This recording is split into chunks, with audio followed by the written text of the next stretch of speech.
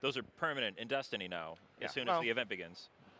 Permanent is a difficult word for Destiny, which is a game that's constantly shifting and evolving, but it will remain as a feature of the game after this event. Cool. So Commander Zavala will still have weekly bounties. Sparrow Racing will stop being a special event with its own fanfare and the special drops that you were referring to. Sure. But we're going to take those racetracks and we're going to take that mode and we're going to add it to the private match tool set menu in the Crucible. Oh, so that's awesome. Even without the drops, if you know, late in a game night, and you just want to like cap off the night with a little race, and be like, you still think you're faster than me, like. Let's settle this like men. Yeah. 1v1 me. 1v1 me. Exactly. Whoever loses the race has to dismantle their Sparrow. That'll be our Or version. they have to dismantle their new icebreaker, which is making a return. The icebreaker has the icebreaker has returned. And the best way to get your icebreaker is to go check in with Commander Zavala. There is the bounty, a weekly bounty for the Nightfall Strike. Okay. That will give you a chance to get your icebreaker back. Okay. That's one of the things we're doing with the game is we provide you with rewards that you want, and we give you some predictable pathways you can travel to get those things. Yeah, that's great. So now we'll have our Gallarhorns back. We'll have our icebreakers back. Yeah. I think it's time to go run the Vault of Glass again. There you go. Okay. I think you'll make short work of it with these, modern weapons. But let's see how fast we can down Atheon with those powered up new Gear 3 weapons. Sure. You'll also find cool ornaments for the.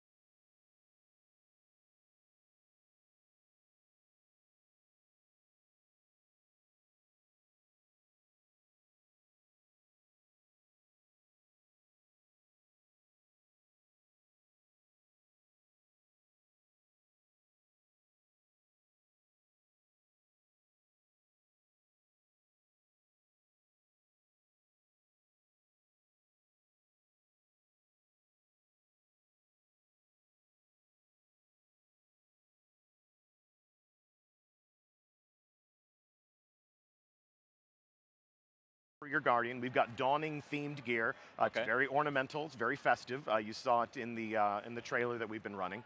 So that stuff comes out of the record book. Also, there are some bounties, quests and bounties that Zavala has, and those are going to lead you to 2 brand new.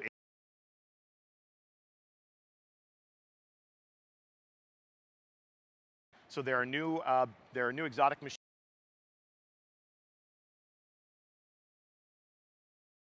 I know people have been asking for that for a long time. So there they are. And you'll be able to get those things by participating in the events that we have in the Dawning. And best of luck to you. Okay, cool. I think we are running out of time here, but is there anything else that you wanted to say to PlayStation fans before we let you go? Well, thank you so much for playing our game. Thanks for being the main characters in our world. I'm going to be racing a lot during the Sparrow Racing League event. So I hope I'll see you at the starting line, and I hope I have a chance to bump one of you off of a cliff. It's all in good fun, nothing personal, but it's going to happen. Cool. That is The Dawning coming to Destiny. It starts on December 13th. Get in there, do some Sparrow Racing, do some scored strikes, get some new gear. Man, there's a lot to do in this event. But coming up next, we are going to go check out the Horizon Zero Dawn panel, so stay tuned for that.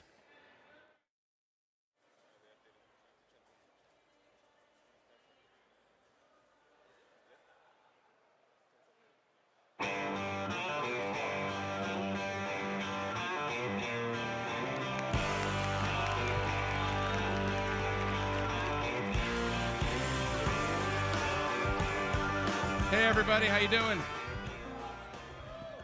All right, well, I've been really looking forward to this next one here. Horizon Zero Dawn out this February on PS4, and it's looking awesome, obviously, as you guys saw at the showcase yesterday. So it is my distinct pleasure to welcome John Gonzalez and Herman Hulse from Guerrilla Games. Please give them a warm welcome.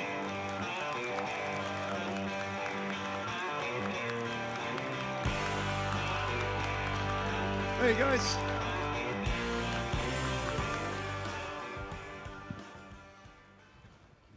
Great to see you, Herman. Good morning, Sid. John, thank you for joining us. This is exciting. I want to kick things off, though, with a little refresher, if you don't mind. Let's check out that trailer we saw at PlayStation Showcase yesterday here at PlayStation Experience. Let me tell you what's out there. Vast reaches of wilderness, untamed. A rugged domain, majestic, but lethal. It belongs to them, the machines. The steel beasts who rule these lands and guard the secrets buried beneath its crumbling ruins. If you hunt these wilds, no matter how skilled you are, no matter how clever, you will become the hunted. Can you brave that challenge? Can you pass that test? If you want to survive, you have to make the kill. Only then can you bring to light the deep secrets of the Earth.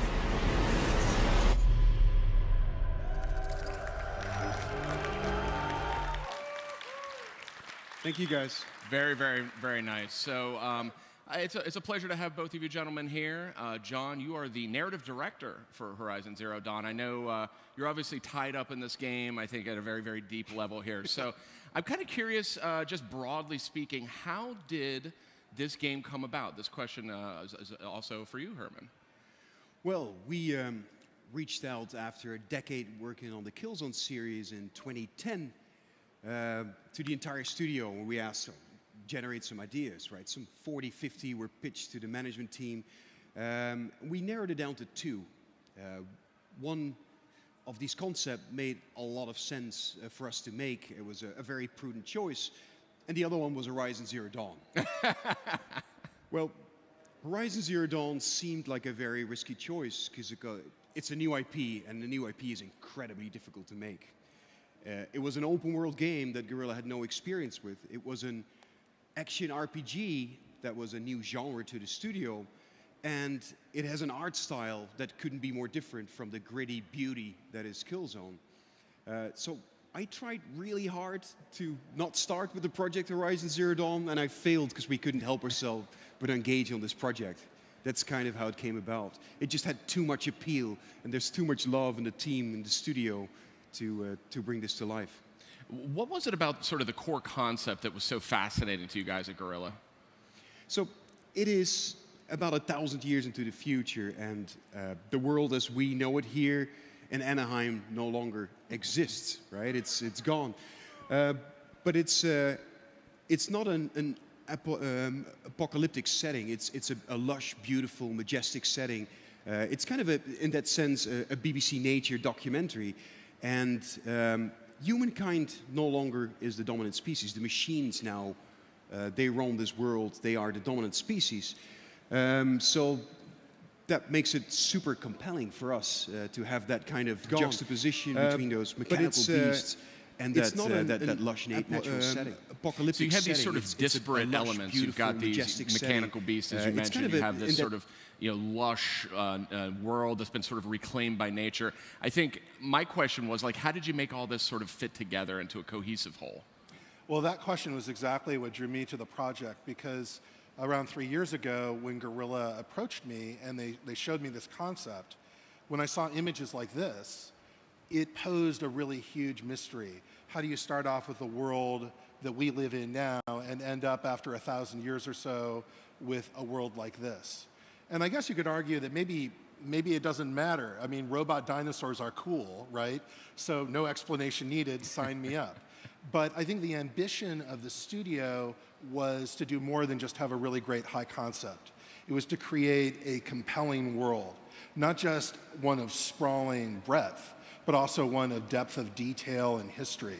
So the way that we did that was to start off with something that's a world more or less like ours, but then cast our minds forward 1,000 years to know what kind of cataclysm it is that befalls this world, to layer another, centuries, 1,000 years of history on top of that, until at the end of this, what we have is a world that's full of all these tantalizing ancient mysteries that you want to solve, but it's also the foundation for something completely new that the tribes of the world have created. So we approach the idea of this world with this odd combination of elements, taking it really, really seriously, delving deep in order to understand how it is you end up having a world with these mechanical beasts, with these tribes that are living alongside them. We took it, really in depth. I mean, this is an open world game. This is a big game. How did Guerrilla have to adapt as a studio to sort of accommodate making something with this kind of scope? Well, so that moment back in 2011 when we committed to making this, doing this project, that was a major moment, right? On so many levels. For one, organizationally, new genre. We needed to bring in new talent, such as John, obviously experience on the Fallout series and on Shadow of Mordor. So that was some expertise that we just needed to bring in. Then yesterday we talked about the Decima engine. There was a lot of technology that we needed to develop. We needed to develop a streaming engine in order to be able to have this very rich open world. We needed to develop content creation tools, for instance. So a lot of work needed to happen on the tech side. But also on the art side. I mean, this world is filled with tribes. From the ground up, creating a new IP is it's a very big undertaking, really. So we fleshed it out, and every big questions, these tribes, they're dealing with the threat of these machines in a very different way. Some of them go hunt, others maybe try to protect themselves in fortified areas. So all of that needed to be fleshed out. On the design side, it's great, right? The concept of robot hunting, but what does that actually mean in a minute-to-minute game loop? So we started defining that in gameplay terms. So we came up with this design concept of prepare, engage, and withdraw, and detailed that out. So it's on so many levels, that was a complete overhaul of everything we had done on the Killzone series. It's fascinating stuff there. So let's use Aloy's tribe. They're called the Nora as an example. That's right, yeah. So how did you kind of approach building the lore and how they sort of fit into the... Yeah, I brought some images from the Nora tribe to kind of talk about what Herman was just describing, how that was applied. So here we can see some concept art from pre-production about this tribe. So one of the things that we knew about the Nora tribe was that they were a kind of rugged band of machine hunters that lived in this very mountainous environment. And so we started taking a look at what would be the implications of that for the culture they would have. One thing that we knew about them was that their religion placed motherhood and the nurturing of children at the highest possible level of significance. We knew that. We knew, of course, the world that they were living in. So we started trying to figure out how do those things combine to create something really distinctive for you to experience as a player. So one thing we've got here that you'll see is in terms of their architecture, they make use of all of the wood that's readily available to them in this environment. But then what they also do is that they use this rugged environment to protect them. They actually place their villages in locations where a lot of the routes of approach are actually covered by mountains, so that these big machines can't just come along and trample everything that they build. But then you also see that the machine hunting plays out in some of the ornamental elements. If you look at the peaks of the roof, you'll actually see machine parts that are there as trophies, kind of reflecting their hunting culture.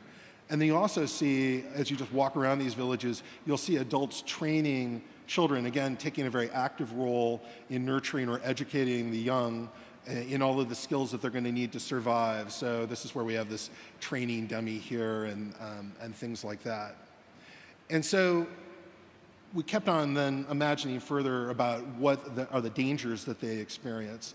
We were thinking about how they would build these massive, heavily reinforced gates to protect the domains that they live in, that they would be building all of these watchtowers so that they could see dangerous, robots that were migrating by that would have forewarning, know that they would be able to do that. You can also see on the banners and on these glyphs that are on the rocks, some of these visual elements that ended up being used throughout the tribe. These kind of round glyphs that have kind of a vaguely Celtic sort of look. The roundness of that isn't random. Again, we were talking about the supreme value that this tribe puts on motherhood, on giving birth, on raising children.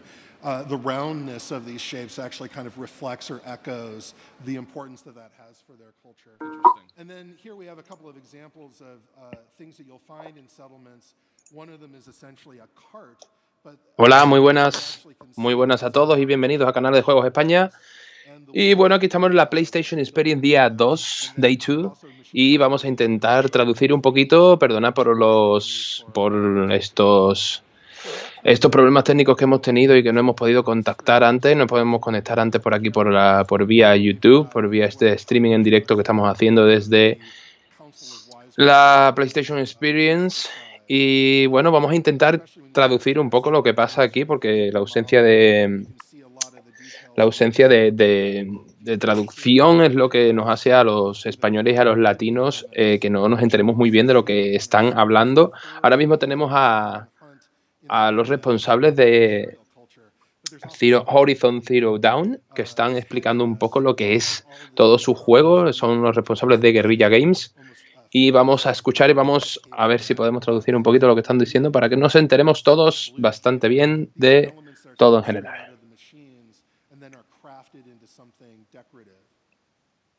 Ahora mismo están explicando un poco sobre el juego, sobre lo que viene siendo el departamento de arte, el departamento de...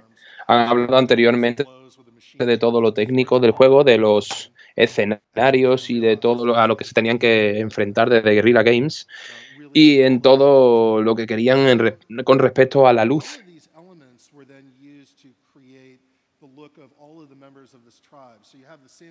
Combination of materials, but also, and it really yields a lot of variety in what people look like, but it also leads to something that has a... Ahora se está refiriendo a la combinación de los elementos hacen que cada personaje esté en una tribu diferente o que tenga que parezca de una tribu diferente y que querían conseguir muchísimas combinaciones de elementos, varias combinaciones de elementos para conseguir precisamente eso de que tuvieran mucha variedad de tribus y de personajes diferentes. Absolutely fascinating here. I mean, I think the attention to detail is stunning. One of the things I love so much about Horizon Zero Dawn is I think it's one of the truly unique, universes that have been created in games. Estamos hablando que esa especial atención a los detalles es lo que hace este juego diferente y es lo que realmente llama la atención en este juego, que está muy a la espera del juego.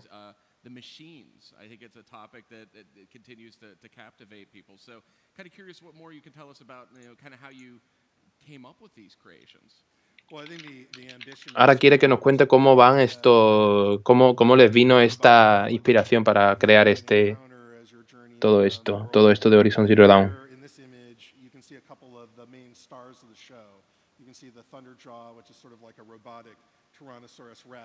And then also the tall neck, which is a little reminiscent of a giraffe.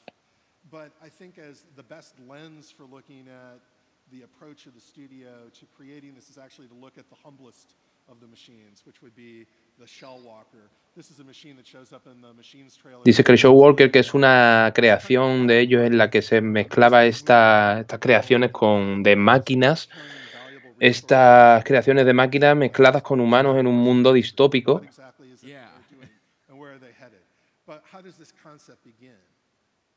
¿Cómo empezó el concepto?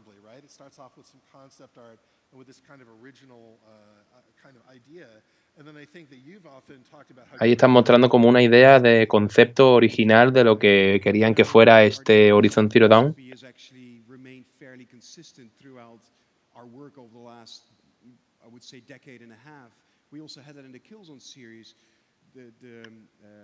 What we make in our games typically should look as if it can be built in reality. So on our concept art, we don't just have painters there, but there are people with industrial design background. We employ engineers that really dissect every part. Dicen que para todos los diseños, pues contrataron a ingenieros para que tuvieran ese punto, pues bastante real, que es lo que realmente marca la diferencia con este Horizon Zero Dawn, que como veis tiene esta estructura robótica y este escenario natural, ¿no?, en el que se mezcla, y que creen que es esa la diferencia, que por eso se marca tanto la diferencia de este juego con los demás. The question was asked about fantastical elements, but John wouldn't have it. Not his thing. Science fiction. Yeah, I'm with you on that. That's my personal preference. Hard sci-fi. That's right. So I think that kind of brings us to the star of the show. That's Aloy. So how did she come about? Was she envisioned after you guys laid the groundwork for this universe, or was she up front, or how did she come into the picture? So let's get that out of the way. Aloy was part of the concept from day one. She was part Eloy dice que fue parte del concepto, supongo que se referirá a lo que viene siendo, la protagonista que vemos en todos los trailers, ¿no?, y en todos los gameplays, que por lo visto fue una parte que si salió, le ha preguntado que si salió de esta manera un poco porque sí o estaba desde los conceptos, y están respondiendo que salió desde los conceptos. Dicen que era muy difícil ver el juego sin este personaje y que ha sido una parte fundamental del desarrollo del mismo. not really close to what you would see in many other games. So we wanted a character that is young, maybe curious, that's not kind of a hulking creature, but is a little bit more swift. So you have that nice juxtapose between her and the machines. Querían un personaje que no fuera muy curioso, que fuera una cosa que tuviera unos elementos místicos y que fuera una persona joven y aventurera y guerrera. Yeah, so I think I remember when I first came on the project, there was this one image in particular that really struck me, where I think this is sort of where she had shown. Dice que hubo una imagen en particular que le impresionó cuando llegó al desarrollo del juego. Jaw-dropping image, and then the question just became, well, then who exactly is she? You know, is she a thinker? Y lo que se preguntaban es qué era exactamente ella, que si era una rebelde. And all of these sorts of personalities were explored both in art and also on the story side. And then what we ended up realizing was that to understand who she was, we really had to put her in the context of the world around her. So with the Nora tribe, Y que para saber exactamente lo que sería ella, sería este personaje, tuvieron que meterla realmente en el contexto. what if Aloy had no idea where she came from? What if she had this personal mystery that she really was driven to solve? And then at the same time, also the idea that they cast people out. So what if Aloy had been cast out of this tribe, but as an infant? Querían que fuera un personaje que tuviera un misterio personal bastante grande, pero que además tuviera fuera capaz de hacer que los demás hicieran algo o como encabezar una revolución o algo por el estilo. She's a lot of fun to play, but that's because she's been hardened by living out in the wilds in this really difficult environment. And she's not just a badass. Querían mostrar que en este juego se podía. Quería mostrar en el juego que cómo era vivir en un entorno bastante hostil y en un entorno bastante difícil de sobrevivir.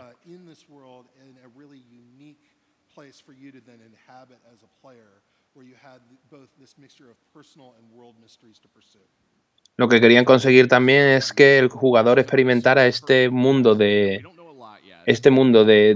misterio en el jugador, en la jugadora en este caso, ¿no? En el carácter, en el personaje, y también esta experiencia de descubrir el mundo que le rodeaba.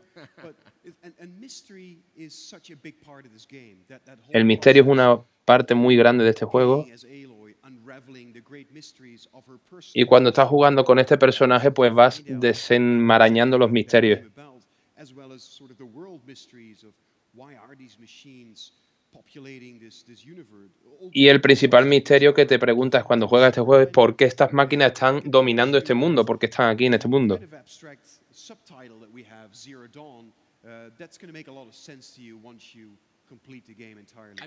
Y dice que el subtítulo de Zero Dawn, de este Horizon Zero Dawn, va a tener muchísimo, muchísimo sentido cuando terminemos el juego.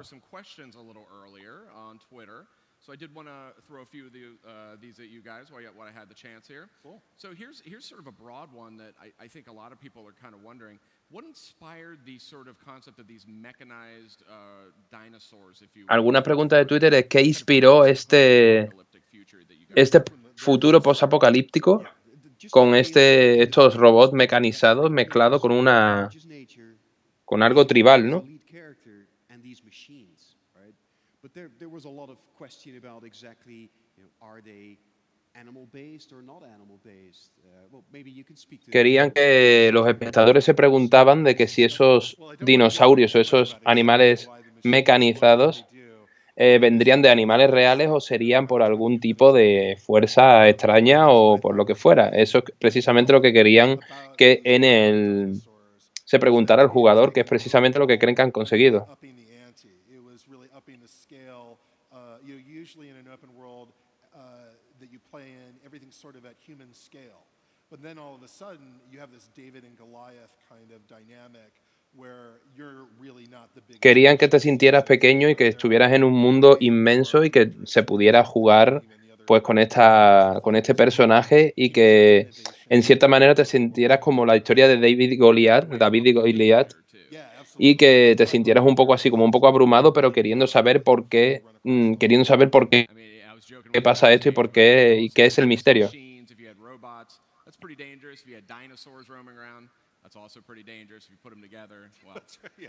Está diciendo que es muy peligroso poner dinosaurios, robots y todo junto y lo han hecho muy bien.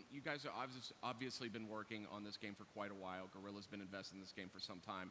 We had a question here from somebody on Twitter. When it comes to all this lore and world building that you guys have been putting into this, do you think this could be applied to other mediums someday? Maybe film, comics, TV? Le acaba de preguntar que si creen que este juego o esta historia se podría aplicar a películas, a cómics o lo que sea.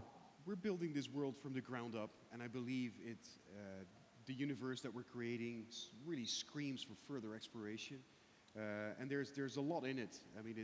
Creen que el universo que han creado es muy grande, muy detallado y que puede ofrecer muchas posibilidades.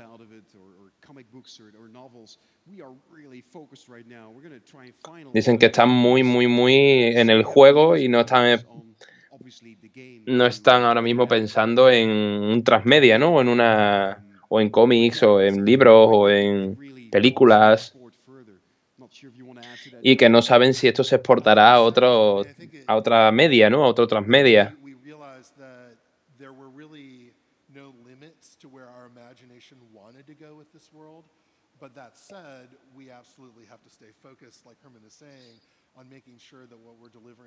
Está ratificando sus palabras y está diciendo de que están muy, muy enfocados a terminar el juego y a que todo esté en el juego. I appreciate you so much for coming by here with us. I also heard it might be the Batmobile. I'm not entirely clear. So, thank you so much for joining us. Gracias, muchas gracias por estar con nosotros. Thank you, Herman. Y acaba de terminar.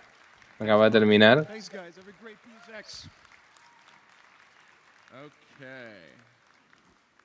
Very interesting discussion here. So I think this is a great question. I hope this doesn't veer. I know your specialty, John, is more on the narrative side of things. I hope this doesn't get too close to sort of gameplay mechanics. Dice que John this question from Twitter was every role-playing game, every RPG has sort of a dungeon, kind of. Cada RPG tiene como una mazmorra.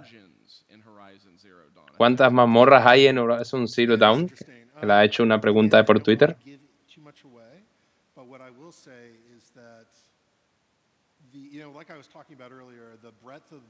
Ya que no se ha visto mucho, claro.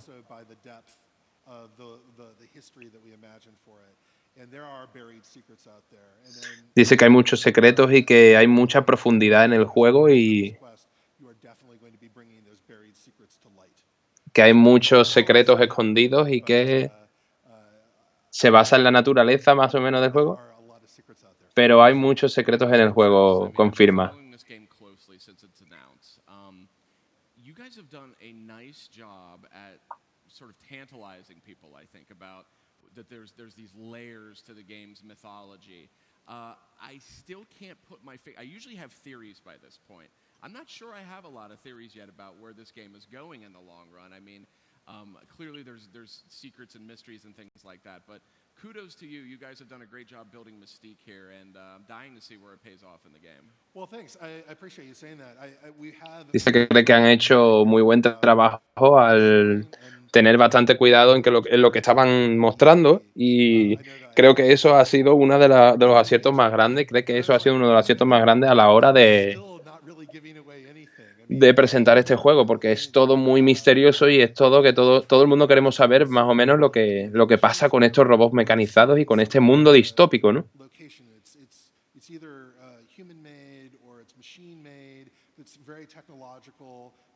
Dice que querían mostrar eso mismo, de que no se supiera más o menos de que si eran los robots estaban creados por humanos o si había una entidad robótica que los creaba, o era más que nada eso, y que querían que hubiera mucha especulación, y creo que la gente es lo que precisamente ha captado y lo que han conseguido con esto. Hay una cosa que me está volviendo loco. A ver. Una cuestión de fan. Si cada animal del juego es una máquina,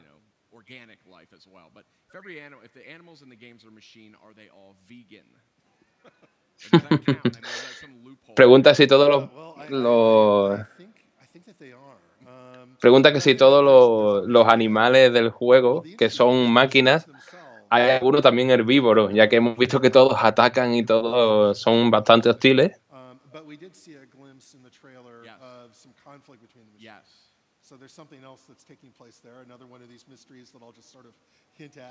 Dice que es otro secreto.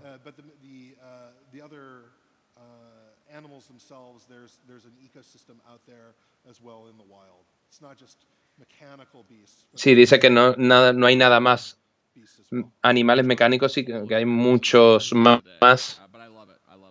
Hay muchos más, y que probablemente sí haya herbívoros. El presentador acaba de decir que hay muchos misterios. ¿Cuál es tu parte favorita en el desarrollo de Horizon Zero Dawn?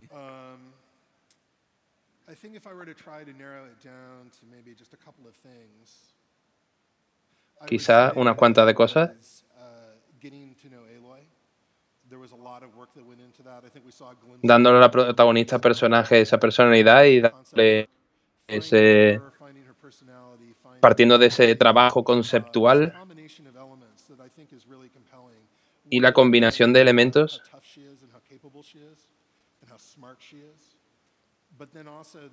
Y quizás dice que el personaje principal, que dice que tiene varias formas de actuar, y su inteligencia, su forma en la que puede hacer las cosas, y digamos que está diciendo como en el mundo interno de la personaje femenina, ¿no? De la protagonista femenina.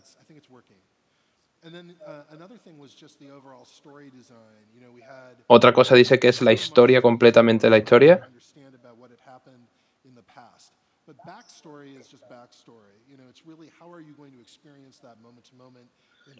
Que dice que por supuesto quiere saber lo que ha pasado en el pasado, ¿no? Para que ese mundo haya llegado así.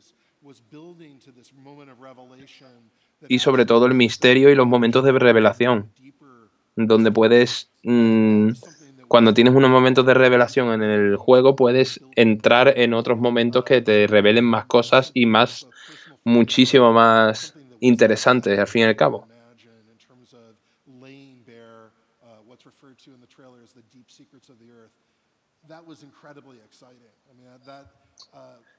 Dice que la creación de este mundo es lo que también, y los misterios que albergan el mundo, que han creado un mundo bastante grande, y que ese puede ser otro de las partes más interesantes que más le hayan gustado de crear este Horizon Zero Dawn.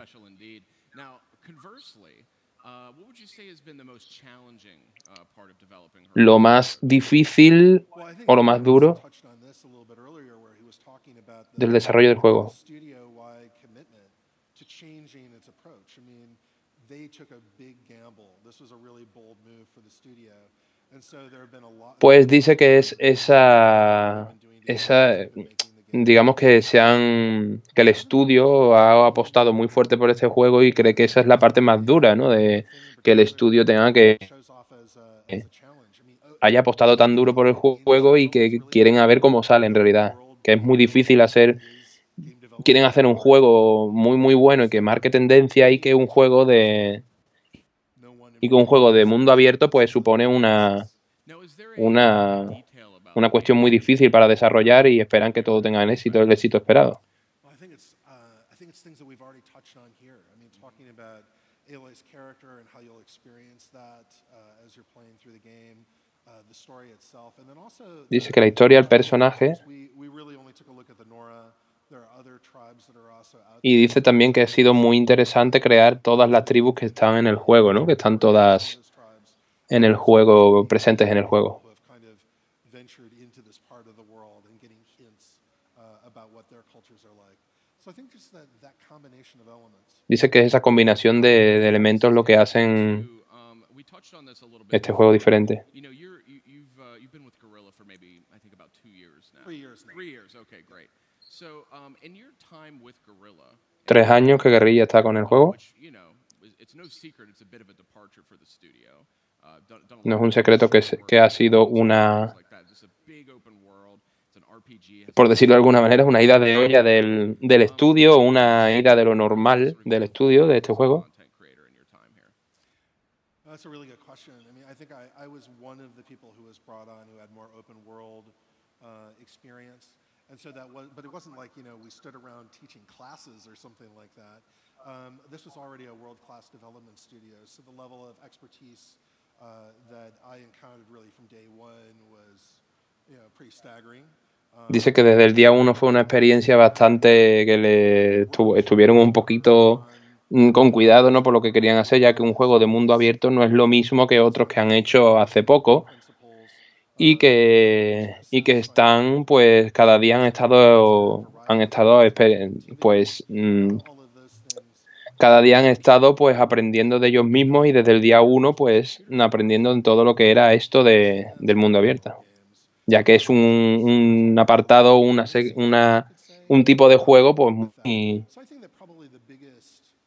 un tipo de videojuego que está muy de moda, ¿no? Y que no pueden dejar a los fans tirados.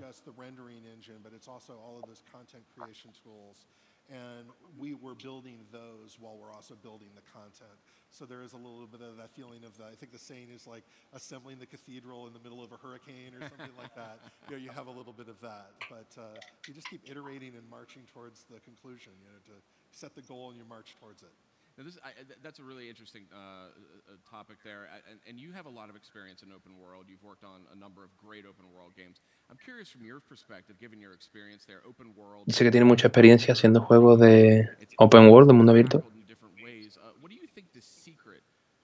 ¿Cuál crees que es el secreto?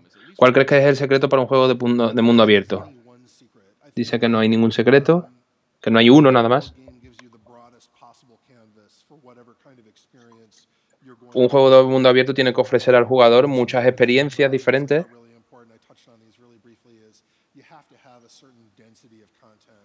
Y por supuesto dice que una de las cosas más importantes es que haya una gran densidad de contenido.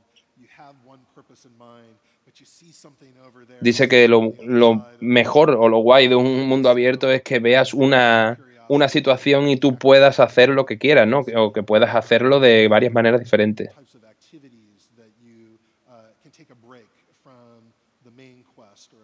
También otra cosa es que puedas parar y tomar un descanso, ¿no? Y hacer lo que quieras durante tu experiencia.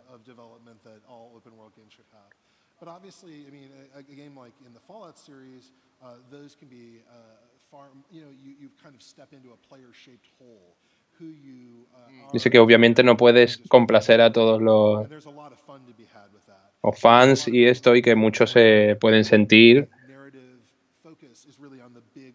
de diferentes maneras, ¿no? and that needs to be saved. Here, I think what we were focusing on was having a signature character. Estaban enfocados, sobre todo ellos, en un personaje principal muy bueno, la historia, también crear unas cinemáticas muy buenas y una historia muy buena. También estaban muy centrados en la narrativa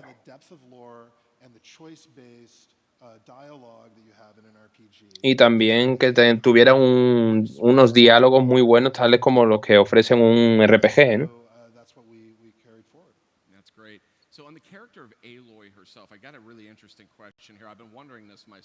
Otra pregunta. ¿Cómo llegaron? Una pregunta es cómo llegaron al nombre Aloy, que es el nombre de la protagonista principal. ¿Tiene una naturaleza mecánica o cómo? Es un nombre que vino de naturalmente, dice, ya que les pegaba como un nombre de una chica joven. Y después, claro, se quedaron un poquito pillados en cómo le podemos dar ese sentido a esto, a este nombre, ¿no? O después de haberlo creado ya le dieron un significado o le intentaron dar un significado más profundo. Now, how do you think Aloy sees kind of the other characters that are around in the game of Horizon? Like, what is her relationship, do you think, to them? Bueno, vamos a seguir con la traducción. Espero que esté traduciendo todo como... que os esté gustando un poco la traducción que estoy haciendo así sobre la marcha, porque lo estoy escuchando a la vez, por eso me paro tanto. Y aquí recibimos a nuestro compañero Curro, que va a añadir, se nos va a añadir a la directo.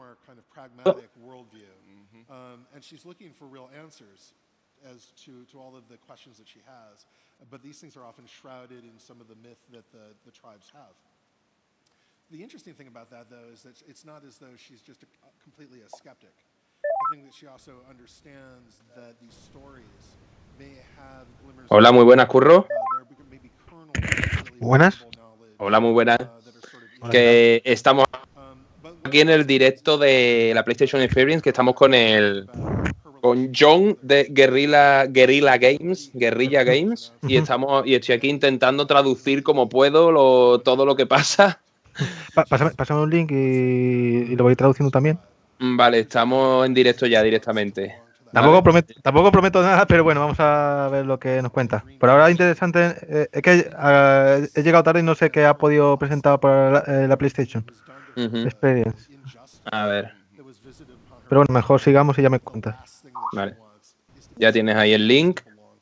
Y voy a seguir con la traducción. Tenemos 6 espectadores. Un saludo a todos esos espectadores que nos están siguiendo la transmisión en directo. Sí.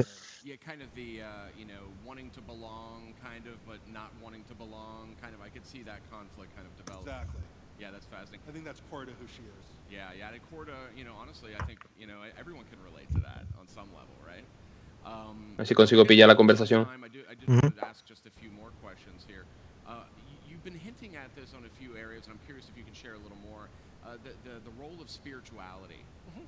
Quieren hablar del mundo de la espiritualidad dentro del juego.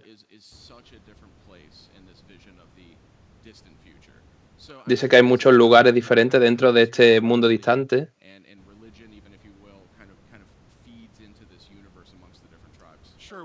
Y que cuánta espiritualidad o cuánto sentir tienen los personajes, ¿no? O cuánto tienen los personajes en este mundo distópico, cómo va a influir eso.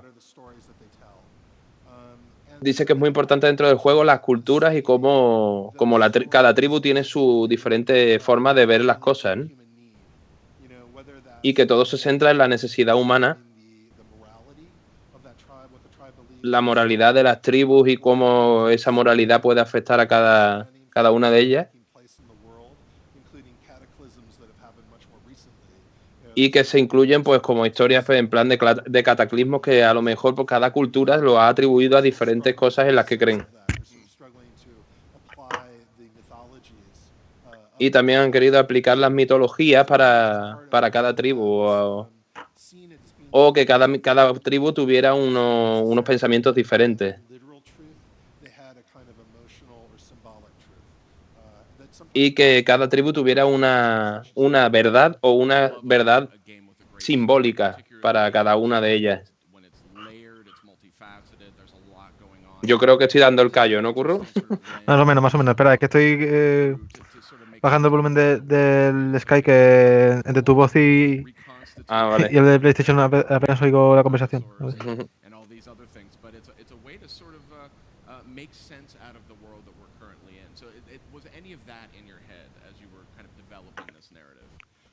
Vale, ahora acabas de preguntar de cómo es la forma de darle sentido a ese mundo que están creando, ¿no?, en el juego. Dice que lo mejor de esto es que creían verdaderamente en el mensaje que estaban dando.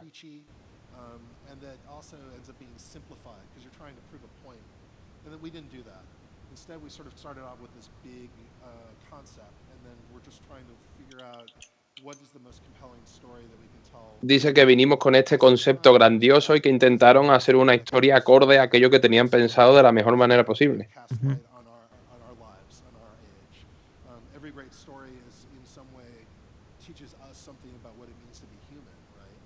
Cada historia, pues lo que intenta un poco hacer comprender o intentar explicar es qué es lo que nos hace ser humanos o cómo hemos llegado ahí.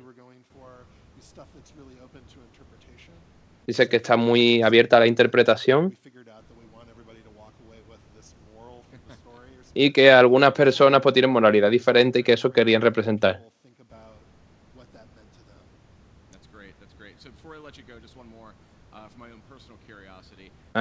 Una curiosidad personal del presentador.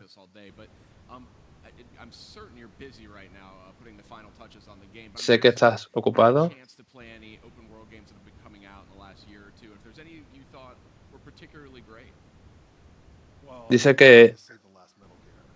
Dice que particularmente cuál piensa que es uno de los juegos que en los últimos años ha sido de los mejores. Y ha dicho que el último Metal Gear.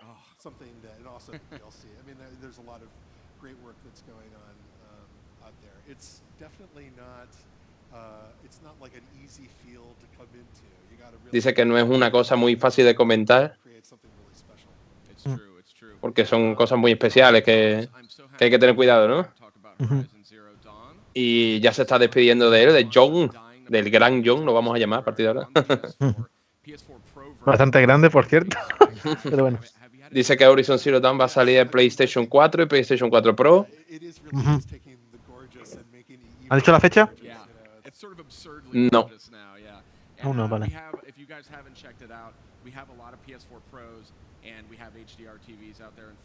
Dicen que tienen aquí muchas PlayStation 4 Pro y muchas televisiones 4K para probar el Horizon Zero Dawn.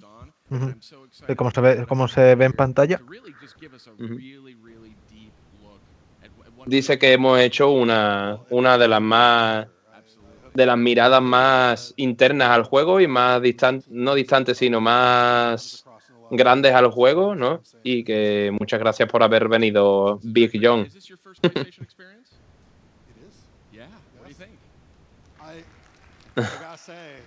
Dice que vio la PlayStation Experience.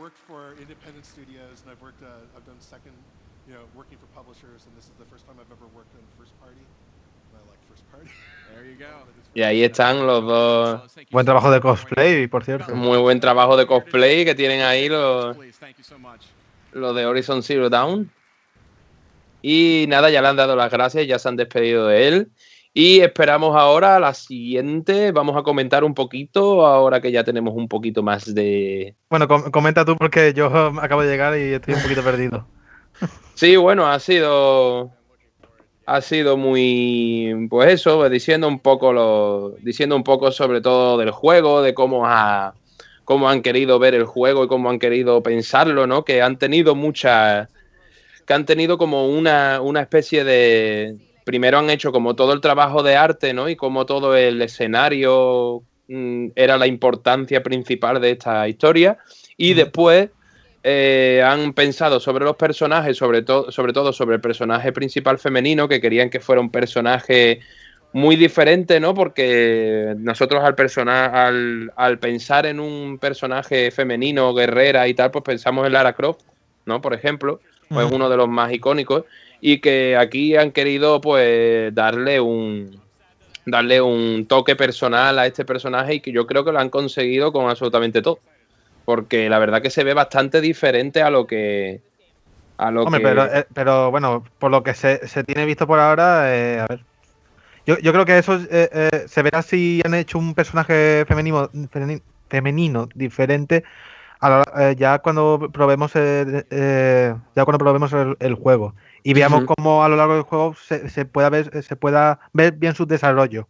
Efectivamente, yo creo que también que, hombre, por lo que se ve, ¿no? Por lo que se ve del juego, la verdad que se ve bastante diferente a lo demás, ¿no? A lo que está ya creado, pero la pregunta principal que yo creo que todo el mundo nos hacemos en este juego es ¿cómo cojones han llegado ahí esos robots y qué ha pasado en el mundo, ¿no? Si es este mundo, si es otro mundo, ¿qué ha pasado para que haya estos robots mecánicos? Si están hechos si es de parte humana, ¿no? Si los robots están hechos por humanos o si están hechos por... Si se han creado ellos mismos, una revolución de las máquinas como en Matrix o cosas así. ¿Sabes? Una de las preguntas más gordas que nos podemos hacer. Okay. Y bueno, vamos a comentar un poco lo que vimos ayer, ahora que está el responsable de Uncharted 4. Bueno, sí, de Naughty Dog, uno de los representantes de Naughty Dog.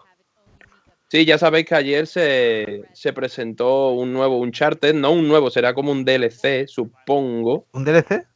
Sí, no sé si es DLC o es un nuevo Uncharted, pero la verdad que estuvo bastante bien. Bueno, gráficamente Naughty Dog ya sabemos todo lo que puede ofrecer. Ya no puede, ahora creo que a estas alturas ya no nos puede sorprender más en el apartado gráfico. Ya, la verdad que el apartado gráfico de Naughty Dog es impresionante, y también la narrativa. Sabemos que el fuerte de Naughty Dog es la narrativa, pero vamos, de todas. Y te pregunto que si has visto el tráiler de Last of Us, obviamente. Sí, lo he visto. Muy con la musiquita y todo eso. Hombre, de hecho lo vi.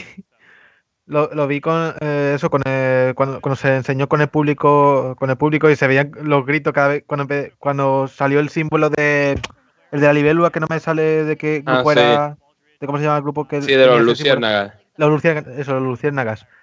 Claro, ahí todo el mundo gritando y tal. Hombre, se ve que en esta parte vamos a seguir usando los personajes principales de la pasada entrega. Hombre, a ver, que me gusta mucho de la sofá, pero no, para mí no me ha hecho no me ha hecho reaccionar como el público cuando se presentó. Llámame monstruo sin alma, pero bueno, ¿qué quiere que te diga?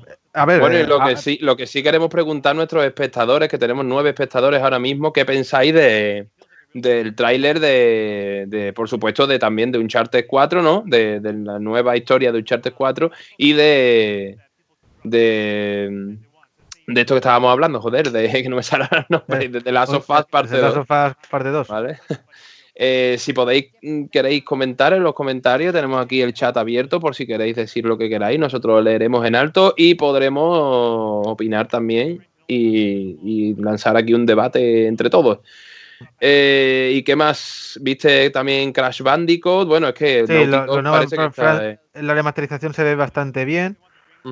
A mí me gustó bastante la remasterización para un Crash Bandicoot. A ver, espero que estas remasterizaciones atraigan al público actual y sepan de cómo fue la antigua mascota de Sony.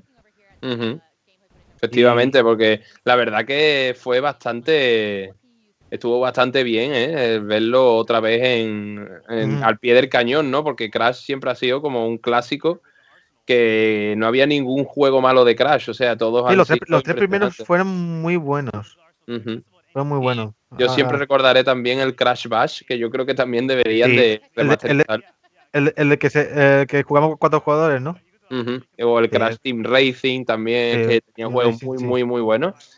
Y bueno, si te parece, volvemos a la conferencia un poco para ver de Sí, qué que está hablando este ahora mismo hombre. están comentando sobre el multijugador del Uncharted. Ahora están hablando sobre el multijugador.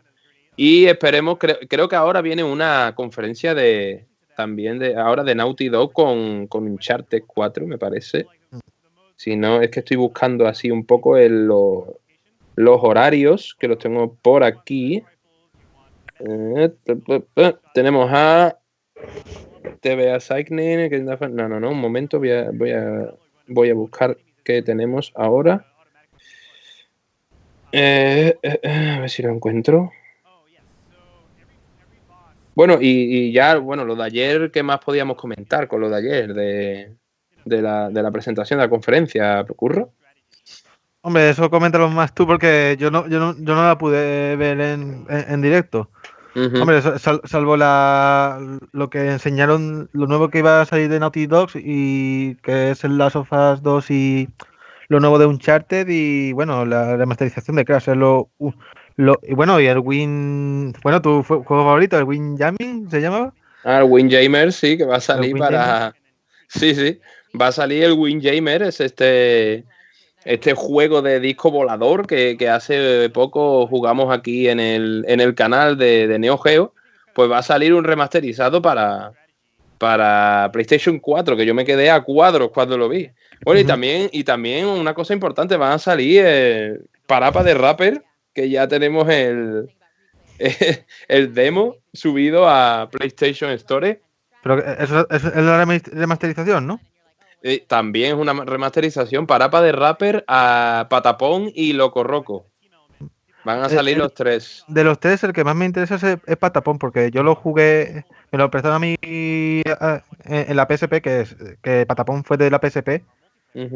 Y es un juego bastante curioso, en el que tienes que usar como una secuencia de botones para mandar una especie de mini ejército tipo tribu indígena a conquistar territorio. Y me pareció un concepto bastante interesante.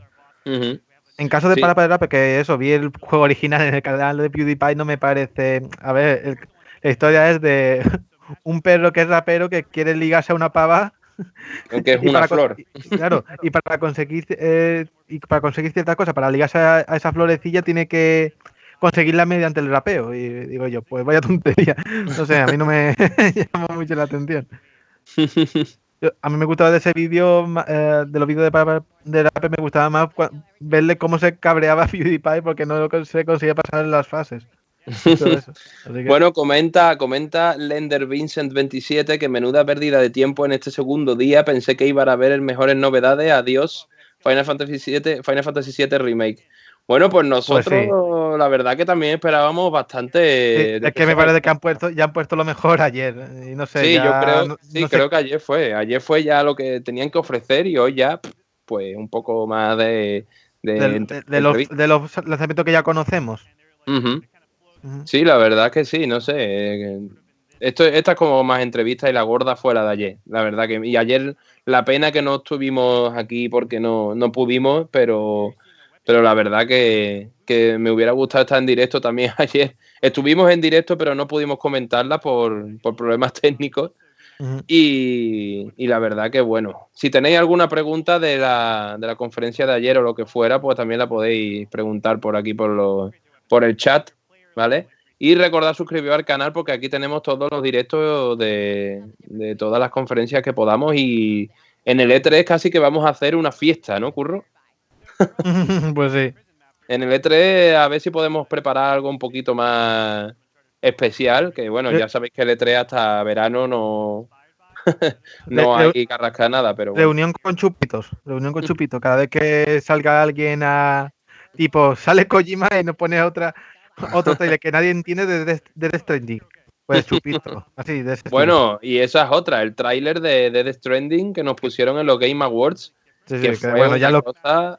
bueno, eso ya lo comentamos y bueno, yo qué sé. Va el Kojima ahora mismo va un poco de pedante. Sí. que deje de sacar trailers con caras conocidas y que eso ya lo hacía David Cage con el Beyond Two Souls y ese juego no acabó muy bien, en mi opinión. Así que... Y bueno, ¿qué piensa? Bueno, ya estuvimos hablándolo de todas maneras el otro día, pero es que no se puede pensar casi nada de Death Stranding. Es una cosa que no sabemos de qué coño va a ir, pero bueno. Y no, Lander Vincent 27 no han dicho nada de la fecha de salida de The Last of Us 2. Solo mostraron una confirmación de que se está haciendo y ya. Claro. Digamos que la gente estaba un poquito ya... Bueno, sí, si gente ha aguantado lo que ha pasado con The Last Guardian, ya me creo todo, ¿sabes? Porque lo de The Last Guardian ha sido, madre mía. Pero no se dijo nada de la fecha, solo se dijo que se estaba haciendo y punto. Con una cinemática que te quedas flipando, que si lo queréis ver en el canal lo tenemos, que la hemos subido hoy. Y la tenéis también a 4K, o sea que si queréis verlo con mucha calidad lo podéis ver en el canal, suscribiros al canal y verlo. Y ya está, no han dicho más nada, solo sabemos que es una secuela, o por lo menos la cinemática es lo que ha parecido que era, porque vemos a Joel y a Ellie. Ellie, por supuesto, más mayorcita se la ve, o sea que tiene que ser unos añitos después del primero. Ya se parece menos a Ellen Page. Sí, porque el parecido a Ellen Page en el primero era brutal, ¿eh? Sí, era demasiado descarado casi, ¿eh? Y ese mismo año salió el Beyond Two Souls, que bueno, sí, hubo un cachondeo ahí. Y bueno, de lo que decía el Lander Vincent de lo del Final Fantasy VII Remake, pues no ha habido nada, la verdad. No hemos visto absolutamente nada más del Final Fantasy VII, lo que era una de las cosas que más o menos queríamos ver todos en realidad, porque estamos muchísima gente esperando ese Final Fantasy VII Remake como agua de mayo, vamos. Y nada, parece ser que vamos a tener que esperarnos por lo menos hasta, yo creo que va a ser uno de los grandes anuncios del E3, aunque también lo fue el año pasado, ¿no? Pero fue por imágenes. Y en este ya tiene que ser de dar la fecha, igual que hicieron también. Volviendo al PlayStation Experience, ahora mismo están anunciando el Uncharted 4 Survival, que será como un modo de juego tipo de sobrevivir oleadas, en la que se puede jugar tanto a un jugador como en cooperativo. Eso para los que les interese, porque para mí el multijugador del Uncharted nunca me interesó, pero para el que le interese. Yo tengo los 3 primeros, me gustaron, pero creo que es un juego de una persona, de un solo jugador, ¿no? Varios, ¿no? Cuando juegas y te picas, ¿no? Porque yo me piqué al de Red Dead Redemption, que nunca me sale el nombre bien a la primera.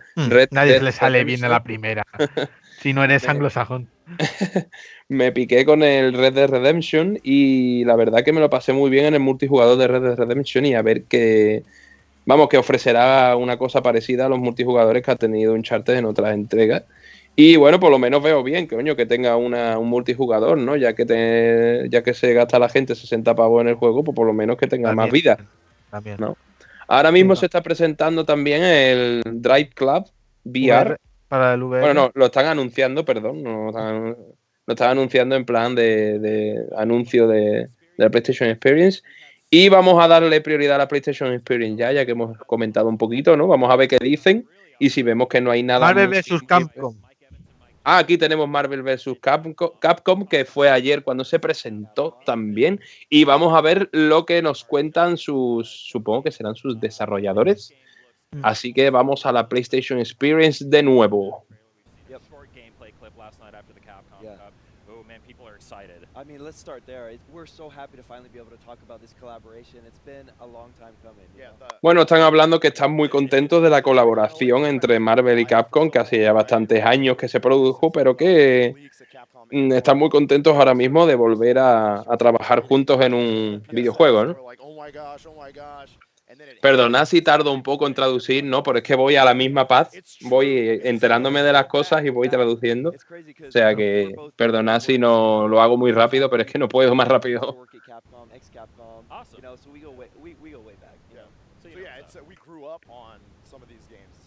Dice que que crecieron con estos juegos y con estas franquicias y que es un honor ahora.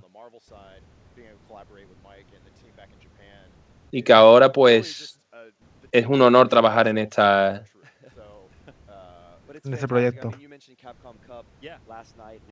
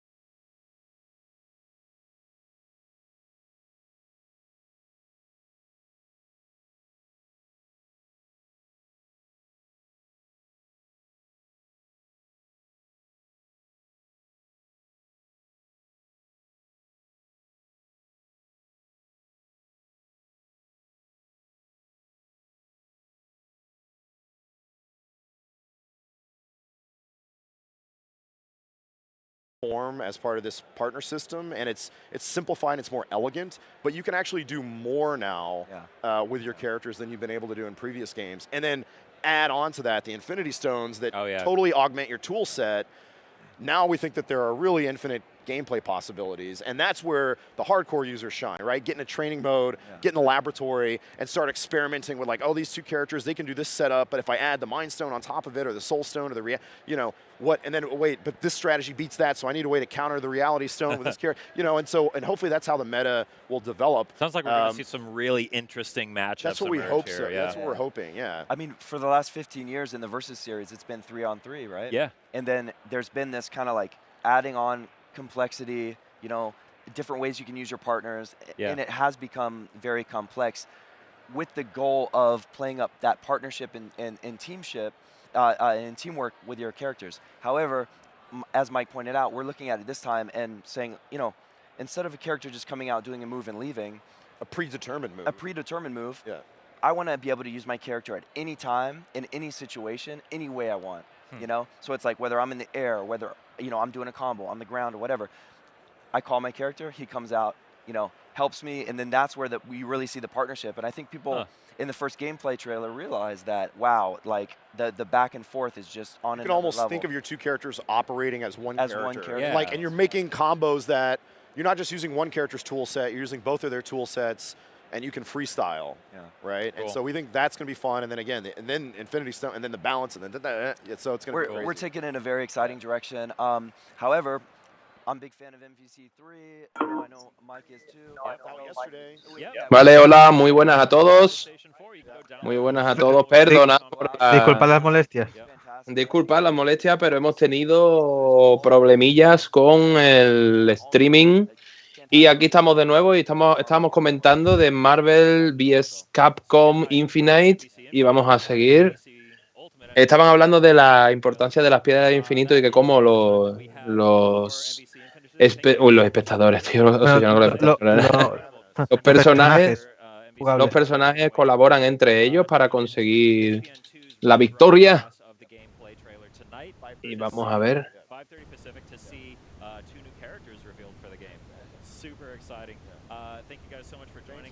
Pues qué bien, ya ha terminado. Pues ya hemos llegado justo cuando ha terminado. Cuando ha terminado esta charla con los responsables de Marvel. Vale, ahora vamos a echar un vistazo a lo nuevo de Crash Bandicoot. Aquí tenemos el tráiler de Marvel vs Capcom Infinite.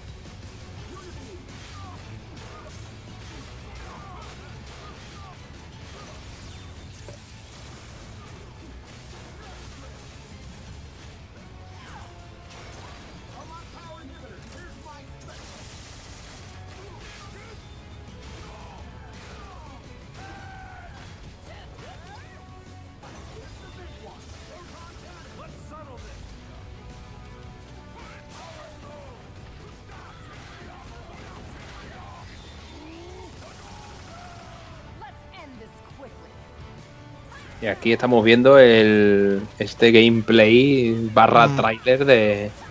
Sí, es un Marvel vs Capcom en esteroide, vaya. Con lo de la piedra de infinito.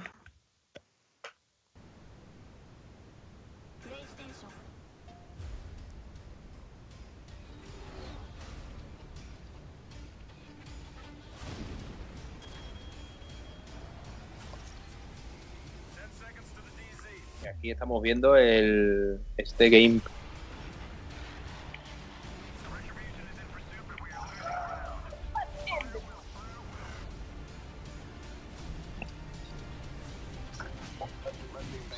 Sí, el Infinity Warfare. Tenemos aquí los anuncios del Infinity Warfare. Que ya sabéis todo lo que ha tenido a su alrededor con esto de que Activision nos ha obligado a comprarnos los dos juegos a la vez. Sí, que si queréis la remasterización del Modern Warfare os lo tenéis que comprar con este juego que casi no lo quiere nadie. Pero al final parece, ahora lo están vendiendo como que ha tenido muy buenas críticas y tiene muy buena historia, o sea que... Claro. Hablarán del Modern Warfare, ¿no? A ver. Ahora van a hablar de Crash Bandicoot. Ahora vamos a hablar de Ha Crash vuelto. Bandicoot.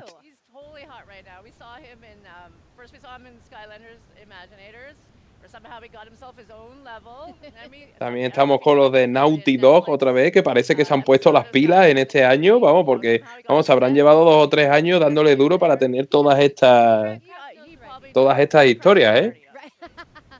Porque estos juegos no se hacen en estos días, ¿eh? ¿Esta remasterización es de Naughty Dog? No, es de Vicarious Visions. Ah, de Vicarious Visions, Sí, vale. No, Naughty Dog vendió los derechos de Crash a los de Universal. Bueno, Activision. Que ahora se encargan de Crash Bandicoot Universal y Vicarious Visions. Pues la verdad que han hecho un buen trabajo con lo que han mostrado ayer, ¿eh? Con esta remasterización, pues la verdad se tiene un aspecto que no veas, ¿eh? Dice que Es bastante importante haber hecho una remasterización de un personaje tan importante como Crash, sobre todo de los 3 primeros juegos que fueron tan amados por los fans. Por los fans.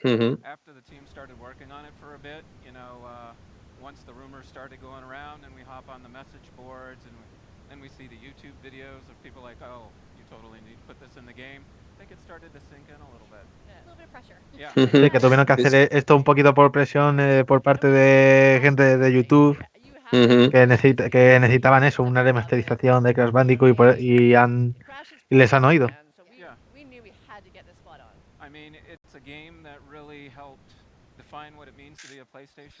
Dice que es un juego que define bastante bien lo que es ser un juego o formar parte del catálogo de PlayStation, ¿no? O de una persona que juega a PlayStation y que define perfectamente lo que puede ser eso.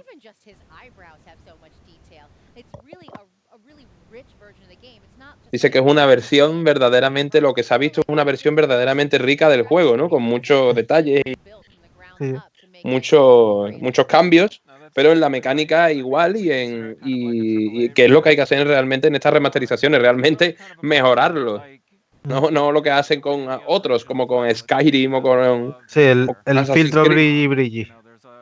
Sabemos lo que...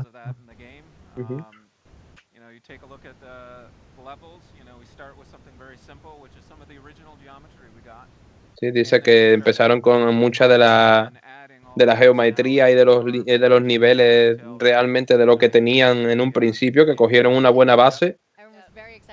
Y entonces de ahí han partido para hacer, como es normal, han partido para hacer todo lo que viene siendo el Crash Insane Trilogy.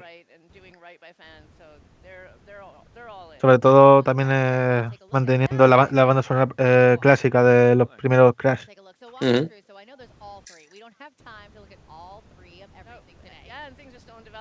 Dice que no tienen tiempo para entrar en todos los detalles de los 3 juegos, ya que vienen 3 juegos dentro de esta remasterización. Porque es mucho material. Y aquí tenemos nos están mostrando un poquito lo que va a ser Crash Bandicoot Insane Trilogy.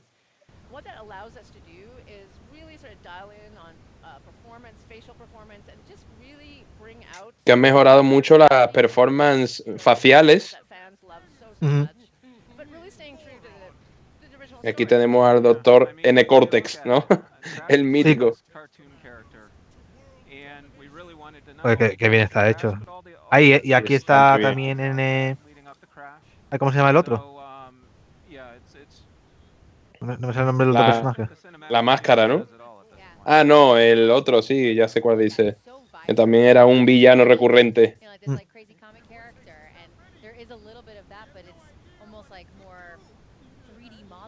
Está muy bien hecho la animación. Sí, dice que puede parecer de que al ser un personaje tan animado, ¿no? Un personaje tan dibujo animado, ¿no? Un personaje tan cartoon que parece que iba a parecer fácil, ¿no? Hacer una versión más, pero que ahora se han basado muchísimo más en hacer una versión muy 3D de estos personajes, ¿no? Ya que en los juegos, los primeros juegos, pues era un poco más, era en 3D, pero estaba basado más en cartoon, ¿no?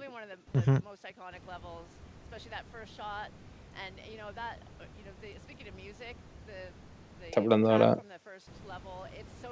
Dice que la música te va a atrapar desde el primer nivel y que va a ser una cosa más importante. Claro. Y mírala, es que tío, es que verlo así a mí me da una... De verdad. Que tantas horas jugando a este juego es que era... Sí.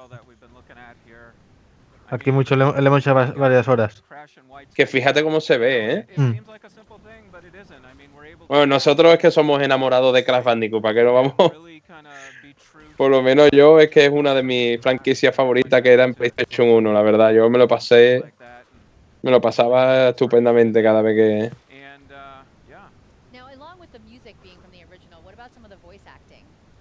Está preguntando por el acting en cuestión de las voces. Sí, las voces. El doblaje, sí.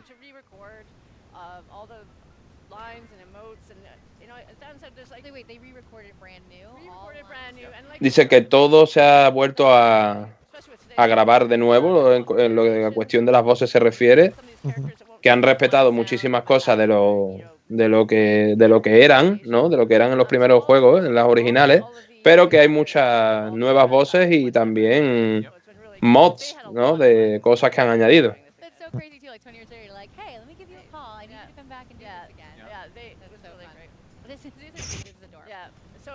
La tortuga ahí.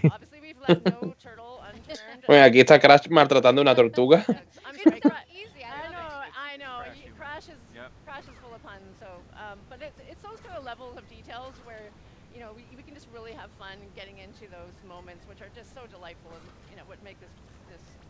Y siempre recordaremos los gamers que tuvimos esa PlayStation, siempre recordaremos este momento en el que llegábamos a las cajas, al recuento, y siempre quedaba una puta caja. Sí, eso era... Y tenías que volver para atrás para ver si la encontrabas. Y aquí entonces estamos viendo encima de que te lo vuelva a recordar.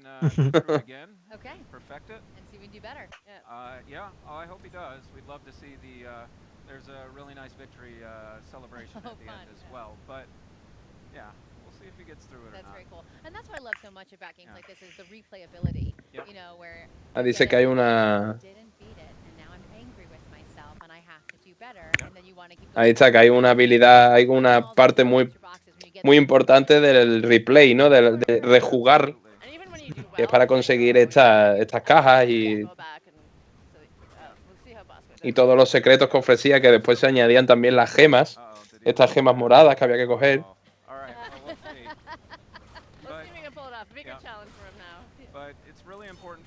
Y como vemos, es que se ve muy, muy bien, ¿eh? Este va a ser, para mí, compra segura, ¿eh? A ver cuando dicen fecha.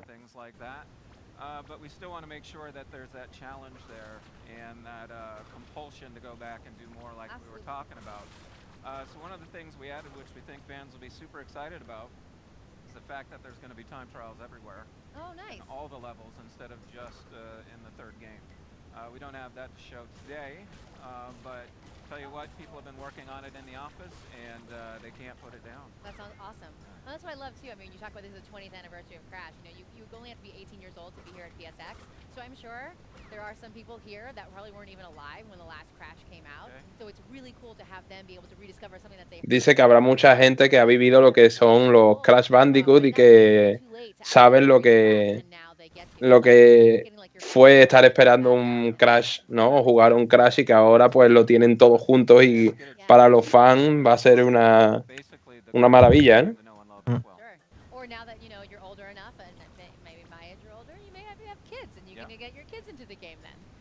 Y también dice que es muy importante el factor de introducir a nuevas generaciones a este personaje, ¿no? Que era realmente una de las cosas, uno de los principales atractivos.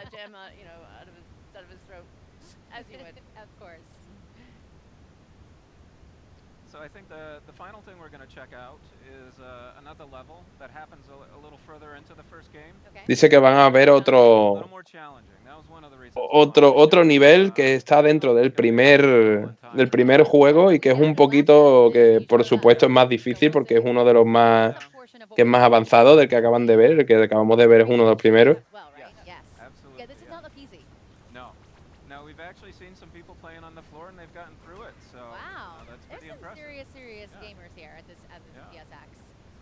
Another reason I like this level a lot is it's a great example of the level of detail and how we're modernizing these games. Y están diciendo que este es un muy buen ejemplo del nivel de detalle al que se llegan en algunos escenarios. Se nota muchísimo.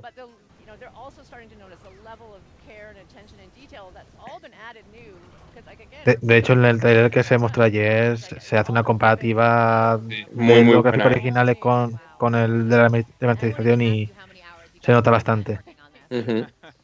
Aquí, por ejemplo, pues esto estamos viendo que aquí hay como mucho más detalle, ¿no?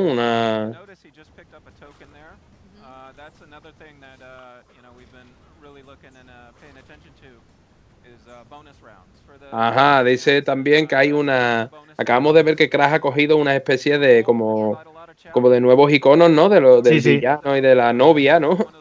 Y dice que también estaban buscando en hacer bonus stage, ¿no? Fases de bonus con las que poder coleccionar diferentes cosas, y esa es una de ellas, una de las mejoras o de una de los añadidos.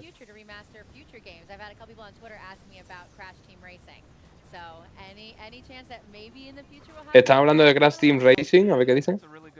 Que se iba a venir algo nuevo de Crash.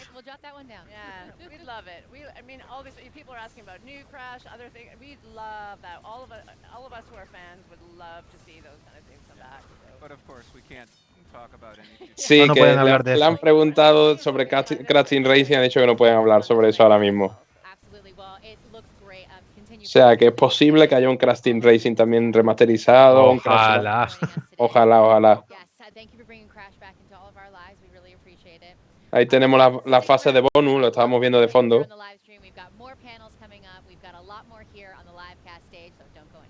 Vale, pues vamos a tener más paneles. Ya acaba de terminar de Crash Bandicoot también.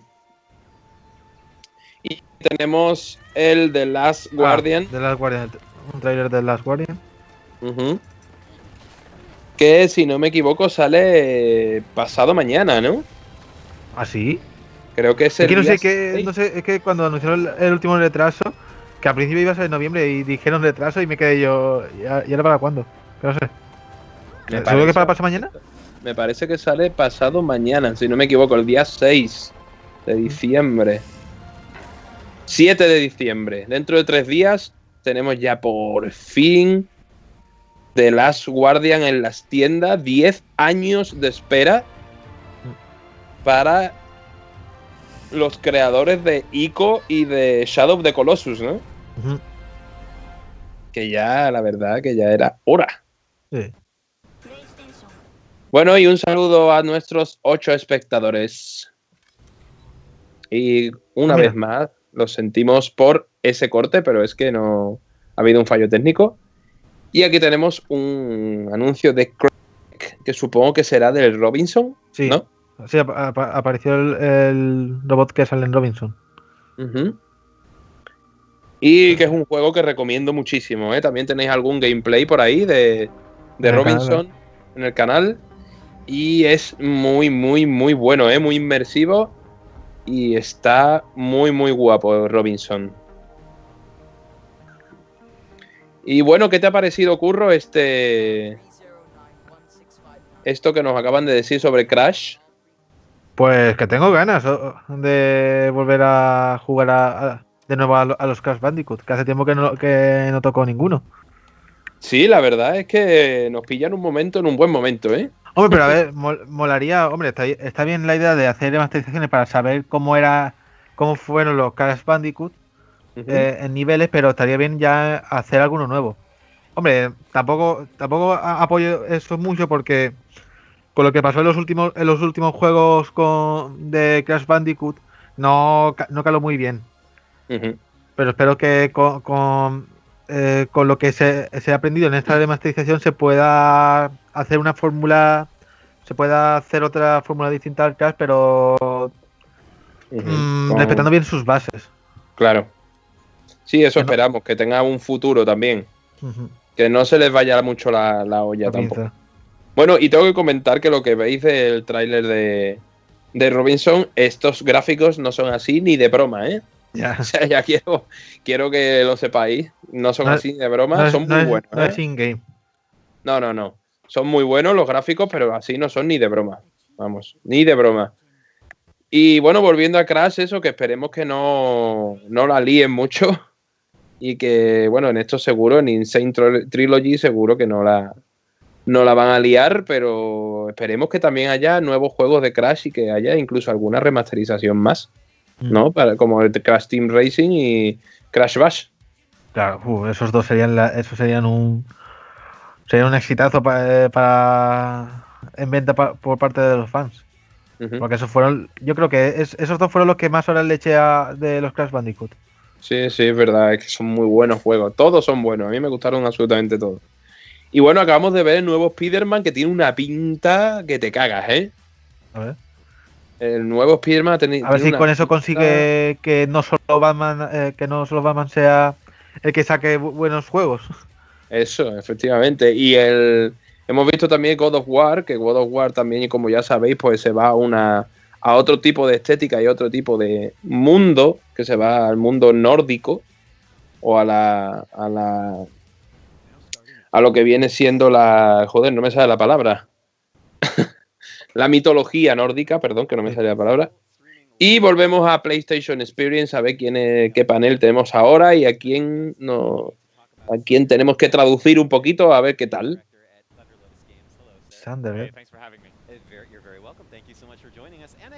Tenemos a los chicos de este juego de Sundered. A ver, ¿qué nos cuentan? Bueno, este es el otro que estaba de... Pero de presentador antes.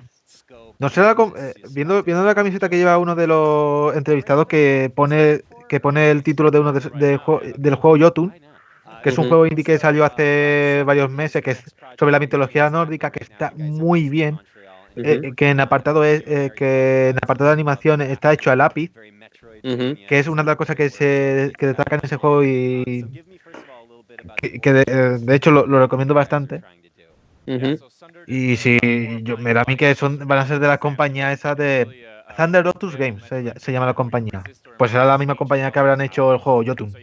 Pues si son de esa compañía, a ver lo que nos tiene preparado. Y si va a ser del mismo estilo que Jotun, yo lo voy a recibir con los brazos abiertos.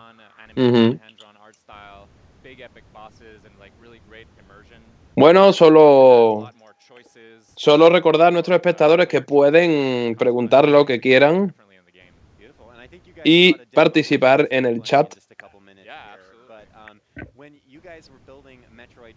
Es un juego tipo Metroidvania.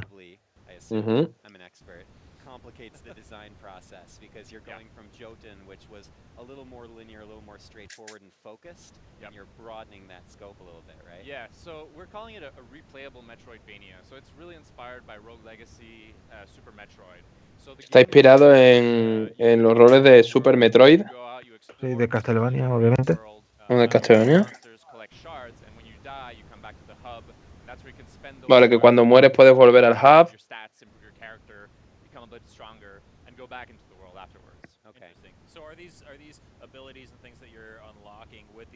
Que puedes desbloquear habilidades.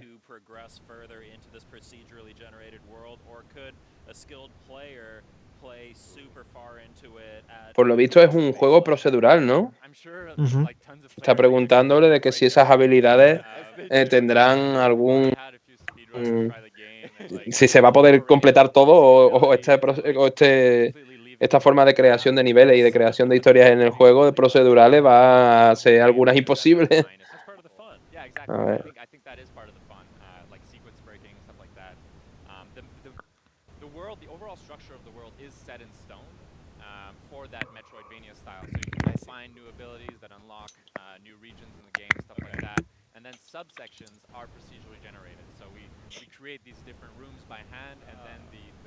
A ver, tenemos otra preguntita de Jorge López.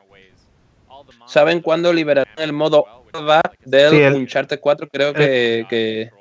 ¿Sí? ¿Di? No, sí, que se refiere al Uncharted 4 Survival, sí. Al Survival, pues creo que era a partir del mes que viene. Creo que creo que este mes, a partir de este mes o enero, ya estará disponible. A ver si te puedo concretar una fecha, ¿vale? Porque no está del todo claro.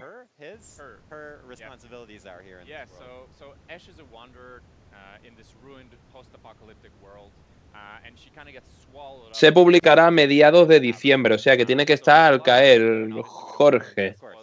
Tiene que estar al caer dentro de 10 días o de 12 días, estará disponible en modo cooperativo del Uncharted 4.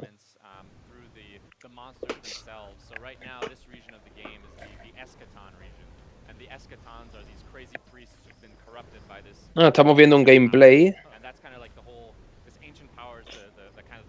de este juego, como vemos, es un poquito más indie, ¿no? Tiene un desarrollo un poco más... Sí, y tiene el mismo estilo de animación como en Jotun. Se nota que son del mismo estudio que Jotun. Es precioso. Como vemos, eso inevitablemente, esa subida y bajada de escalera me ha recordado al Castlevania, ¿eh? Se nota. Se nota de dónde viene.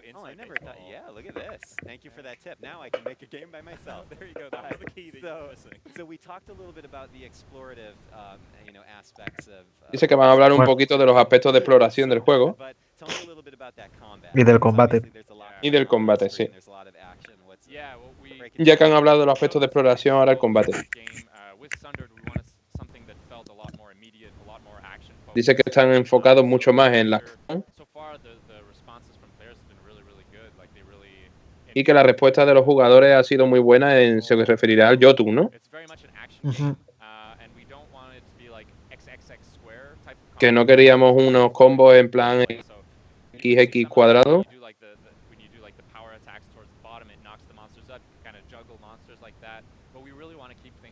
Quería mantener algo más orgánico.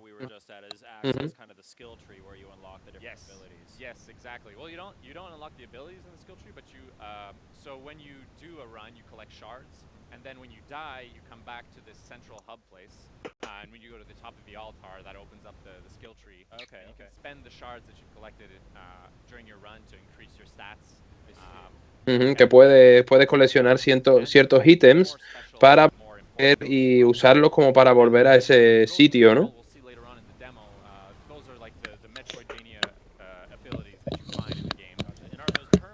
Puedes darle diferentes usos a esos materiales que recolecten, ¿no?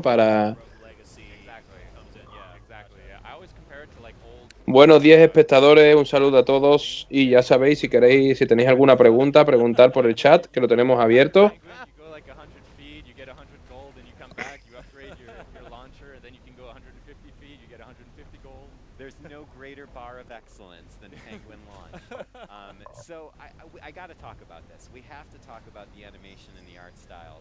Vamos a hablar de la animación, ¿no? Y del estilo del arte. ¿Tú en eso puedes dar más curro? Sí, el estilo de animación que se destaca. ¿Cómo habéis conseguido este estilo de animación? Que han tenido artistas brutales, muy buenos.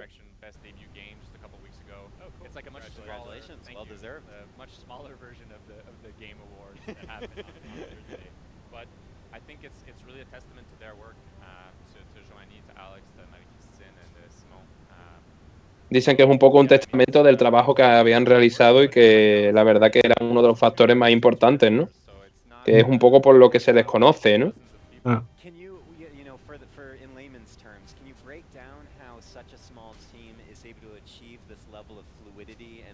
Dicen que como equipo pequeño que son, si creen que han llegado a un nivel de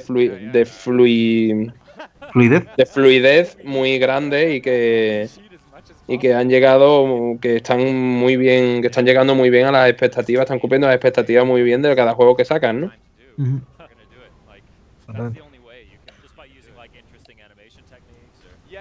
Dice que hay técnicas de animación diferentes.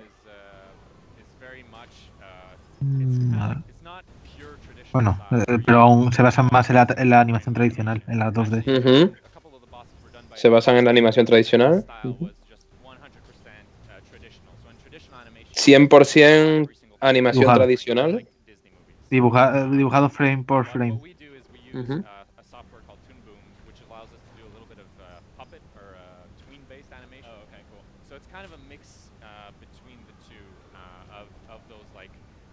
Sometimes the animation needs to be redrawn frame by frame when it's really like a different pose or completely different, or oftentimes when if the perspective changes in the animation, that needs to be redrawn. Other times you can just like move the arm, right? And just Vale, está diciendo de que píxel a píxel y que hay varias técnicas utilizadas. Sí, di tu Sí, una mezcla con la animación tradicional y una más a computadora de que píxel a píxel, algunos detalles tienen que ser modificados ya de forma digital. Claro, que también ha dicho que cada vez que a lo mejor varía la perspectiva, pues claro, tenían que tirar de 3D, ¿no? Para... Tiene muy buena pinta este juego, este Sundered, ¿eh? Sí. Mira que los monstruos que salen, que ha salido, sobre todo los monstruos que han salido en Jotun son increíbles. Es como meterte en una mezcla de Dark Souls y Shadow of the Colossus.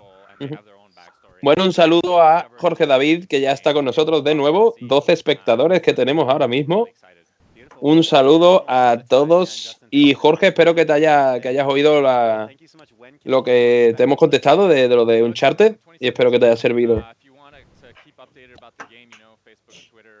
Bueno, está haciendo un poco de spam este hombre del juego, ¿no? Que lo podéis seguir por Facebook, por Twitter, etc., por las redes sociales. Sí, el desarrollo.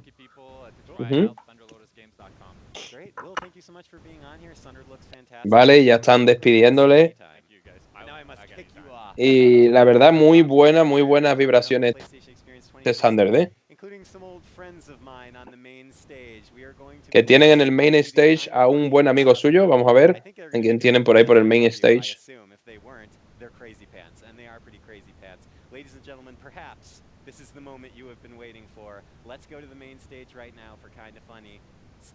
Ahora van a pasar al principal. Sí, que nos quedemos con ellos porque ahora... Es el momento en el que todos estamos esperando. Vamos a ver. Efectivamente, y vamos a ver qué es. ¿Qué será? A ver. Oh, qué chulo. La nostalgia enfrente de nosotros. Qué chulo este montaje, tío. Esto es motion graphic, qué guay. PS I Love You. En clara referencia a una canción de los Beatles. Han sabido mezclarlo muy bien. Vamos a ver qué nos tienen preparado aquí. Empezamos el PS I Love You.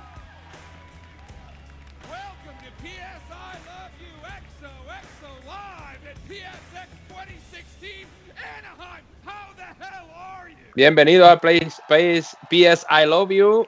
¿Y cómo coño estáis? Él es Greg Miller y está agradecido de que estén todos ahí. Dice que hay un fan de PS I Love You y ahora dice que hay más.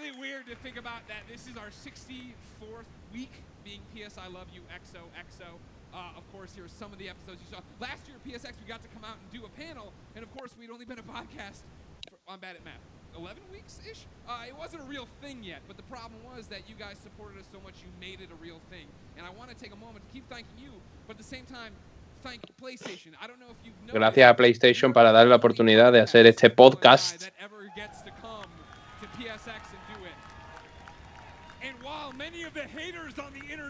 Muchos de los haters. Entonces esto va a ser una especie de podcast, pero en directo. Parece que le han dado a esta gente la oportunidad de estar aquí, ¿no? La PlayStation Experience, hacer este podcast en directo, que llevan 11 semanas, ha dicho. Ha dicho al principio 64 semanas y después 11 como preparando esto, o no sé, algo así. Y gracias a todos por seguirlo. Seguir ese PS I Love You. Kind of Funny Games cast. He is the pure one, Tim Geddes. Also, the pride of Long Island, Colin Moriarty. Colin Moriarty. The pride of... Están aquí... Esto es más informal. El orgullo de Long Island, creo que acabas de decir. Oh, muy chula la chaqueta, ¿eh?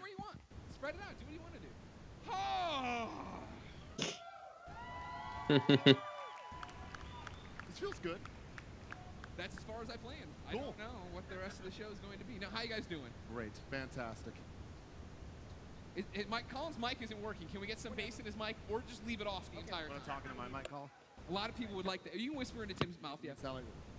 Hello. Is your microphone on? Did you slide the button on? It's on. Dice que este hombre no habla mucho y que tu micrófono está encendido, que puedes decir hola. They say it's about to go out, and you go, I got a funny story. Portillo peed. Oh yeah, so no, it was just funny because we were, you know, Aaron's watching Portillo. Shout out to Aaron for taking care of Portillo. And Portillo's been in the little cage, you know, so he doesn't hurt himself, and there's a whole thing or whatever. But then we give him a bone, and then we take it, we give the dog a bone, we take it away from, and then he just goes in the kitchen and just goes in peace right there in the kitchen. So I think it was a retaliation. He's going through a lot after the surgery. His knee's all jacked up. He's excited for The Last of Us 2. Yeah, he is. Bueno, están un poco como medida introductoria así, lanzándose bromas uno al otro y... You know, I didn't want to leave that hanging. I was trying to tell you that story. I thought we were working on it together. Right. I thought it would make you laugh because you know, it was on the carpet, so I wasn't that upset about it. All right, good. I know I still got to get the carpet. Todo mucho que esto va a ser más bien un programa tipo podcast de hablando un poquito del tema, pero para lo que esperéis que va a haber aquí un juego, no lo sé. Aquí creo que no va a haber presentación de juego. No, aquí creo que no. Aquí va a ser un poco más así de chorradas y de humor, ¿no? Un poquito, y tratando temas del videojuego, pero de una perspectiva un poquito más... menos seria, ¿no? Sí, como hacemos nosotros. Vamos a esperar un poco a ver si lo que vemos que están tratando es interesante, ¿no? Y si no, pues nos ponemos un poquito a hablar de más o menos lo que hemos visto y preguntamos a nuestros espectadores. Gracias a todos esos espectadores, otra vez más que tenemos 11 espectadores. Ya sabéis, suscribíos y darle un like al vídeo. Y suscribíos que tenemos por aquí estaremos en todos los grandes eventos. Intentando traducirlo al castellano en la medida de lo posible.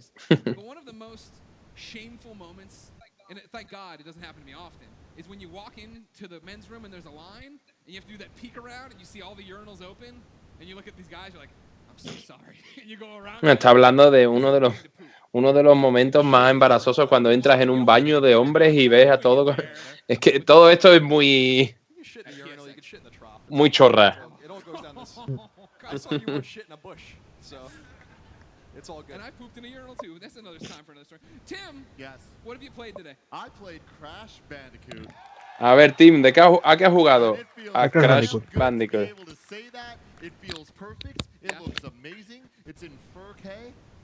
Dice que la ha visto en 4K. Totally down with that, he is. You know what I'm not down with? What's that? Is so there's the Crash Bandicoot costume that is running around. Of course, I got a picture with him. Dice que ha visto a alguien vestido de Crash Bandicoot por ahí que quiere una foto con él. Bueno, y los botines que lleva son míticos, ¿eh? Lleva unos Jordan.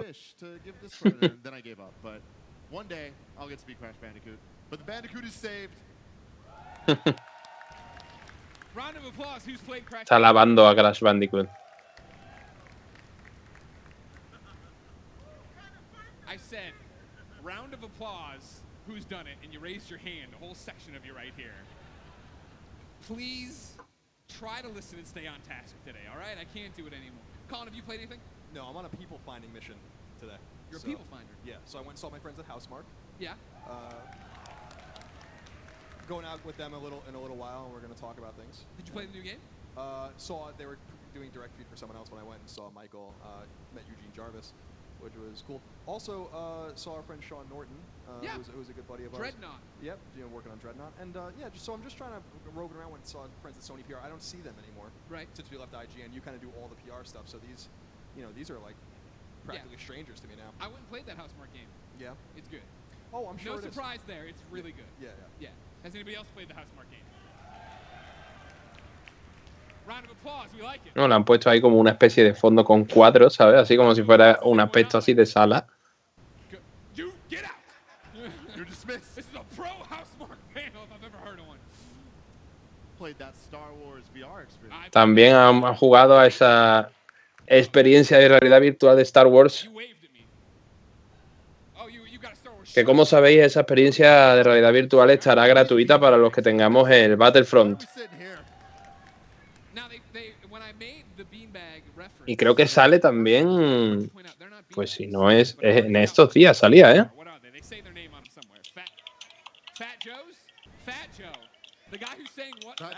What's love got to do with it? Big Joe! Big Joe! Thanks, Franklin Sizemore. You're a small, svelte man, but you got a big voice, don't you? He's a good kid. I like He is a good kid. The Battlefront VR was awesome.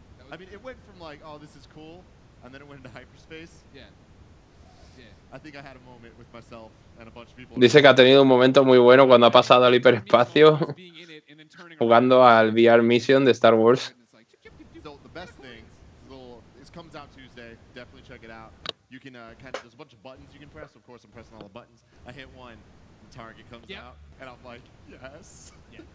No, it's super, super awesome. And I finally made good on my promise that I've been talking about on PSX for a while, or PS I Love You, XOXO, whatever. Podcast Beyond, it's all interchangeable. You know what I'm talking about. I went and played that Resident Evil 7. Y también han jugado a Resident Evil 7. Not gonna be delayed. That game's on point. It's going where it's going. I did do the thing though where I played it in VR. I played it on smooth mode. Have you done the demos yet, Colin? No, I don't want to see it. Did smooth mode where it's like, you're Que hay un modo smooth mode. X-axis with the right stick. And that did give me a little bit of the tummy, like, ugh. And that's my one concern with people playing in VR. I'm afraid people are gonna pop it on, go thinking they're gonna play the entire game that way, and then get to a point where they can't. Sí, está hablando un poco del factor mareo este que tiene la realidad virtual, que cuando te mueves hacia los lados, ¿no? Con el stick izquierdo, pues crea como una especie de mareo, ya que no estamos acostumbrados a movernos sin andar, ¿no? Y para esto lo que hacen es, hay un modo smooth, que lo que hace es en las esquinas, contrae las esquinas y nos deja como un círculo, como si tuviéramos un radial negro alrededor de la pantalla para que no nos mareemos, ¿no? Para que podamos girar con el casco de realidad virtual. I told you that one day I came home and there was a note from the waterman that he had come again. Yeah. Because I just don't pay the water bill. I have the money, but the thing always breaks. I want to, real quick too, we did all the thank yous in the beginning. I want to give a quick shout out / apology to our interpreter over here. I didn't realize, of course, when Colin was talking about shitting in a trough, she had to translate all that. And I'm very sorry. Round of applause for your interpreter. Bueno, pues como vemos, esto está siendo el PlayStation Experience y todo. Y bueno, aquí es que podemos traducir en realidad, pero es que esto es una charla, es un podcast en directo. Y la verdad es que os ponéis con nosotros y ya está, pero bueno. El caso que vamos a dejarla puesta y vamos a dejarla para que terminéis de verla en directo. Por aquí la vais a tener. Y nosotros, ya que hemos terminado de lo importante de todas las presentaciones, bueno, presentaciones no, sino las charlas importantes, nos vamos a ir recogiendo. Y gracias a todos los que habéis estado en el directo. Como digo, os lo dejo por aquí para que lo veáis entero, aunque esto es un podcast. Y vamos a hacer... Gracias, Curro, por haber estado, que no te he dicho nada todavía. Aunque ha sido poco tiempo, pero bueno. Sí, por lo que hemos visto ha sido bastante... Bueno, hoy ha sido un día normal, un poco... No había nada interesante para añadir, solo detalles a las nuevas entregas de PlayStation, así que bueno. Y bueno, y perdón otra vez por los fallos que ha habido en nuestro directo anteriormente. Y espero que no me voy a pasar. Bueno. Y bueno, dejamos el podcast por aquí. Y un saludo, vamos a saludar a todos los que habéis estado. Sergio Fey 58, a Lander Vincent 27, a Pein, a Falquita, a Jorge López, a Jorge David, y creo que no me dejo a nadie. Y bueno, y a todos los que nos habéis hablado, pero que no habéis dicho nada en el chat, pero que habéis estado por ahí. Muchas gracias y nos vemos en los siguientes directos. Ya sabéis que el viernes a las 5 de la tarde pues tendremos el siguiente de noticias, ¿no, Curro? Y nada, ahí nos vemos, espero que os haya gustado y por aquí os dejamos con el directo. Suscribíos para tenerlo todo a mano y que podáis ver todo. Y nada, muchas gracias y espero que os vaya todo muy bien. Hasta luego. You're like Santa Claus. Huh? You're like Santa. I'm something like Santa, that's right. Much younger. Santa's fat, though. All right, don't bring up the team fat stuff right now. Again, the Vita Island shirt is snug. That's why I'm just wearing tighter clothes. That's why people think I'm losing the weight. I'm not. All right, that's enough of that. So what next, Tim? What do you want to do? I don't know. Do you want to give more things away? You want to Sure, wait give for some that? stuff away. What do you got in there? I want to give this away. Now, who's that from and what is it? Bloodborne is from Santa Greg. No. This is from, who listens to PS I Love You XOXO? Does anyone remember episode 63? We did one of those indie game shout-outs saying they'd be here. You should come play it. Remember Forgotten Legion, our friend Yuchi? He brought a whole bunch of PlayStation 4 games. Not to promote the game Fallen Legion, which you should go play over there, but more importantly because he is a true best friend. He had these extra games. He wanted to share them with all of you. So who needs Bloodborne? You need Bloodborne I right see there? one. I see him. I'm going. Okay, I'm going. okay, well, here, take it all out there. Here. We're taking more? Yeah, hold on. This I'm could going to o- have this Tim could only run end through in the crowd disaster, giving I out feel. games. We got Ratchet and Clank. We have the Yay. Uncharted Collection. We have Last of Us Remastered. We have Uncharted 4. Okay. Tim, distribute those games. Don't throw them like we did at Don't Podcast throw Beyond. them. We don't want to hit anybody in the face. All right, we're going here. You get Now. this. You get Uncharted 4. Hold on. I want you to go all the way to the back. I'm going all the way to the back. Look at him go! We're going all the way to the back. Tim, What's up, everybody? He loves this shit way too much. You get that. You get this. Hello. No, I'm going around. I never saw Tim run before. He's going to be so winded. You get this. What? So winded. You get that. That's all I got. I'm Round of sorry, applause guys. for Tim. Come on now. How you doing? Walking through. Hello. Tim, how are you feeling? It's the beanbag C. Or, sorry, the Big Joe C. Tim, how hot are you right now? I'm out of breath. Yeah, you're out of breath and all that. I'm not made for this. Oh my God, I love you guys.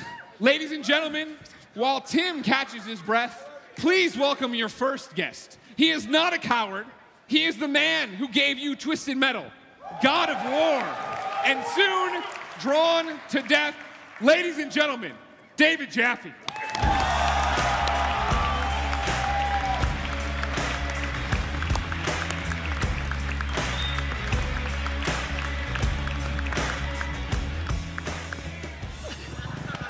One of you. No, let's do the whole thing from up here. I want to go back up. Get down. Another ride. David Scott Jaffe, how the hell are you? I'm pretty good. How are you? I'm excellent. Good. Where is your game? I made a prediction that right here on this stage, I know you guys, it would be released day and date, ready to go. I know. We made a deal with Sony. We're going to do the Mayonnaise game 2 first. Oh, good. Shu said we could do it. There's like Sure. there's 2 platinums in that one. So it's I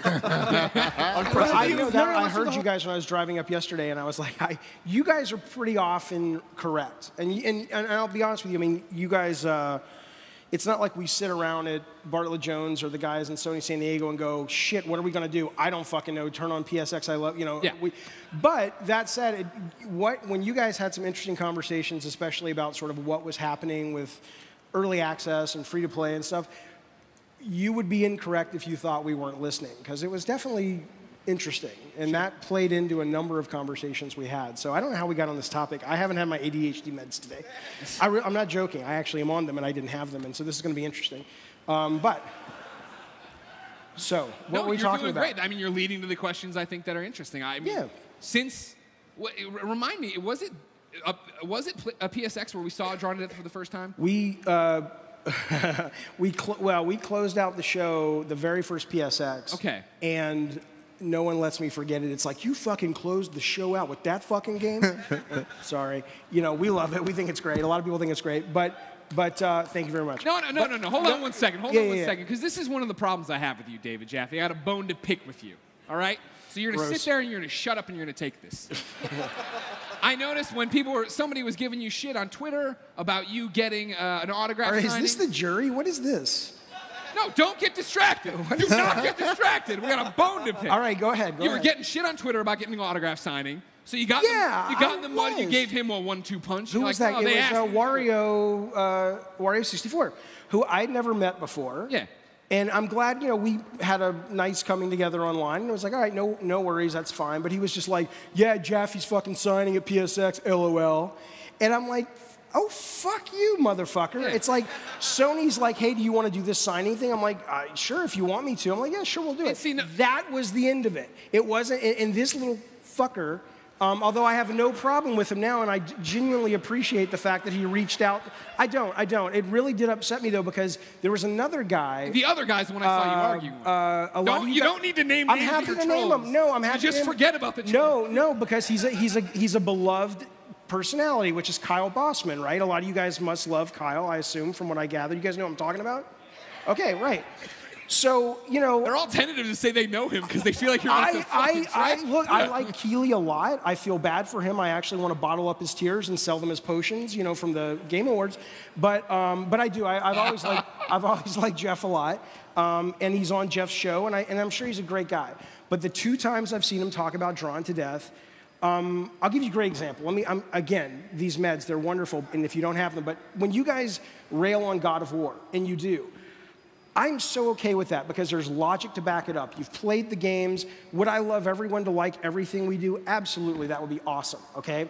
But there's only one Kojima, and I ain't him, right? So I wish you guys loved Kratos more. I wish you guys loved God of War more. But when you rail against it, there's logic there. It's like, we played it, here's the problems we had. How can I have a problem with that? It's like, sure, absolutely. Not everyone's gonna like what we do, and I love that you like some of the stuff we do, But this guy, this Kyle guy, from what I gather from the 2 things I've seen when he talked about it, never fucking picked up a controller and played this game.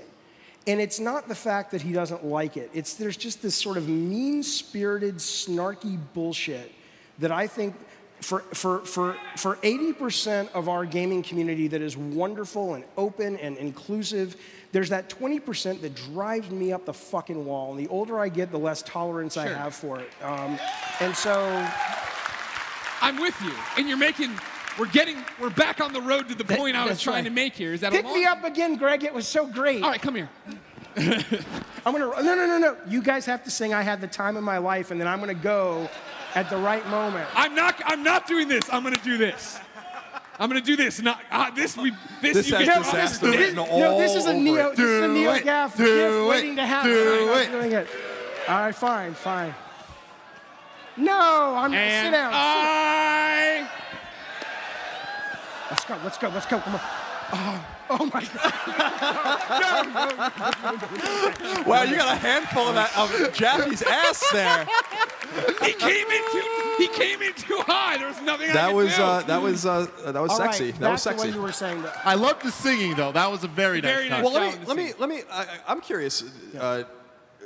Like, Drawn to Death is such a novel idea. It's a great idea. Since we first saw it at PSX when we were still at IGN, we loved the idea. Fundamentally, it's different. I think there's a lot of just the same old shit out there, which is sometimes fine. I play Call of Duty every year, and I think it's awesome. Yeah. But it's something new and it's something unique. Were you talking about early access and the way things were kind of going with Sony San Diego and kind of trying some different things as kind of your producer or whatever they were doing, XDev? When did you become worried about the things we were talking about? In other words, because you're a very smart man, you didn't need it to hear it from us. Did you kind of know that this was a problem before we started talking about it? Well, no. So you guys can still hear me, right? Yeah. Okay. So we never had a problem with free-to-play because our whole sort of mantra was we were doing free-to-play by a team that hates free-to-play. And so our whole concept was we felt we had, and there's a million reasons that we did this game with Sony, not the least of which is that it's Sony, and they're always just wonderful places to create and collaborate with, and that was the main reason. But there was also the reason that when we sat with Scott Rohde and said, we believe in free-to-play in the sense that it casts this very wide net and everybody gives a game a chance. And for a game that looked like ours, which is very unique looking, and for a game that plays like ours, which you pick it up, and if you just play it like a normal shooter, hopefully if you're playing against someone experienced, you'll get your ass kicked, because it really is meant to be more like a cross between, Quake Arena and Super Smash Brothers, right? But free-to-play made sense, and it made sense with a business model that wasn't going to have any pay to win. That's why it was so easy for us to sort of pivot, because there was no gameplay affected when we pivoted. But ultimately, I do think what you guys were hitting on that was correct, at least for the moment, is on PC, the perception of free-to-play gives us that wide net, but on console, there was just, there were the rumblings of, we could get into trouble if we stay on this path, because what we're seeing, having nothing to do with the game, just in terms of sort of how console players, the majority of them seem to be responding to a business model, and there's a correct suspicion of the business model that they bring to it that maybe PC gamers, not hardcore PC gamers, but just, general, maybe they're just not as savvy to. Whereas console gamers are like, free to play, fuck you, that's pay to win, I hate you, die. And it was like, okay. So it was more of realizing that no matter what we were trying to do, this just made more sense. And certainly when you guys talked about it, it was like, we fucking pull it up at work and pull up the, I listen to you guys on the podcast, but we'll pull it up on YouTube. And it was like, yeah, no, they're saying a lot of the same stuff and some other stuff we hadn't thought about. So yeah, it was sort of reading the tea leaves based on what we were seeing and based on sort of what the console audience was responding to. Great, because I think you agree, Greg, that I think it seems like, we're saying the obvious, but what do we really know about business? But it just seems like it's such a cool idea. You want to see it thrive, and I think that's what you're saying. The reason I remember that it was at PSX, because I remember seeing it, and then I remember interviewing you and playing it. Yeah. Playing it that first time and being like, oh, yeah, it's this weird thing, and this sounds like I'm blowing you here, but I'm not. We just did that metaphorically. Exactly, good point.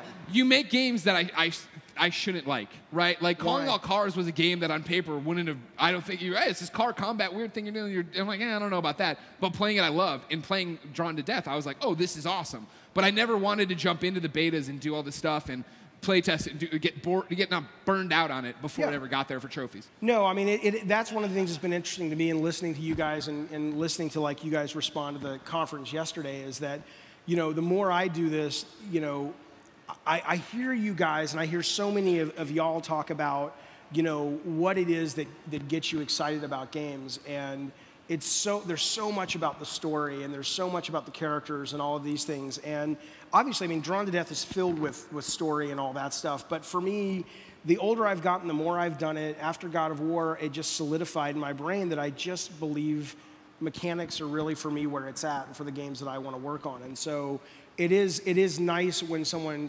when you have that meeting of the minds and you do play it, even though it's like, this isn't what I should like, and there's a positive response. It's definitely appreciated by us making it, so that's cool. Thank you. Yeah. So what I was trying to say is that, sorry, don't talk, look at me, David, make eye contact with me. David? Yes, all right. Oh, right here. Anybody, if I had keys, I'd jingle them. No, you're a guy who does stuff that I used to do, which is getting caught up with the vocal minority. Because I see you do it where you see a troll says something to you and you feel like you got to respond. And a long time ago, best friends out here, they tweeted me and were like, I understand that it sucks to have somebody insult you and be a dick about it, right? But for every one of those, there's 100 that would love any moment of your time. And so I want you to remember that there's an audience like this. But if I may just respond to that, though. Sure. You are right, and the applause is noted because I agree with that. But that's semi-condescending because it makes the assumption that I don't appreciate and acknowledge the nice stuff too. Sure. And I do, and I'm always like, thank you from the team. I have people tweeting saying, oh my God, Twisted Metal 2, blah, blah, blah. And I will say, even though I haven't talked to a lot of those guys in years, I'll be like, hey, on behalf of all of us who made it, because there was a lot of us, we appreciate that. And I'll always respond to a positive comment. But I do think, like I said, there's a point where it's like, you know what, you can be a dick, but you can't do it if I see it and just, you know, you're not going to not at least have your dickishness acknowledged publicly, because I'll fucking dot that @ sign in a heartbeat. and, you know, so that's all I'm saying. That's David. Yeah. That's why we love you. Before we let you go, when are we getting Drawn to Death? I'm sick of waiting. You're on the stage, and now release it right now. No, I'm not going to tell you, but here's what I will tell you. No. Listen. This is super important because, again, it goes back to what you guys are always saying. And so I hope there is some mental pats on the back of like, hey, people are listening. How many shows have I listened to you guys going, this is stupid to put out Titanfall and Battlefield 1 and Call of Duty all in the same time. This is stupid to load everything in March, because if we load it in March just because that's the end of the fiscal year, you're really hurting your chances of success. And so I will say, like I said, there's a million reasons we were able to work with Sony and are thrilled to be working with Sony on this game.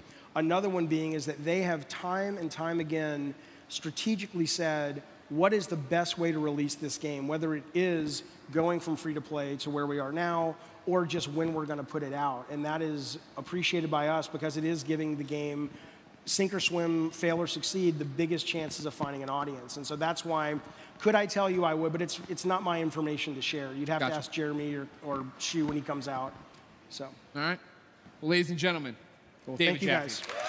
Thank you so much. Thank you, Dave. Yep. You'll find your parting gifts down here in the This pit. way? Yeah, don't cross in front of the interpreter. Go that way into the darkness. Someone will help you. Well, thankfully, the clicker is on that side, not over here. All right, ladies and gentlemen. Put your hands together for your next guest, the president of Sony Worldwide Studios, Shuhei Yoshida.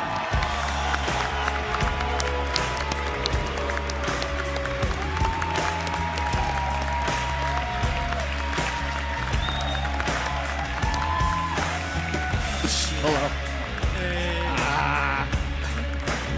Now again, to be clear, Shu, they were saying Shu. Last year at the PSX panel, there was so much confusion if they were booing you, and it was like, no, they were saying Shu, they were saying Shu. You boo Shuhei Yoshida, you get the fuck out of here. I like the Yoshida chants at the conference. Yeah, that was great. Yes. That was good. Good work. Yoshida! Yoshida! Love it. Thank you. It was great. It was great to see you giving life advice to Dave Jaffe.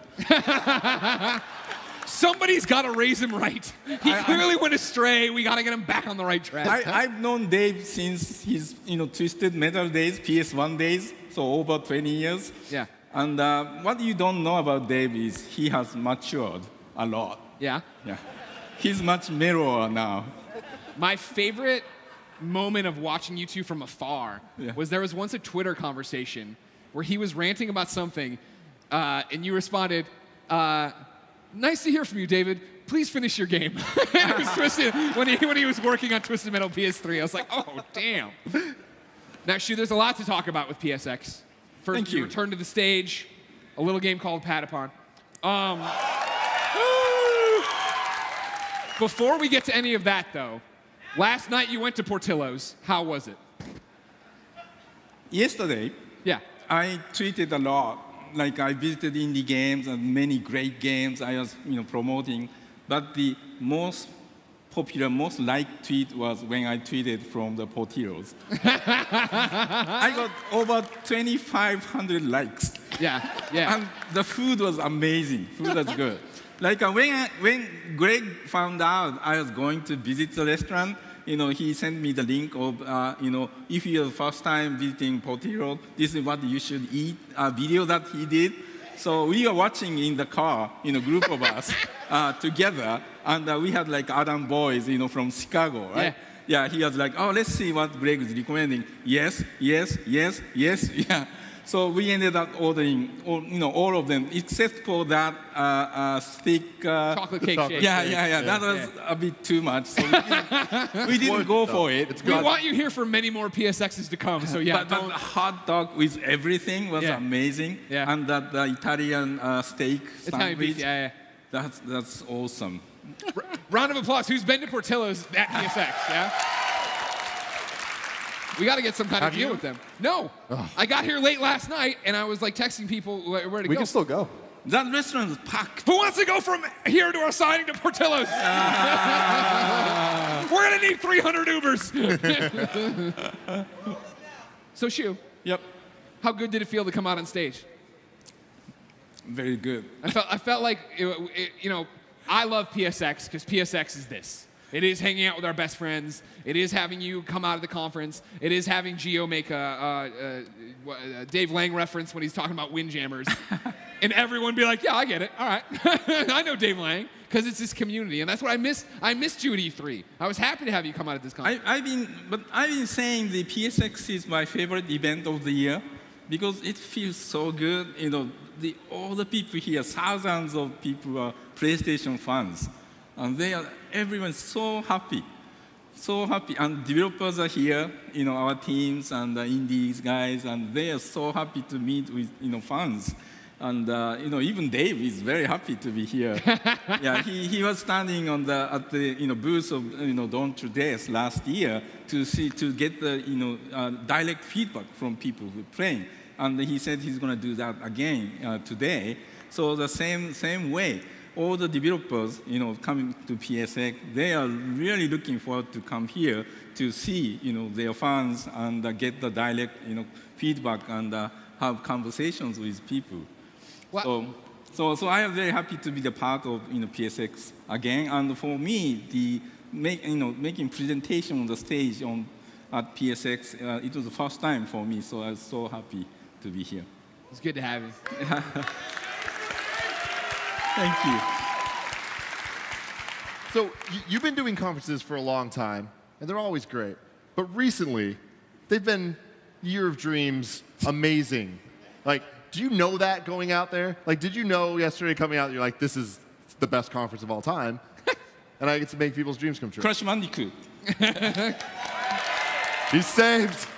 Thank you. You know that I was one of the producers of original Crash Bandicoot. I know. I was so looking forward to play. I am still so looking forward to play. But the graphical upgrade that they have done, but still the exact same placement of everything. It feels just amazing. Right. It's amazing. Yeah. So I was watching people play at the back of in the PR room yesterday, and. Looks exactly the same, but with beautiful graphics. So, and the Patapon and Loco Loco. Patapon! Yeah. So you saw the graphics, right? It's amazingly sharp, 1080p and 4K native graphics. So everything graphically has been redone. Our team has done, but the game itself is intact, exactly like original, with some additional, enhancement that, I hinted. Like things like when you play Loco Loco, there's a section in the game that the Loco Loco sings, right?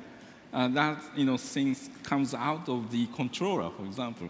And it's so something like that. Playing Parappa, there's a vibration, like giving you the, timing. Yeah, so there's some additional help to make it more enjoyable. We were kind of just guessing, and I don't know if this is true or not, but is the intent with not so much Crash, because that's not necessarily an IP you guys control anymore, but with Patapon and Loco Roco and Parappa, are you guys kind of testing the waters to see if there's interest to make a new one? Because it's been a very long time since there's been a new. I was in high school when Parappa the Rapper 2 came out. I think people would love a Patapon 4. So is the intent just to put these games out again for people to enjoy them, or are you guys going to study the numbers and see if there's interest in bringing those IP back? Yeah, there are many IPs that we get, people's request to bring back or create a new game or remaster. But because our resources are limited, and we tend to like to work on new IPs like Horizon or Days Gone or Yeah, so we have to make balance of how we manage our resources. And when we see some opportunity, like this time, with a complete remake of remaster of Parappa, Patapon, and Loco Roco, and also Wipeout. We think this is a great opportunity to be able to give something, back to the people who are asking for. So of course, when these games do well, that means there are lots of people still like these IPs. So we might be able to come up with something. Well, you definitely got to pat upon scream at Greg. That was it's like a banshee on the. I'll help out however I can. You tell me what you need me. I'm in there. I'll roll up my sleeves. I'll be designing pat-upons. I don't care. So. What we were talking about on the show, you've been busy, you probably haven't had a chance to, I know because you're a loyal listener to PS I Love You, which is awesome. We were talking about how now there's a nice stack of AAA exclusives now that are, Horizon and then Gran Turismo and then all the way moving out to, Death Stranding and now The Last of Us Part 2. I know you can't give too much information, but only one of those games has an actual release date. So how do you see this kind of shaking out over the next 3 years or so? I mean, is there an order of operations? Can you tell us when we can, is Days Gone a 2018 game, for instance, or is that a 2017 game? Like, how are you guys going to release date or announce release dates when we get closer? Yeah, we definitely have learned by our mistake of announcing release dates too early. Yeah, so we'll be more cautious, doing so because these days, making games on PS4 generation. Is the ambition of the teams making the game much bigger and more complex and takes much longer time to even the game might get to alpha stage, everything is in, but getting them to the beta stage, the games being tested and tuned and polished takes much longer than before. So the teams are learning as they work on this generation that what they had learned before cannot apply the same way this generation. So that's why we unfortunately had to move, release date of, many titles in the past and made people disappointed. And you are not nice to us, of course, because that's totally fair. So we have learned from that, and going forward, we'll be much more cautious and wait until the time that we are really confident to hit the date. So that might answer, because you were talking about, are you guys going to nail the Horizon date? Are you guys confident that you're going to hit that? Because Greg feels like it's, you're right? For what, Horizon? Yeah. I think they're confident in the Horizon date. I was the one. Oh, okay. Are you guys confident in the Horizon date? Prove me wrong, Shu. That's what I can tell is Horizon is amazing. Amazing game. Yeah, sure. I got to play it, as it gets developed. It's to me, I'm a huge, action, third-person action game fans. And, okay. Well, there's a Horizon ad playing out. Yeah. Speaking of Horizon, Greg Way. Aloy. Well, there they go. Nice. Yeah, so I always enjoyed playing Horizon for the last 2 years as an action game, but recently as I got my hands on there, I understand it's much deeper games on the RPG aspect as well, and there are lots of missions like side missions and open world, so there are a lot to enjoy from the game when it comes out. I'm so excited. I mean, we're really. I played it extensively at E3, and it was awesome. Shu, you hear Colin say it all the time that he feels like this could be the next big franchise for PlayStation. Thank you for that. Do you guys look at it that way, or do you feel that too? I think Colin is right.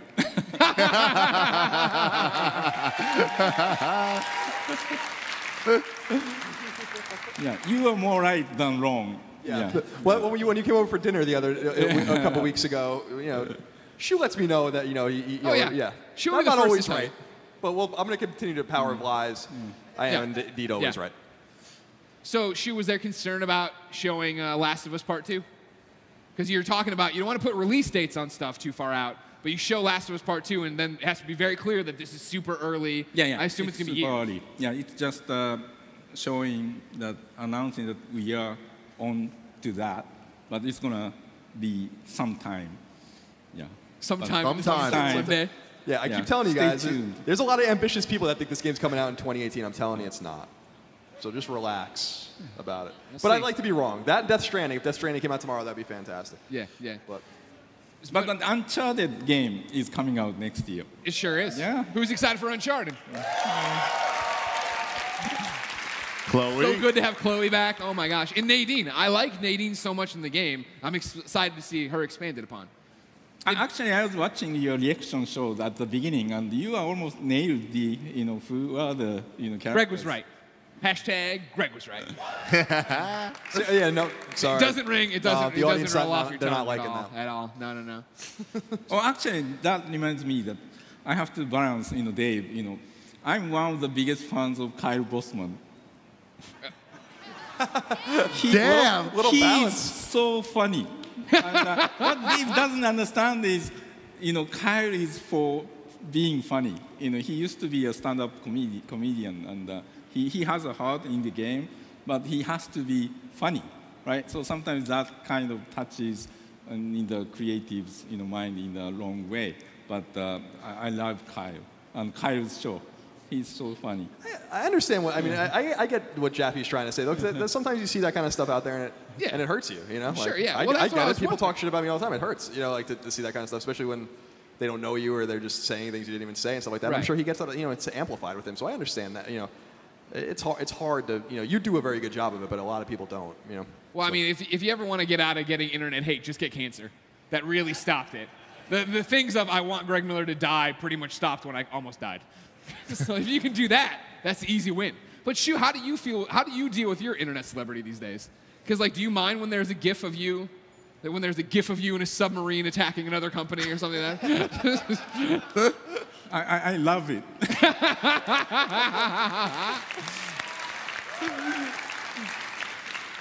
And of course, I get some criticisms and people are unhappy and angry and sometimes persistent, sending me the same tweet, but I can, block or mute, those people, so I'm fine.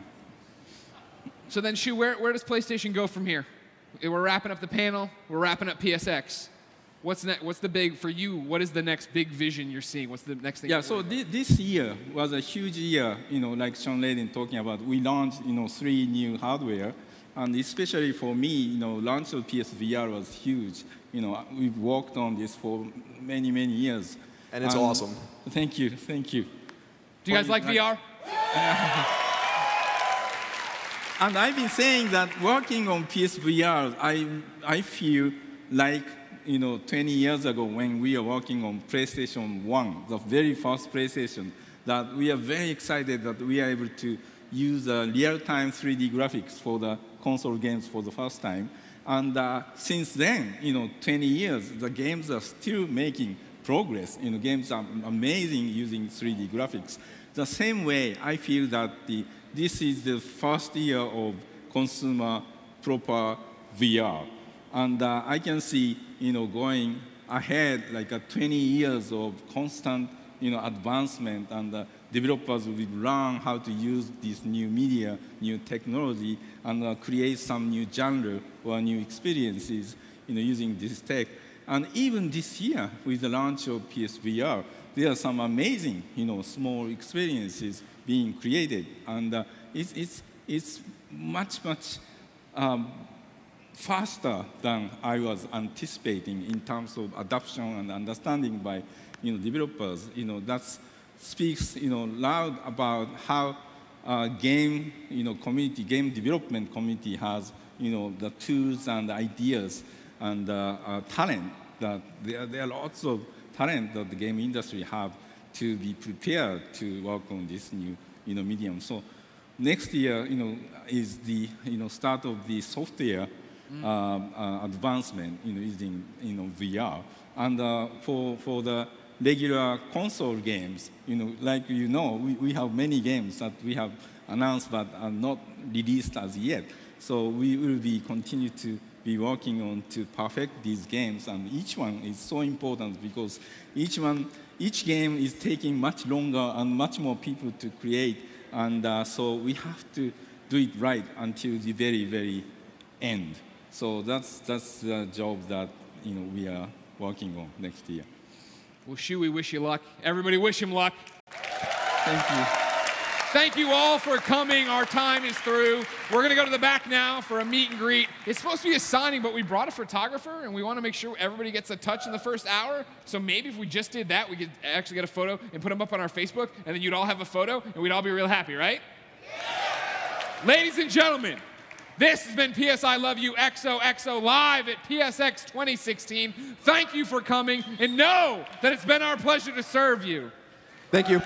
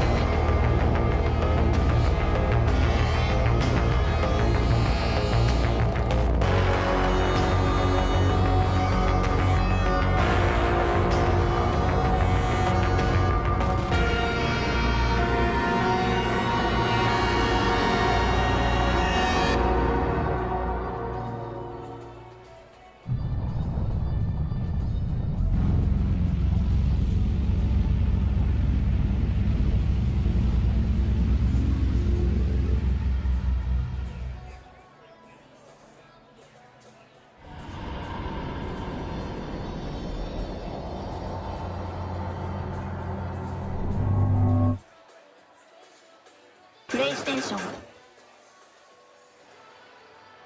Welcome back, everybody. We are here going strong on day 2 of PlayStation Experience here in Anaheim, California. I hope that you've been staying with us. We've had some amazing segments. We had some great panels. Why does Shuhei only ever appear on the main stage? I want him to come hang out with us here. Shuhei, if you're listening, please come join us. I miss you.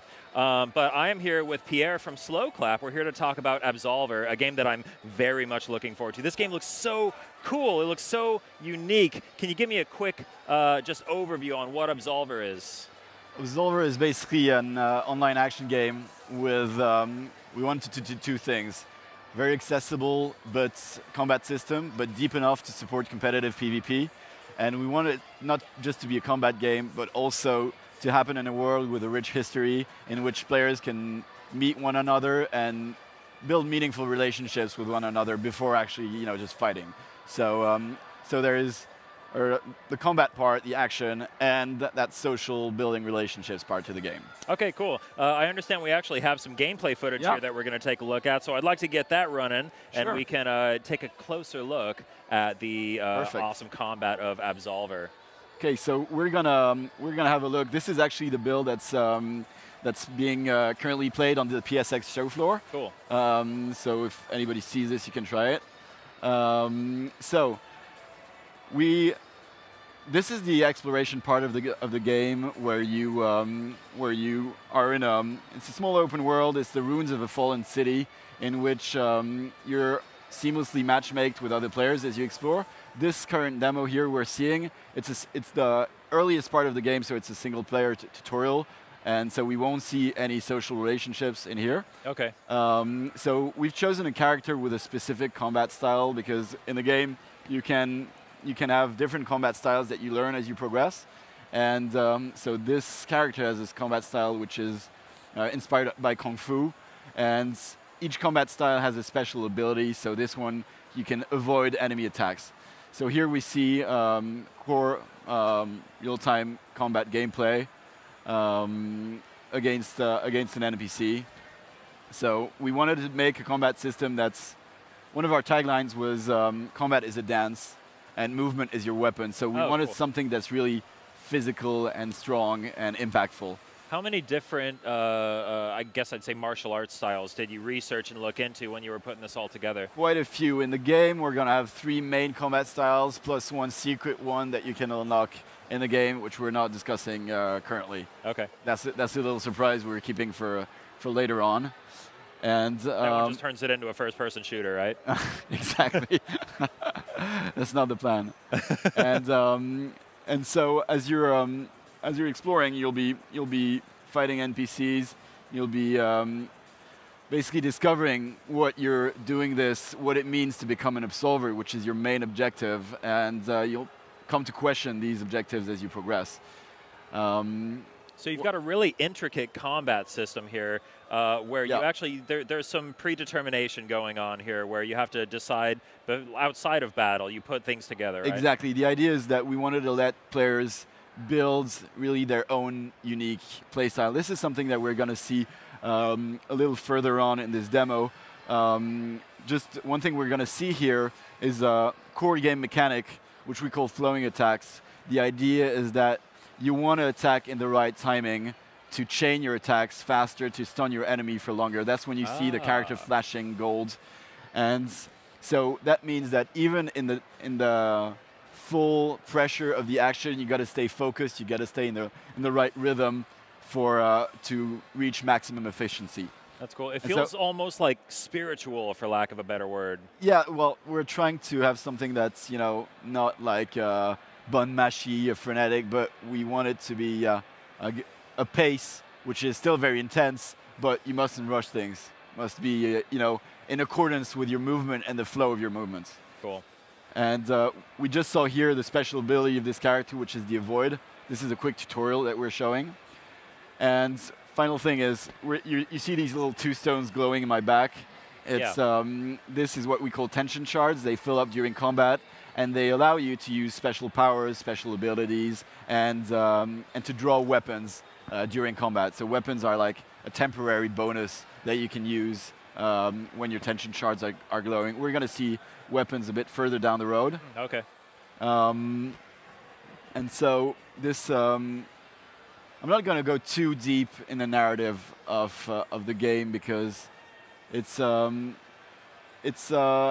story blends single player and multiplayer. So you can run through the game without being connected, but you'll be missing on the social and PvP aspects of the game. Sounds like online connectivity is something you guys are looking very deeply into. Oh yeah, we've spent a lot of time both getting the server architecture right, because we're both doing seamless matchmaking, which is, so when you're moving around in the world, you'll be meeting other players constantly.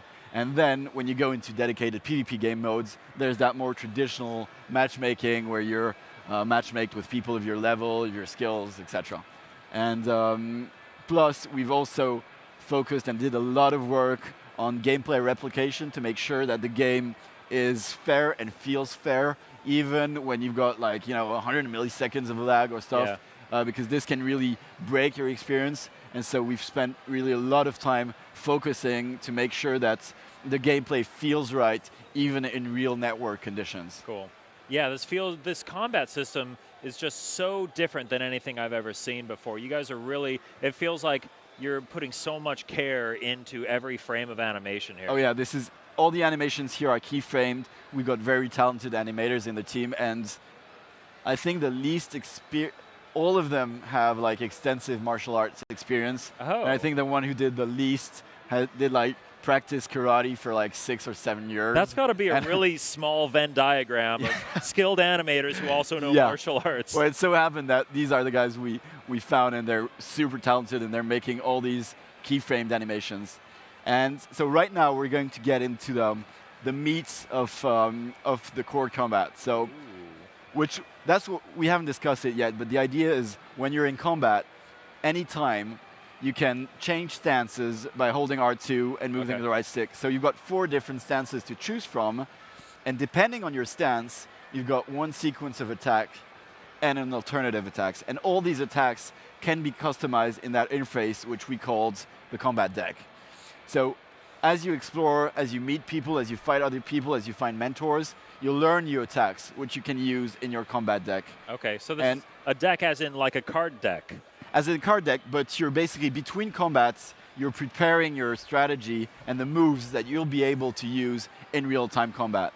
The idea is that one attack can send you in a different stance. So when I'm building a sequence of attack, it can either loop on itself or send me in a different stance. And all the moves chain together really smoothly. So players basically build their own combat system. Yeah, exactly. So the idea is that eventually players really have their unique setup and combat style, and this is what you're doing in combat. It's learning what moves your opponent are to be able to react and counterattack, etc. So is this kind of, I mean, I don't want to oversimplify by saying it's kind of rock, paper, scissors, but is it something where like you can equip some quick attacks so that you can interrupt somebody else's big wind-up attack they might be doing? That's up to you. It depends on your play style. If you rather have, you can have in your front stances really quick attacks to interrupt the others, and stronger attacks in your back stances. You can do that on alternative attacks if you want to. It's really a super flexible system, and one of the things we're really excited about is seeing, what strategies players will do in their combat deck.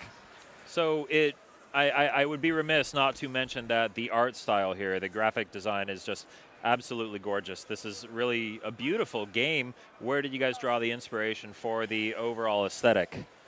Well, we wanted to do something which was stylized, but still had realistic human proportions. And we thought that, it fits our gameplay, which is really about the essence of movement. So we didn't want to have too many things that distract you from that. Okay. But while still, having enough details to have quite a very rich environment. And so this is why, we've got realistic shapes, but stylized textures, and animations are also a bit, not exaggerated, but stylized, I guess, is for lack of a better word.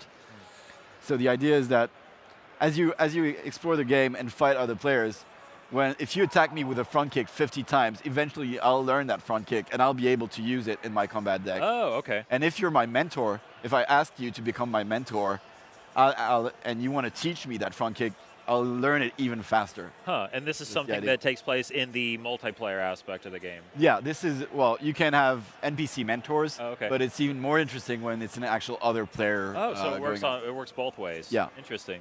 So this is actually quite a short video I shot just before coming here to show the character customization aspect of the game. So all your gear has impact on gameplay properties. So you've got weight ratios, defense parameters, which in turn impact how efficiently you're going to use the attacks that you've placed in your combat deck.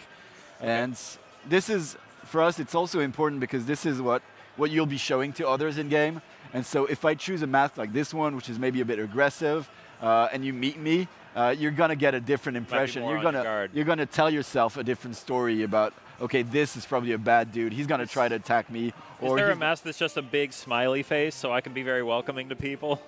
We haven't made one yet, but we certainly want them to be like masks that are darker and that are more, you know, ominous. That one looks pretty good. And, you know, masks that are tribal and absurd like this one. And so there's really a very, very wide variety of outfits you can create and show to others. And so here we're showing a few cuts of gameplay. So this is the core PvP combat gameplay. So when you're in the world, you can go into dedicated game mode and dedicated matchmaking. So this is 1 versus 1.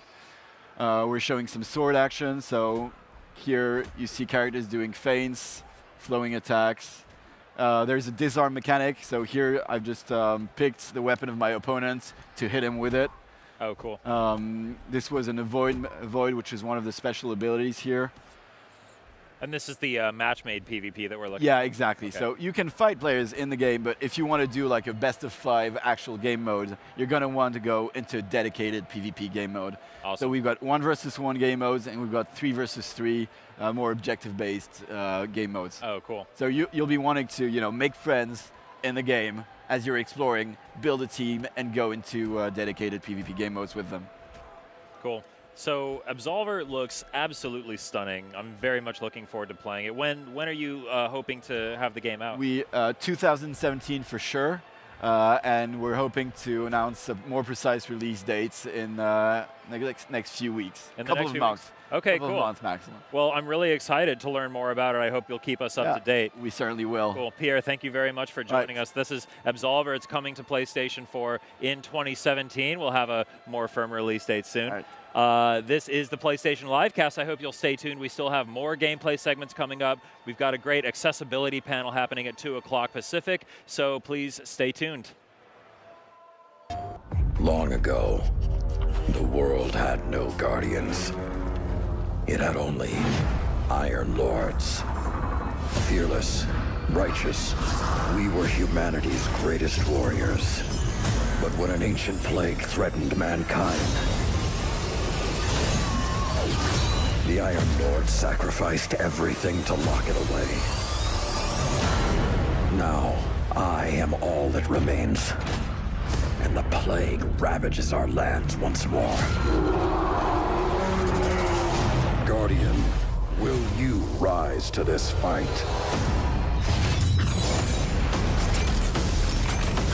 And stand where the Iron Lords fell.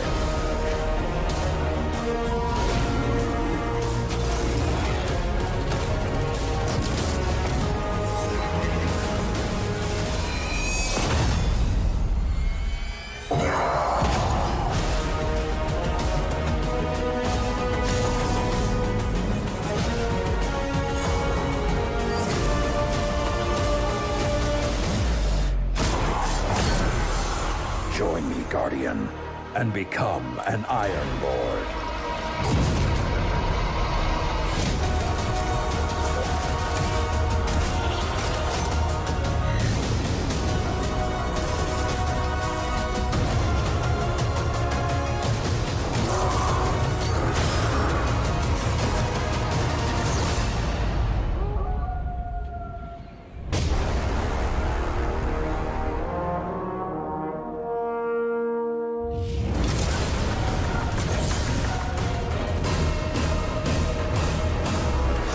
Pre-order Destiny Rise of Iron and get the Iron Gjallarhorn. The ultimate Destiny experience is on PlayStation. PlayStation. Hello, my friends. Welcome back. We are still broadcasting live from PlayStation Experience 2016 in Anaheim, California, and this is it. You have tuned in at the right time because we are talking Windjammers. I have a very special guest. I have Cyril from .emu, and welcome, sir. Thank you for joining us on the show. Thank you. We were already talking a whole bunch about Windjammers. You guys were part of the showcase, and it's amazing to have you here.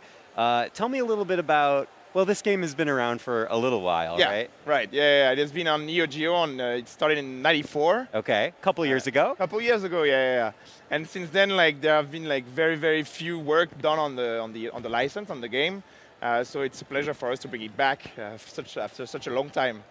So yeah, we're pretty excited to see people playing it. And this kind of has, let's take a step back and say that this game has kind of almost a cultish following, and I say cultish with love. How did did you guys anticipate this? Because some folks on your team have been fans for before this sort of resurgence has emerged, right? Definitely. Well, basically we've been working with SNK for a long time now. So we've done like pretty much all Neo Geo titles that you can find on PC or on mobile.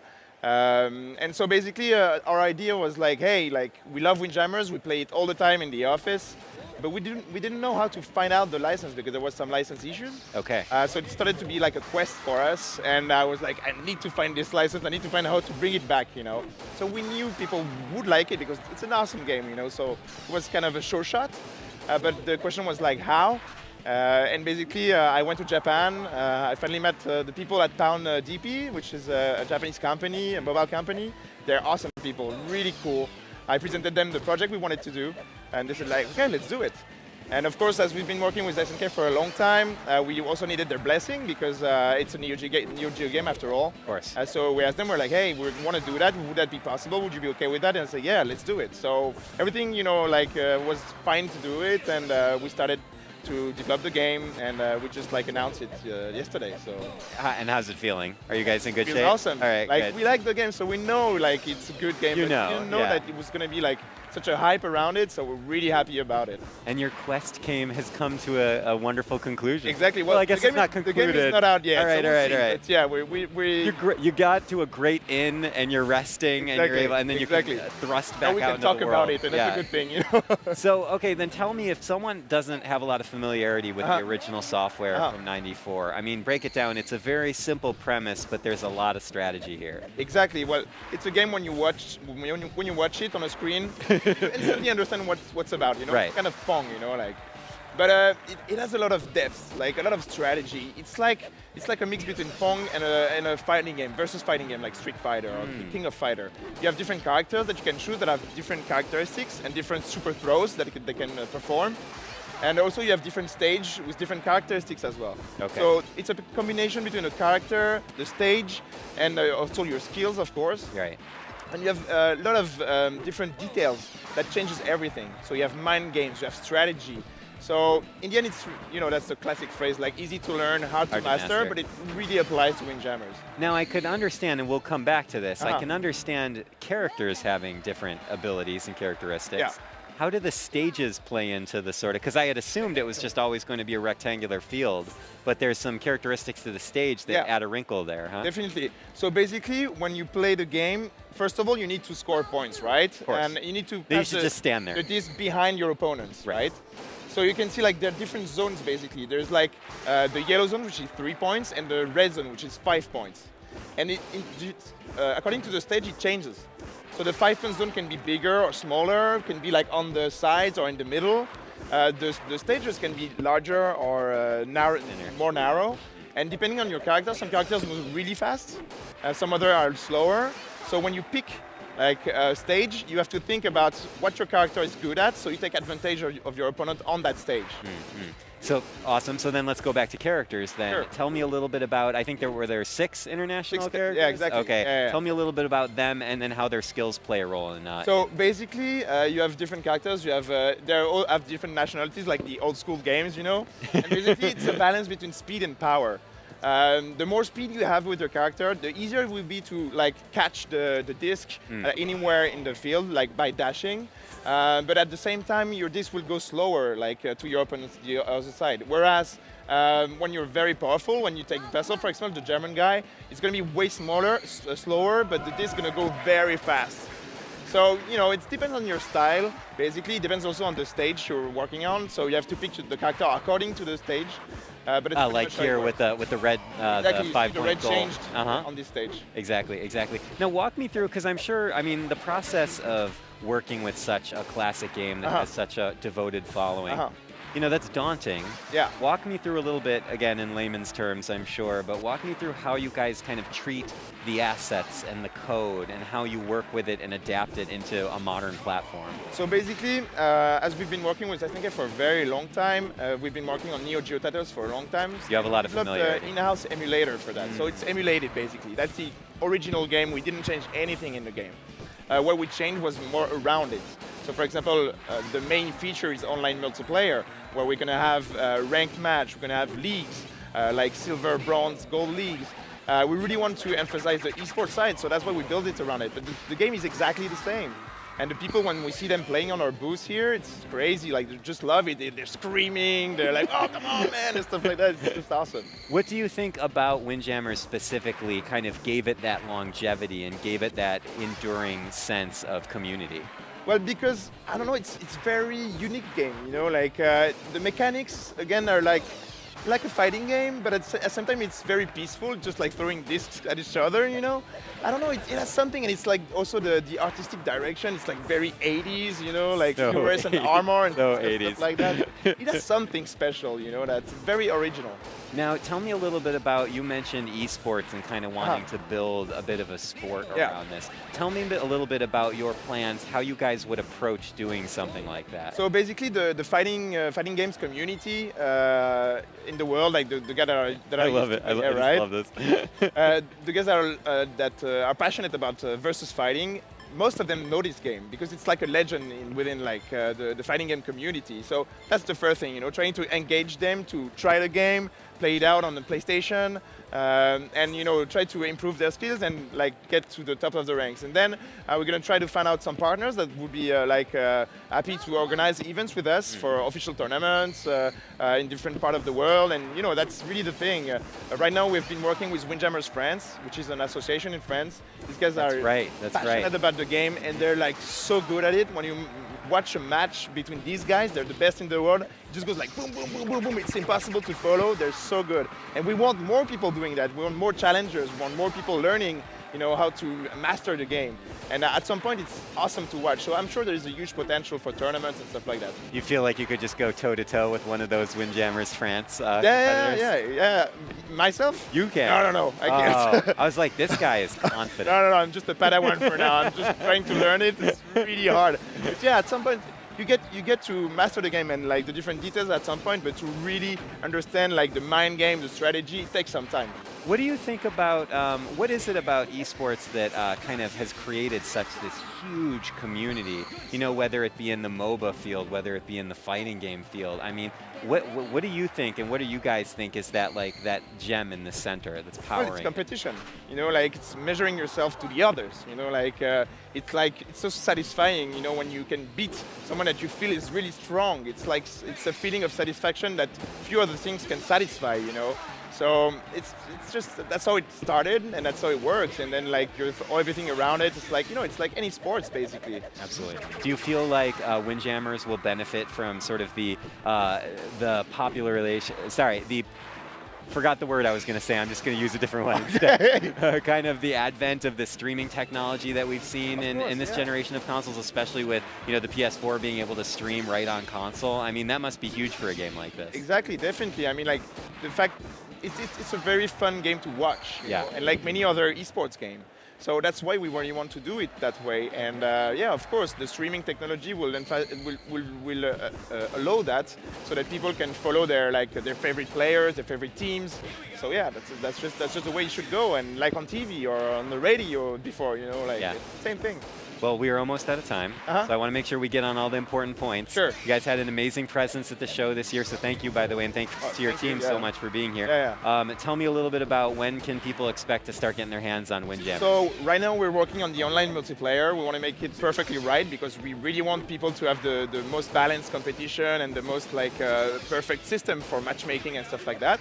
But we're expecting launch maybe on the first semester of 2017. Okay, but we'll confirm that in the following months. All right, great. Thank you so much for being you're here welcome. and joining Thank you. us. It's great to have you, and it is great to have all of you at home that are watching. Thank you so much for being here. We are still live from PlayStation Experience 2016. We have a lot more coming, so do not go anywhere. We have a lot more games, news, conversation with handsome guys like this. So do not go anywhere. Stay with us.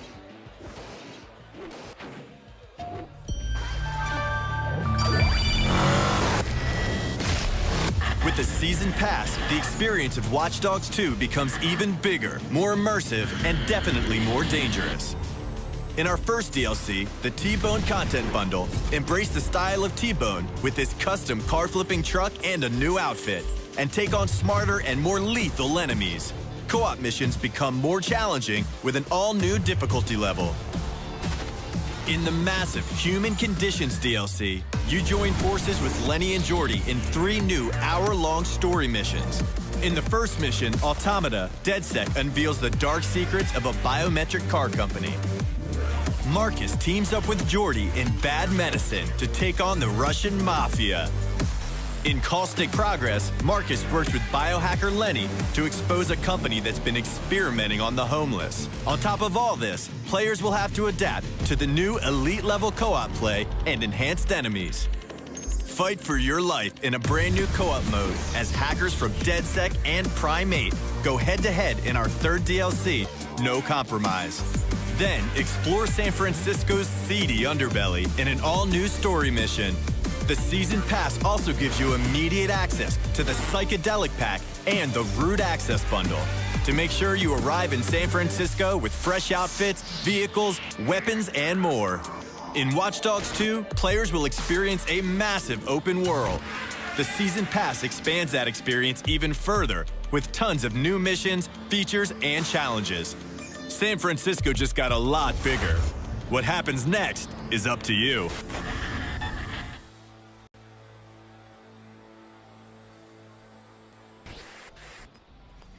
Play mission packs first on PlayStation. PlayStation.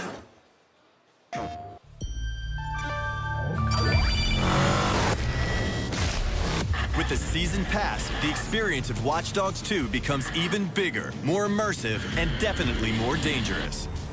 In our first DLC, the T-Bone Content Bundle, embrace the style of T-Bone with this custom car-flipping truck and a new outfit, and take on smarter and more lethal enemies.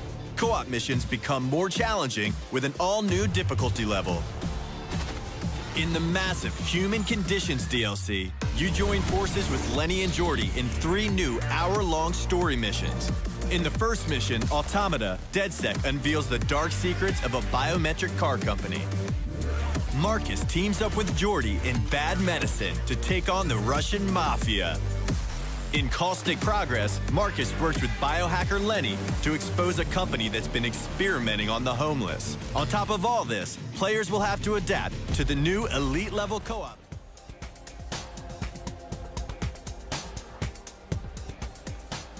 Hey everybody, welcome back to the PlayStation Livecast. We have a special treat for you now. We've had a whole lot of segments today, but this one's going to be extra great. We are here joined by Kazunori Yamauchi, Hi. Creator of Gran Turismo, Hi. And Taka from Polyphony Digital. Thank you both very much for joining us.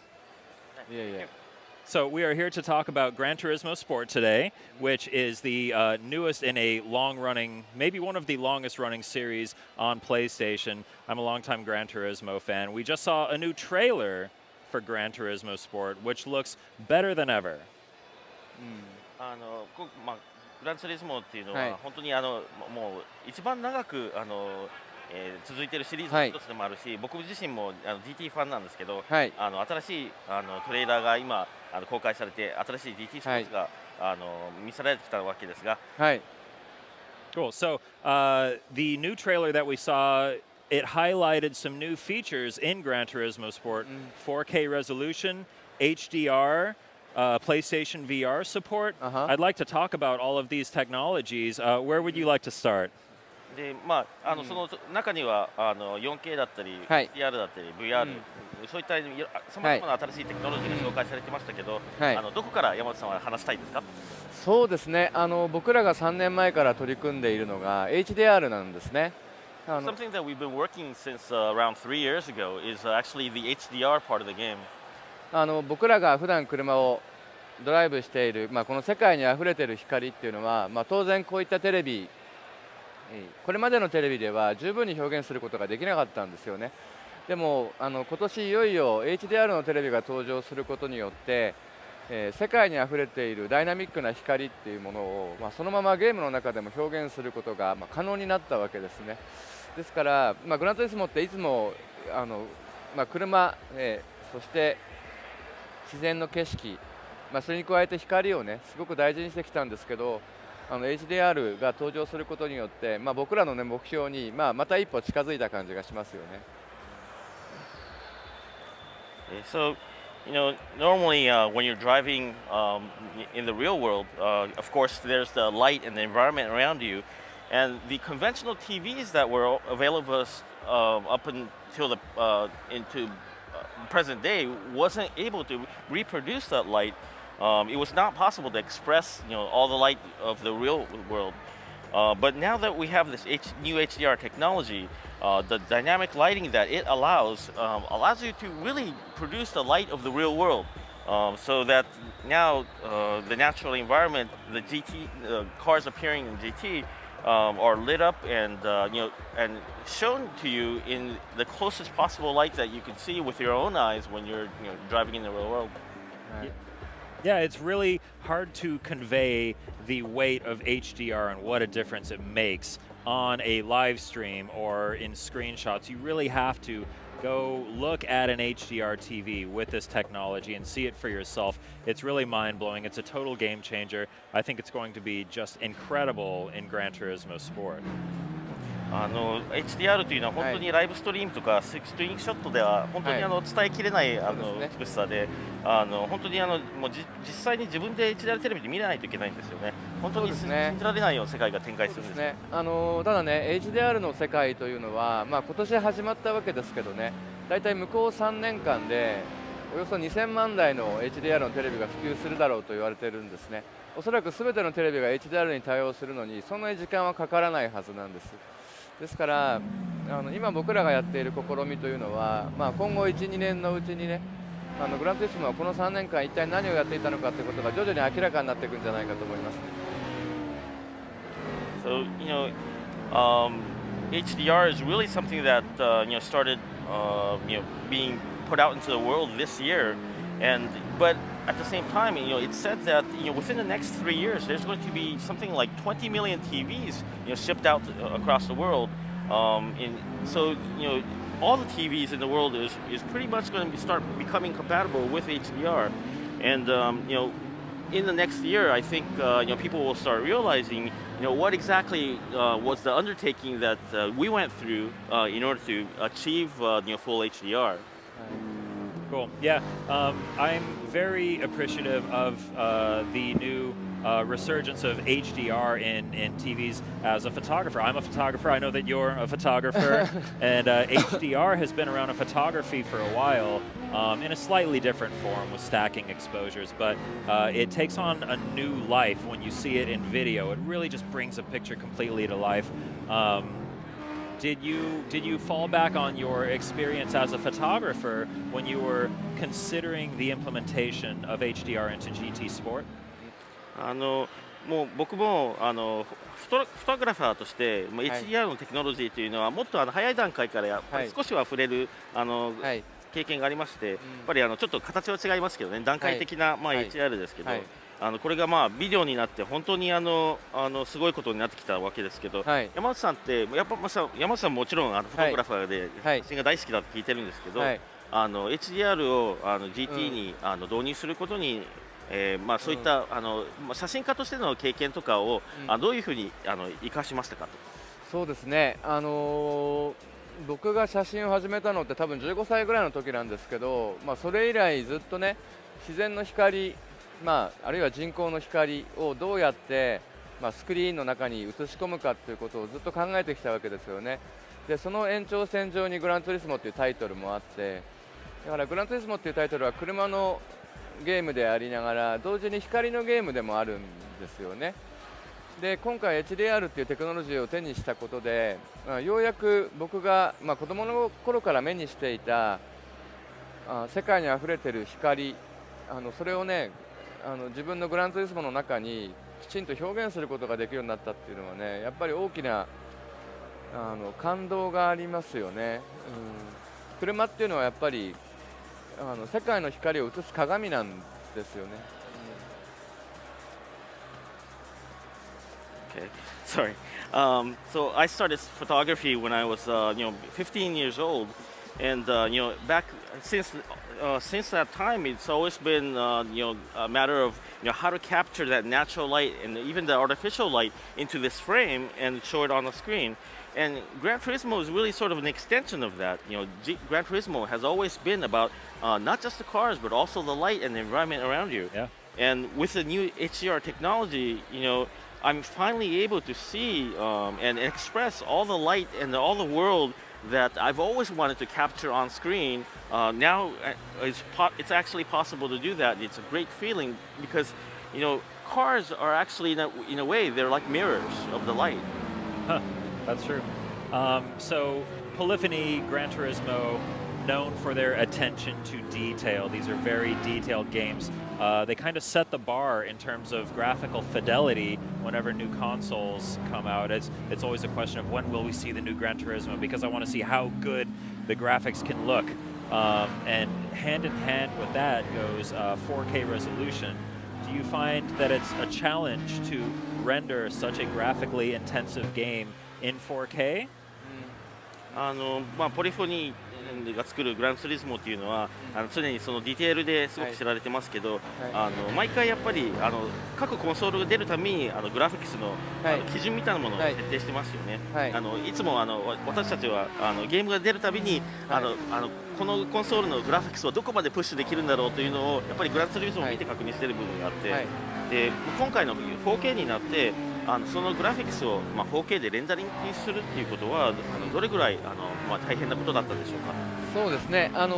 僕らのね今回のターゲットってのは 4K、それから 60fps、それから HDR、あとワイドカラーと4つぐらいあったわけですけれども、プレイステーションプロのアーキテクチャがそれなりによくできてたんですね。ですから通常のプレイステーションでは 2K、60fps、HDR、ワイドカラーが可能になって、でプレイステーションプロならそれが 4K になる。そのスケーリングというのはそんなに実は難しくなかったんですよね。Yeah. So our target, there were 4 main things. We wanted 4K, 60 frames per second, HDR, and wide color.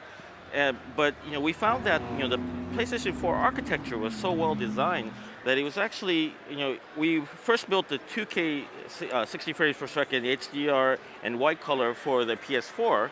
And then to scale that up to the 4K for the PS4 Pro was actually not as hard as we initially thought. Cool. Hi. Cool. So I want to talk about PlayStation VR a little bit. Yamauchi-san, you have great access to so many wonderful, amazing cars out there in the world. You get to drive lots of fun cars.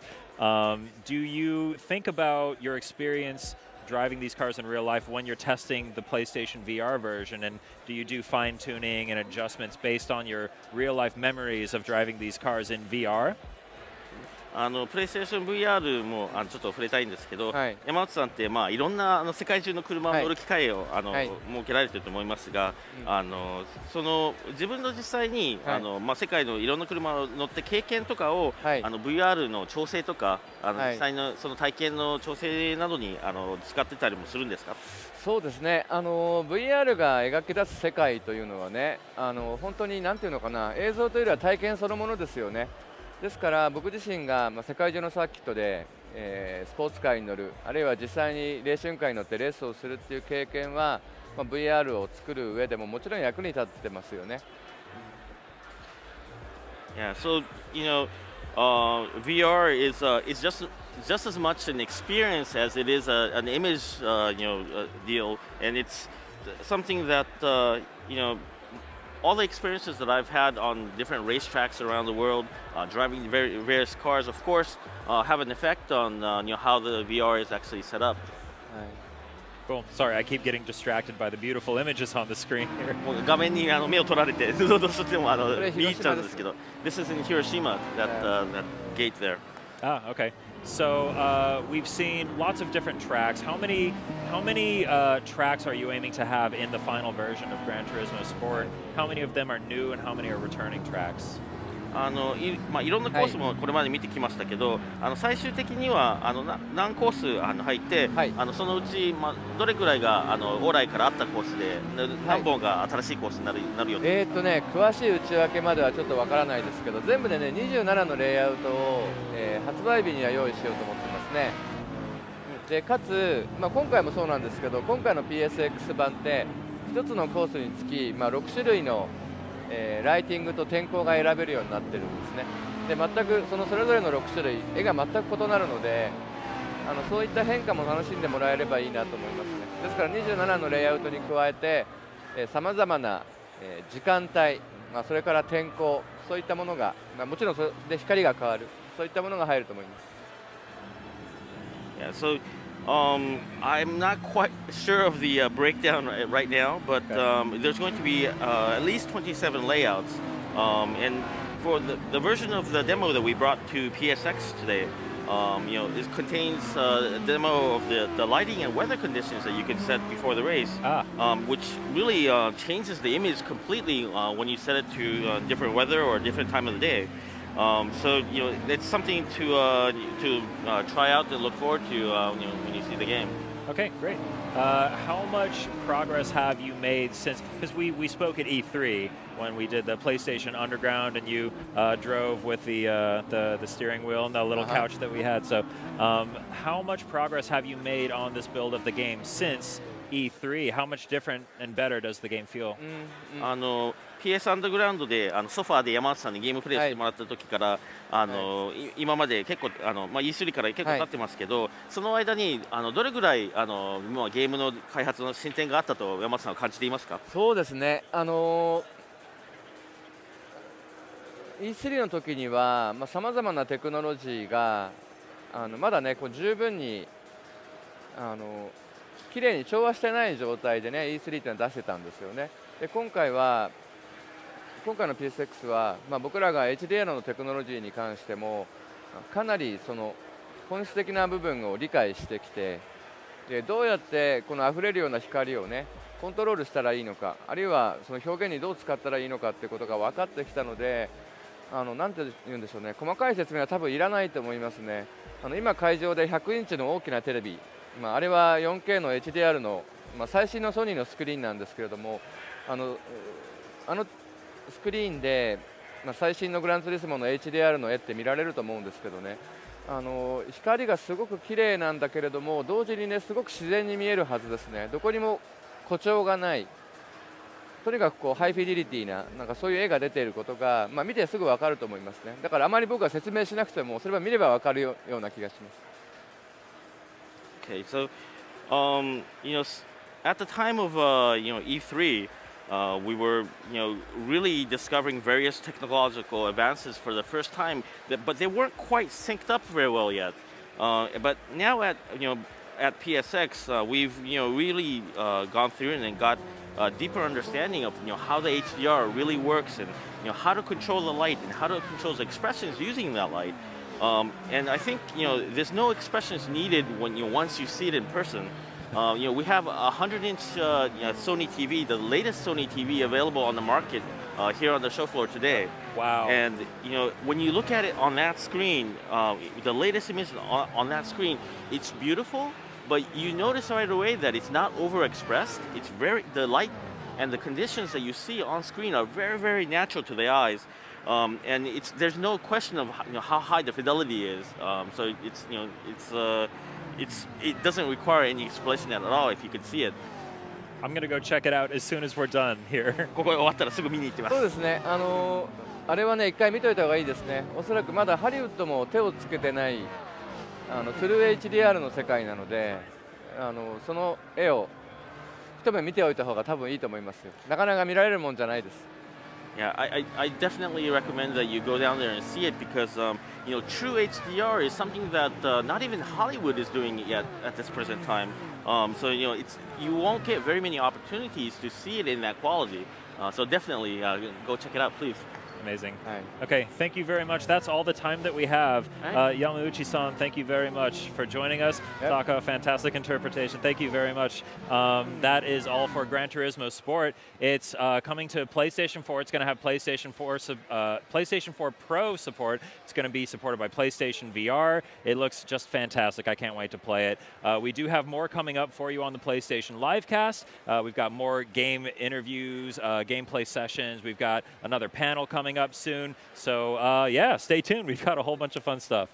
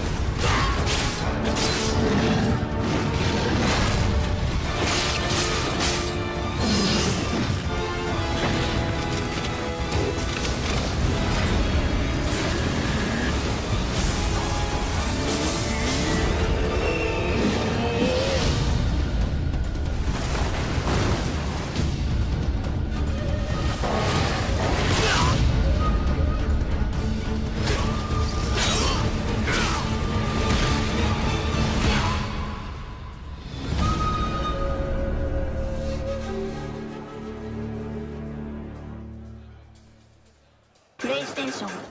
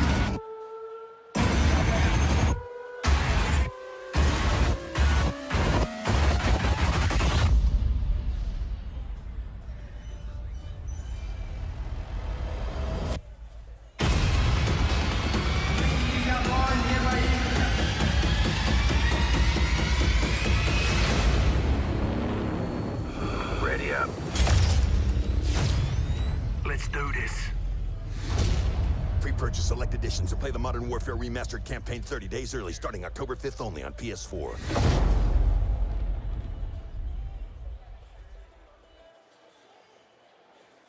PlayStation. Hello, my friends, and welcome back. We are still streaming live from PlayStation Experience 2016 in Anaheim, California. I'm on the couch right now, and I'm joined by Rasmus from Friend and Foe. That's right. I mispronounced it earlier, and I got in way trouble. We are going to be showing off Vane on PS4. Now, this is a game that just made its huge debut at PlayStation Experience here in Anaheim. We have the great pleasure of showing you a little bit more about it. And thank you so much for joining me today. Thank you, thank you. I'm sorry I can't offer you a drink, maybe some popcorn, but okay. Let's do that later. Do you want to just dive right into the demo? Yeah, why not? Okay, Sure. great. And then maybe as we do, you can tell me a little bit about Sounds your good. studio and also what Vane is all about. Sounds good. Here it is. Yeah. Already gorgeous. already something I feel like is right up my alley. Tell me a little bit about, I know you don't want to spoil a lot, but tell me a little bit about what Vane is, Sure, what sure. you guys are doing. Vane is an adventure game about exploring a strange world. It's a pretty minimalistic experience, but we're trying to tell an epic adventure through exploration and environmental storytelling, essentially. This is really a story about a place more than it's a story about any specific character. And so at this part of the game, we're starting out and the world is in a very calm and innocent state where it's mostly a desolate desert place. And you can see some traces of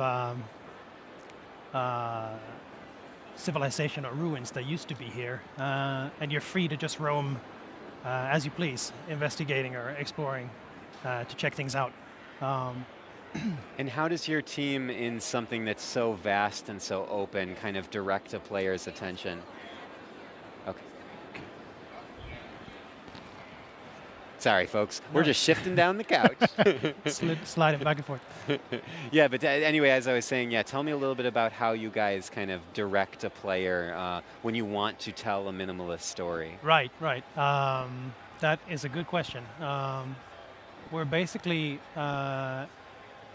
trying to let the player find things on their own in the open world that tell him more about the story of the world through the environment and through events that he comes across, and then escalating those and underscoring those with like musical cues and all sorts of things to kind of funnel and bring the story forward. So in this scene here, let me get. I'll take you on a little take me on a little tour to something. Yeah, a little guided tour. Yeah. It's gorgeous, but I love the detail of the feathers rippling in the wind. I mean, I feel like that brings such an organic quality to the bird. And I should point out, this is a great time for me to point out that a friend and foe is, how many? 8 people right now? We are 8 guys in Tokyo. In Tokyo, no less. We have 1 guy in Sweden, but 7 guys in Tokyo. We are 4 Swedes, 2 Americans, and 2 Spanish guys. It's a mixed. And it's a mixed bag, and it's a team in which has a lot of years of experience underneath its belt. Right. I mean, most of us have been in the game industry for quite a long time. Yeah. We come from all over the place. But we another one of those bunch of guys that wanted to do our own thing, so we started doing that, and this is our first game together. Wow. Is it? Yeah. Please go ahead and keep. You can interrupt me anytime to show me stuff, but. So this first part of the game is pretty meditative. This is about being a bird and being free and enjoying that, and also hanging out with other birds, which is basically all that exists in terms of other life forms in this strange place. Maybe there's some birds hanging out here. I'm not sure. I guess not. Anyway. Well, we tried, and I can't say we didn't try. You can hang out with other birds, and you can pick them up, and they'll follow you, and you can take them to points of interest. And as we know, birds are pretty attracted to things that shine and glimmer. So here's this old, crusty thing that looks like I wonder. It's not too steady, but... Here we go. Oh, yeah, see it, even just some birds perching on it basically causes it to fall over, or to crack. Just gorgeous. Can you tell me a little bit about the technology that's running underneath Vane? The technology is... is it your own engine or an Unity. engine you guys are... This is running on Unity. Yeah. We're crazy enough to do massive worlds and stuff in an engine that none of us have really worked that much with before. So but you have those there's some headache involved. experience. Right. Let me move ahead there. But basically, that's an artifact of the past that through using the birds you can do something with. But I'll. You save that for the players. players. Let's say exactly. There's also a lot of a lot of stuff that doesn't quite work the way it's supposed to. So I'll try to cherry pick.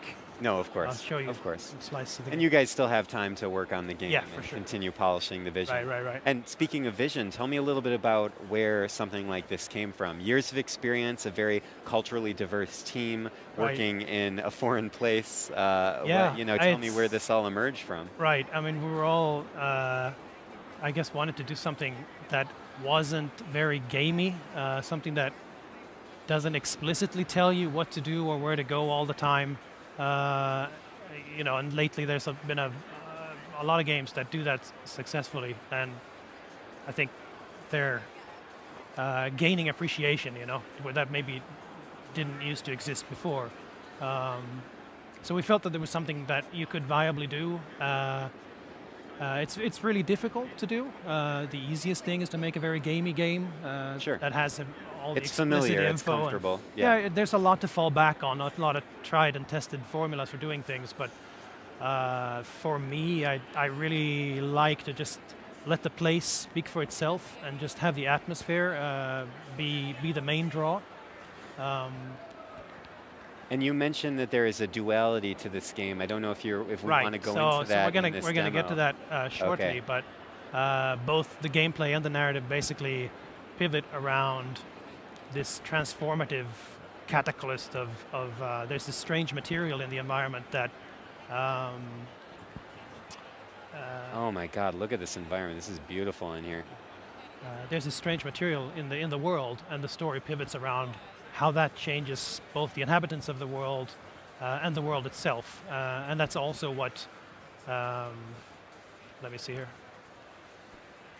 Yep, you got to Also focus. yeah, exactly. No, it's not that taxing at this point. I mean, it's not a difficult game in that sense. Oh, so here's something really weird happening. Right. So at this point, we cut it short here, and then it's going to skip ahead to something else just to show you something completely different. Okay. And now for something completely different? Indeed. Okay. Tell me a little bit more about how your team came together, such a diverse group of people. Well, a lot of us were already living in Japan. And working in Japan. So and working with games separately, and some of us knew each other from before, and some of us didn't, and some people we hired once we got the company off the ground. So it's really. Here's now this is a different look, by the way. Else, yeah. Sorry to cut you off. This is a pretty. Let's see here what happens. Oh my gosh. Oh shit. That's not good. Okay, let's go the other way. Holy smokes. The direction you guys have taken this is beautiful. It's just really striking. We just wanted to show that there's more to this game than just desert. Right. You know? The desert part is really the first part, and then as the birds, just like how birds are drawn to glimmering, shining things. The narrative kind of picks up once you've found something of interest, and that kickstarts the narrative. And it could end up in places like this if you're not careful. I mean, how much man-hours and energy goes into creating something that's so I want to use the term organic because it's constantly moving and it's very layered, but it also has sort of an inorganic quality. It's very angular and sharp and jagged. Right.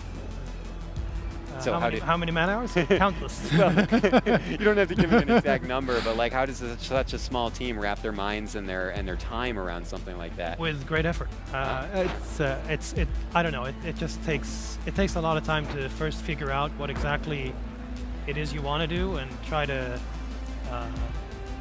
focus all your ideas in the right place. And once you've done that, I mean, we're all really good at our own specific things. So once we've settled on a goal, we can move pretty quickly towards it. That said, there's a lot of challenges still to overcome, and there's still some ways to go with the game. But your experiences. I feel like we have a strong narrative going here that would be told in some unconventional ways. But Would you say that your sort of minimalist style was inspired and or informed by either other games or film or music? All of the above, I guess. I mean, we've been looking at a lot of crazy, like Russian movies or Polish illustrators or French stuff. You know, there's a lot of, it's a grab bag of influences. Perfect timing, too. Yeah, isn't it? So thank you so much, by the way, for joining us. Thank you. And this is, of course, Vane, friend and foe. That's right. You planned this all out just perfectly in timing. No, I'm so glad that you could be here to talk about Vane, which is coming to PS4 next year. That's right. And I'm so glad you guys were able to have a moment in the spotlight here in Anaheim, California. Yeah. And of course, thank you to everyone who's watching us at home. Thanks a lot. We obviously have a lot more coming to PlayStation Experience 2016, so do not go anywhere. There is a little bit more left to the show. So thank you so much for joining us. Stay with us.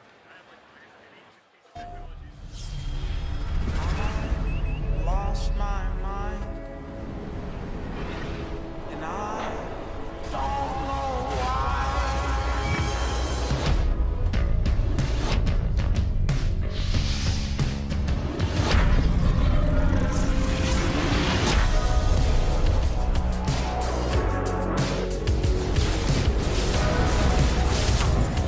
Get out of the way. Something's happening. Lost my mind, and I don't know why. Okay. I lost my mind, and I don't know why. And someone pulled me out of my skin. I won't last too long.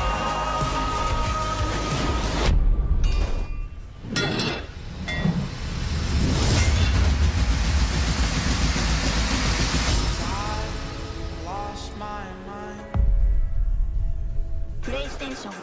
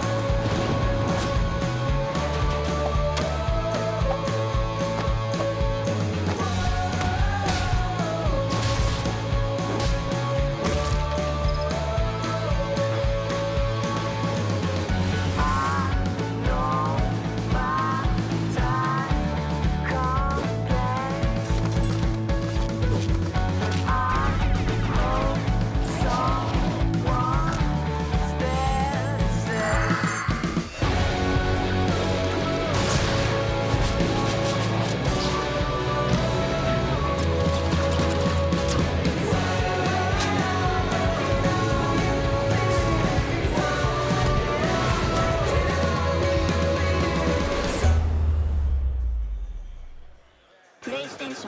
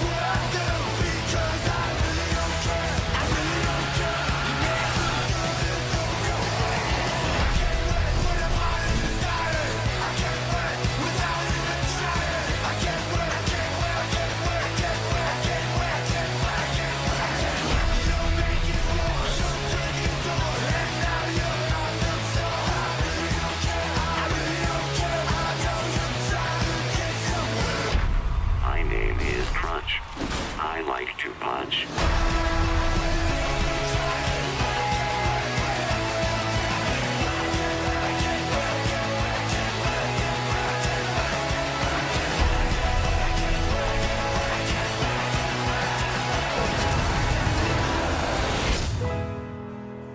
PlayStation.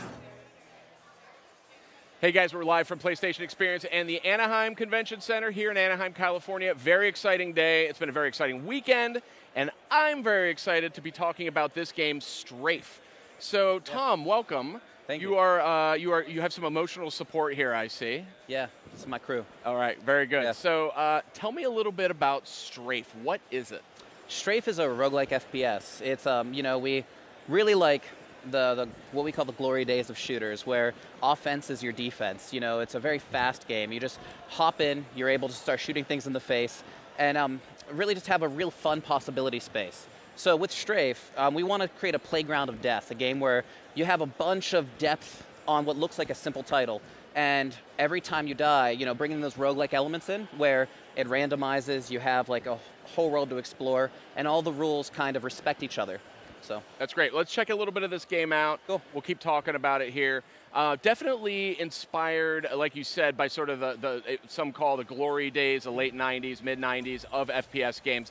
Definitely get like kind of a Quake vibe off of it. Get a little bit of Duke Nukem. Get, and a lot of games that are actually a little bit more obscure than that. So here we're checking this out right now. From a title perspective, tell me a little bit about the inspirations, like games you kind of looked at as sort of spiritual kind of touchstones. Very much it was the early id catalog. When we started development, we started in about 2014, there was this time where we were just playing through the catalog again, and when we were playing Quake, there was this sense of, this still feels great. This is, like 20-year-old game, but it's just like that core gameplay loop is so tight. And at the time, it seemed like shooters have evolved. They've kind of went to a more slow-paced route based on realism, and which is great, but it was just a shame that this was left behind. So that was a big influence on us. And at the same time, I had a little bit of sadness that I remembered where everything was. Those games were so important to us as children and as teenagers that the monsters, like the monster closets, the secrets, where everything's going to pop out at. So with this, introducing some roguelike elements and some procedural generation, you're able to get levels you don't know. So with that, you can see it's a very gory game. There's all the blood. Teen rating on this one, or? E for everyone. Okay. No, actually it's M-rated, yeah.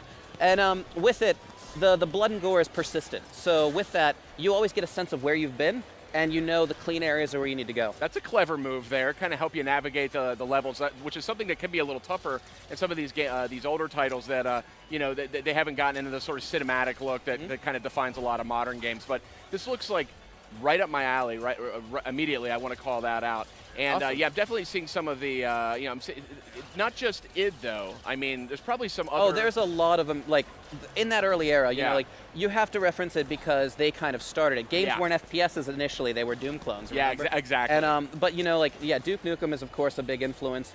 And there was Blood. Like you could Blood's go, one of my absolute start going all-time down the favorites. list, and even there was a game called Strife, which was an RPG. Yes. But I played that still, game by Raven, right? I don't. Isn't that Raven? I or actually Ritual? can't remember. One of the two. I know. Yeah, I'm going to go down that dark bag. Yeah. So basically, it came down to us kind of looking at our childhood, saying, what do we absolutely love from that time period? What do you remember that didn't exist? Because we really like the idea of creating the game you remember playing, not the game that existed. We still have those amazing titles. We're not out to replace them. They were so seminal and impacting to the genre. We created it.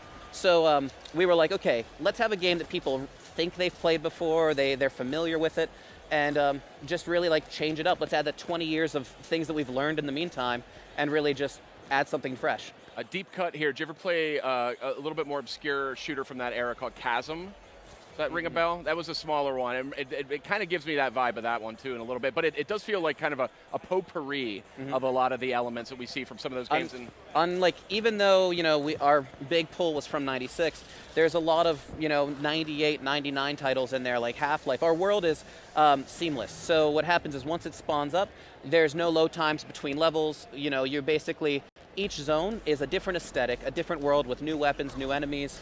And here's actually a little E1M1 Easter egg right here. The room kind of, look at that. That's our homage to Doom right up front. That's tremendous. So. I saw some what looked like kind of blood-soaked graffiti on the wall coming in. Is that also sort of procedurally generated? So that is actually just the call out directly to this Easter egg. Okay, so got that it. just says, I believe it says all doomed, because we want people to recognize that. You must be a big fan of the new Doom, not to tangent too much. No, we could just talk about that for the rest of the time. It's awesome. It's a great game. They really did an amazing job with that. There's nothing harder than that, right? Kind of capturing lightning in a bottle once with Doom or Quake, and then so long, so many years later, being able to kind of find your way back to like what made it special, but do it in a way that's appealing to modern players. Yeah, I find that a lot of a lot of the core team is like, didn't even work on it because it's been so long now, that you always have that question is, do they know what made Doom great? And clearly they do. They do. So, and be able to take it, modernize it in ways that there's been a lot that's changed since then. So for it to have that feel, for it to feel amazing is like, I'm really happy with it. That's great. Now we're seeing just like tremendous number of different weapons in here. I'm hoping you can maybe call a few of them out. Oh, actually, we just saw an acid enemy real quick. I'll talk about that. Since the blood and gore is persistent in each level, those orange sections are acid. So you have to prioritize killing acid enemies, but now those pools are an environmental hazard.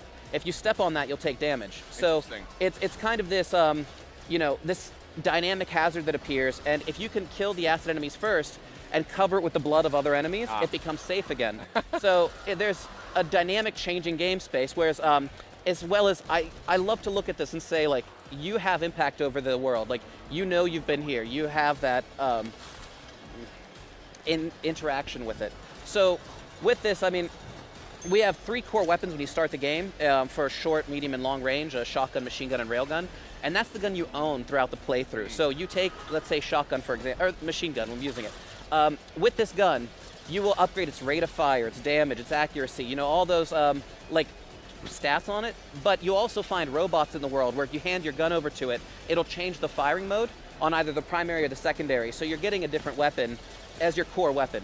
But with that, you'll find guns littered throughout the environment, and those are used as power-ups. So you'll pick up, say, a shotgun or a disc launcher, and you can pocket it and save it for later, but you can't store up this huge inventory because that's when I played old shooters, I would save all my weapons and never use them. Exactly. And this is action. I want people to be able to use the weapons they find. So with that, when you use the weapon, you can't reload it. You then have to use the empty weapon as its own weapon. So if you have a pistol, you empty it out and you throw it like a ninja star into someone's face. There you saw exploding barrels. You don't just shoot them, but you can pick them up and use them as grenades. So, but if you get shot while holding them, they'll blow up in your face. So there's a risk reward to a lot of our systems.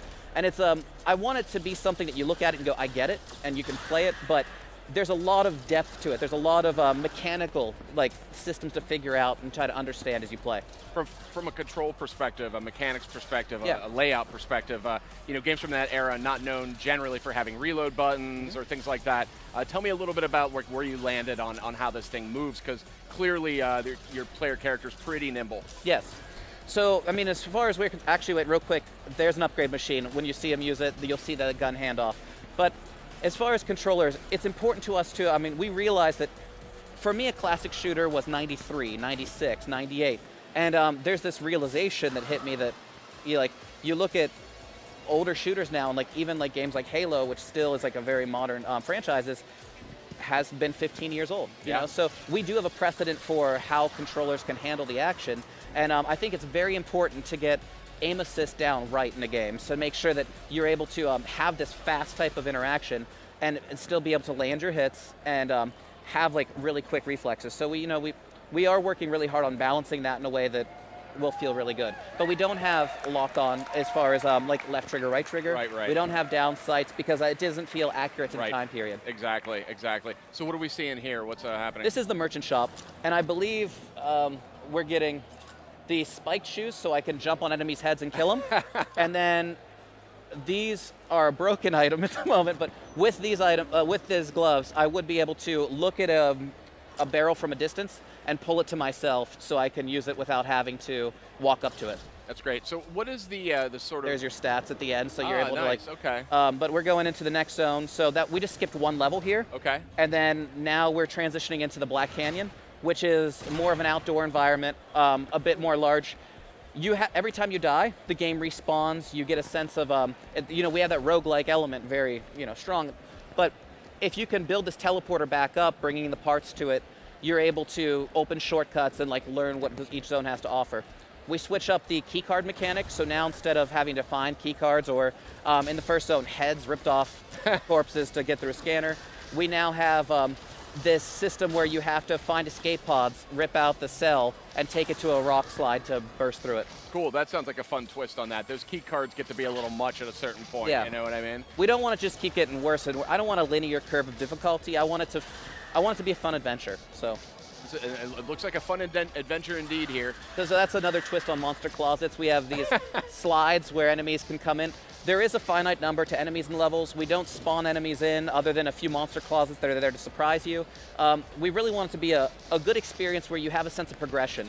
I think one issue with random or procedural generation is when you feel like a computer's just throwing things at you.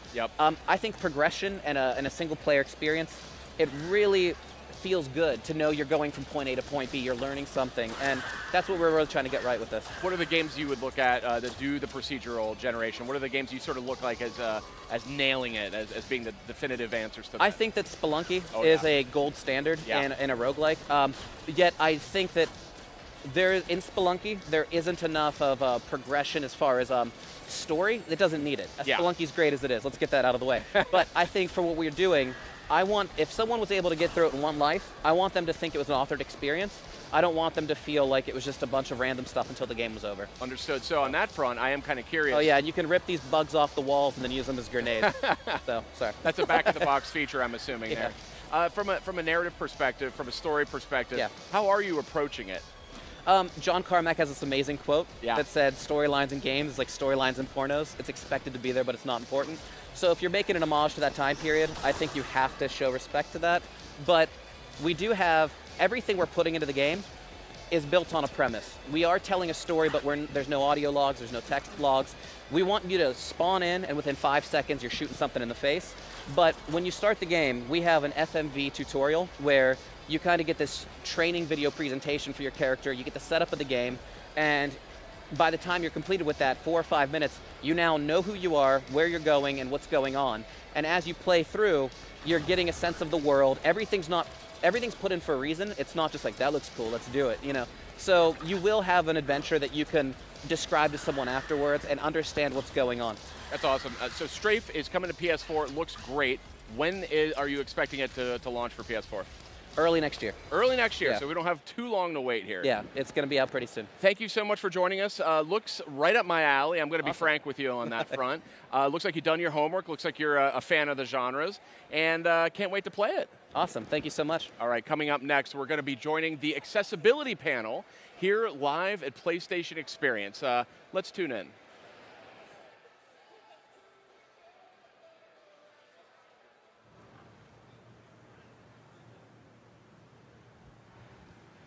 Right then. Does anyone have a lozenge for me? Good afternoon, everybody, and welcome to the afternoon of day 2 of PSX. I just want to be on stage to tell you how important this next panel is to our community, to our business, to our life, to what we do as PlayStation gamers. We're very honored here today to have a panel of accessibility experts to talk to us about how do we continue to make games more available, more accessible to gamers in every walk of life.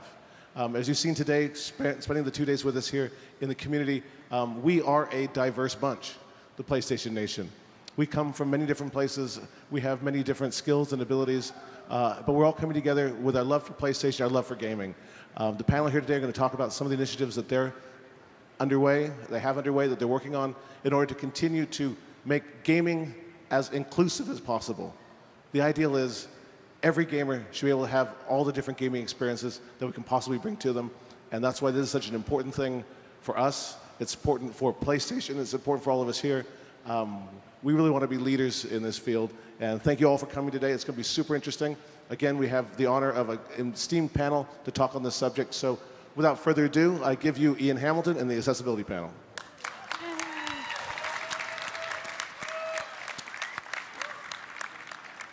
Well, hello. So my name is Ian. I'm an accessibility specialist, and I'm going to be your moderator for today. And also with me on stage, I have Mark and Tara and Josh and Alex. We're going to get to the proper introductions in a little bit, but first off, I'm going to give you a little explanation about what it is that we're going to talk about today. So accessibility. But first of all, to explain about what accessibility is, I'm first going to talk a little bit about what disability itself actually is. And for that, I've got this guy here to help me. So this photo was taken from an investigation that was done for a newspaper in the UK. And I'm sure from looking at this picture, many of the people watching will be able to have some kind of a guess at what it is that's making this guy disabled. So you might be thinking, perhaps, that he has cerebral palsy. In which case, you would be correct in that he has cerebral palsy. However, cerebral palsy is not actually a disability. It's a medical condition, and that's a really important distinction to make. So what else could it be then?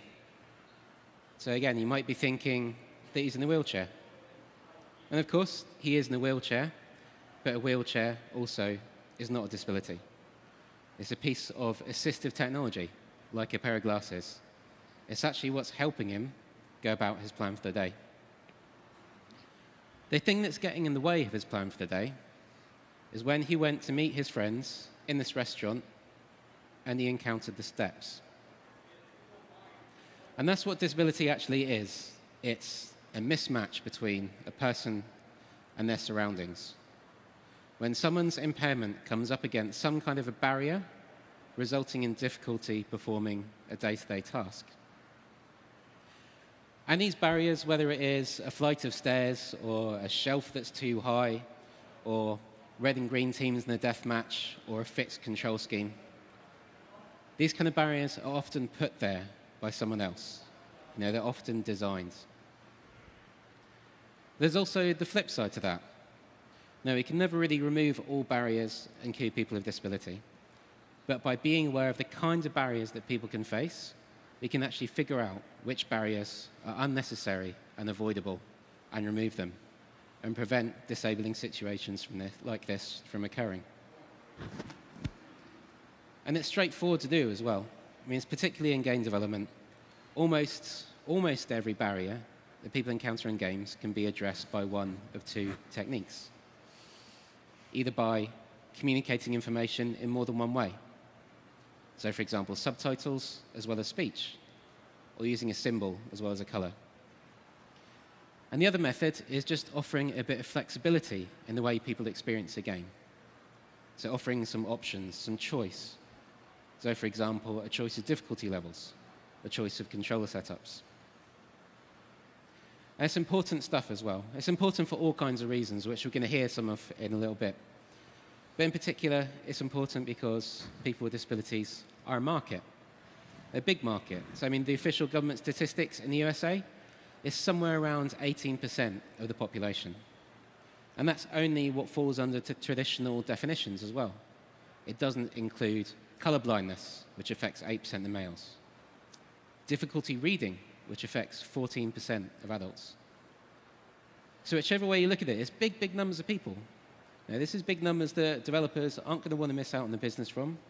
Also numbers that developers aren't going to want to have missing out on experiencing their vision. And it's also important for the human reason, for the benefit that games can bring, the access to socializing, to recreation, to culture. So because it's so important, it's been really, really nice to see in the past few years in particular, things progressing, the industry advancing. And there's been a lot of good people who've been working very hard to bring this progress about, which brings me nicely onto our panel. So I'm going to ask the panel if you can introduce yourselves. So if we start with Alex and work your way back. So if you just tell us who you are, where you're from, and also if you could tell the audience as well why accessibility matters to you personally. Sure. So hi, I'm Alexandria Neonaiki. I'm a UI designer at Naughty Dog. And during the production of Uncharted 4, Josh Straub here reached out to me, just emailed me and to ask if we could talk about accessibility in games. And admittedly, in the 9 years that I'd worked in games, it wasn't a thing that I had put a lot of thought into. I didn't know much about it. And so then once he reached out to me and I started speaking to him, just in those like few conversations, to see how difficult something that seemed so simple to me was for some people. It could prevent them entirely from playing a game. As a person who works on games, I was like, okay, well, you know, as a developer, you want everybody to be able to enjoy your game, so that kind of became a big part of the motivator for me to continue to work on games, just to make sure that everybody could play them, or as many people as possible could get to enjoy them. So yeah. Hey, Josh. So I'm Josh Straub. I'm the editor-in-chief of Daggers. We're a website that provides journalistic reviews and previews in regards to physical accessibility. And I created the company because living with a disability stinks. I don't know if any of you know that, but living with a disability is really a subpar standard of living. So, but the only way a lot of people can get an escape from that is through video games. I mean, even if you're not disabled, you still get a modicum of escapism from your disability. And I set out to create a company that took a journalistic spin on the issue and focused on educating the consumer. And from that, I've grown a bit of a consulting practice where I come alongside developers and help them know how to make their games more accessible. So that's me in a nutshell. Hello, I'm Tara. I'm a project manager at Gaikai, the makers of PlayStation now available with a PC client for you to download. Sorry. So I got into game accessibility after a teacher of mine from college introduced me to it. And it, for me, was something that I very much related to. As a child, I was in a pretty severe car accident, and I got a taste of what it was like to not be able to play games all the time. But for me, I got better. I have everything now, but for some people that's not the case. And coming from a military family, like I've seen my cousin come from home and have injuries, and like that's just a part of life. Not all of us are always going to be able to play games in their current state. And beyond being a game developer, as a gamer, I love games. Games are a huge part of my life, and I want everyone to be able to play games and enjoy them as much as I do. So anything I could do to educate people, to tell other developers what they could do, to give them resources, like I wanted to do that because I want to play games. I mean, it's almost selfish. Like as I age, I want to be able to still be able to play games, and accessibility is a way I know I can game for forever. So hi everybody, my name is Mark Barley. I'm the founder and executive director of the Able Gamers charity. So game accessibility is really important to me because while I'm a service-disabled veteran, my disability never affected the way I played, but my military career brought some really amazing friends together, and my best friend actually married my bunkmate from the military. We used to use video games, and every Friday night, I'm going to age myself a little bit, we used to log on and play EverQuest. Sorry. And one Friday, I got on Ventrilo. I actually don't remember what we used back then, sticks and cups. And my friend didn't log on, and so I waited a few minutes, and then I picked up the phone and I called her. And in 2001, she was diagnosed with multiple sclerosis. And in 2004, that night, MS decided that her mousing hand wasn't going to work, and that she refused to play because this was important to her. And she was crying because she loved EverQuest, and she loved her character. So that night, instead of spending time playing, I spent time looking for stuff to help her. We were Yahooing because Google hadn't been invented yet, and we didn't really find anything. So we kind of took that as a calling that maybe this is something that we should do. So we founded this little website so that other people with disabilities could kind of join and share their stories, and it just kind of blossomed to us being on this stage right now. Yes, I mean, you can see there's all kinds of reasons why it's important, and as I was mentioning, it's being recognized. There's progress being made. Particularly in the last couple of years, there's been all kinds of nice stuff from platforms, individual developers, industry bodies. So just wondering if you could share this, if there's been anything in particular that stuck out for you in the past couple of years. So Tara, do you want to kick off? So it's been really exciting to watch accessibility in the past couple of years in particular. We've seen huge gains in particularly like both the PlayStation and the Xbox One launched accessibility features at a system level, which if you had asked me, even 3-4 years ago if that would ever happen, like I don't know that I would have said yes. I wouldn't have. Yeah, I mean, so seeing that come along and then was amazing. And then even from that, we're having discussions. We're here. And I was super excited. Of course, titles I've worked on, like I've tried to push like that stuff out there, but I mean, I was so excited when I saw the work that you guys did on Uncharted. Like, I saw the videos, and first I was jealous that I didn't have a video like that. But then I was just so excited that it was a huge undertaking. It had a whole media push. It was all over my Twitter. There was a Polygon article. There was a Game Informer article. And the fact that we're having these discussions and that there's awareness being brought was great. And like I said, I was a huge fan of Uncharted. So I was pretty pumped. Well, Uncharted was the first game to actually use the word accessibility in an option panel. That's I mean, true. even that is something I could never have imagined just a couple of years ago. If you told me a month before you guys did that, I don't know that I would have.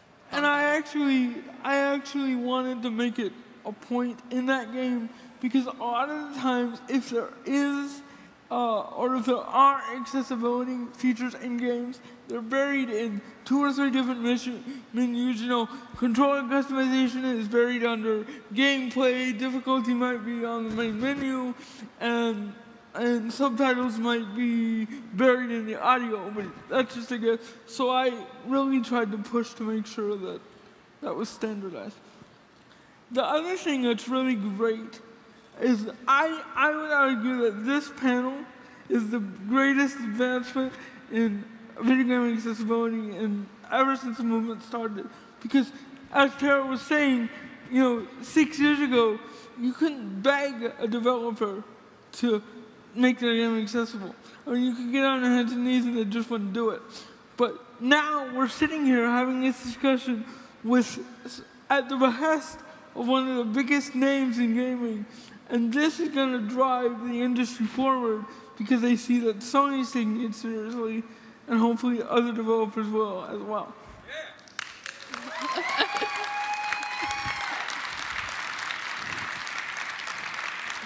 Yeah, I think even just going back 2 years ago, I mean, it was only in 2014 that if a game included a single accessibility feature, that would be front page news. Yeah, we celebrated that.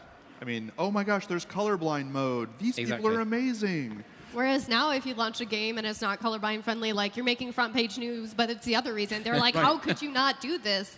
So it's nice to see, like, as we're progressing forward, this basic accessibility stuff, like players are expecting it. And it's really nice to see that people are they're looking for it now, and people realize that sometimes it's a mistake when you leave them out. Yeah, I think there's something nice in particular we've seen in the last year. I mean, talking about the accessibility menu, actually seeing games that do now have a broad swathe of features. I think it's fair to say in the past year particularly. Yeah, I think in the last couple of years, I mean, I'm not surprised when I see an accessibility feature in a game anymore.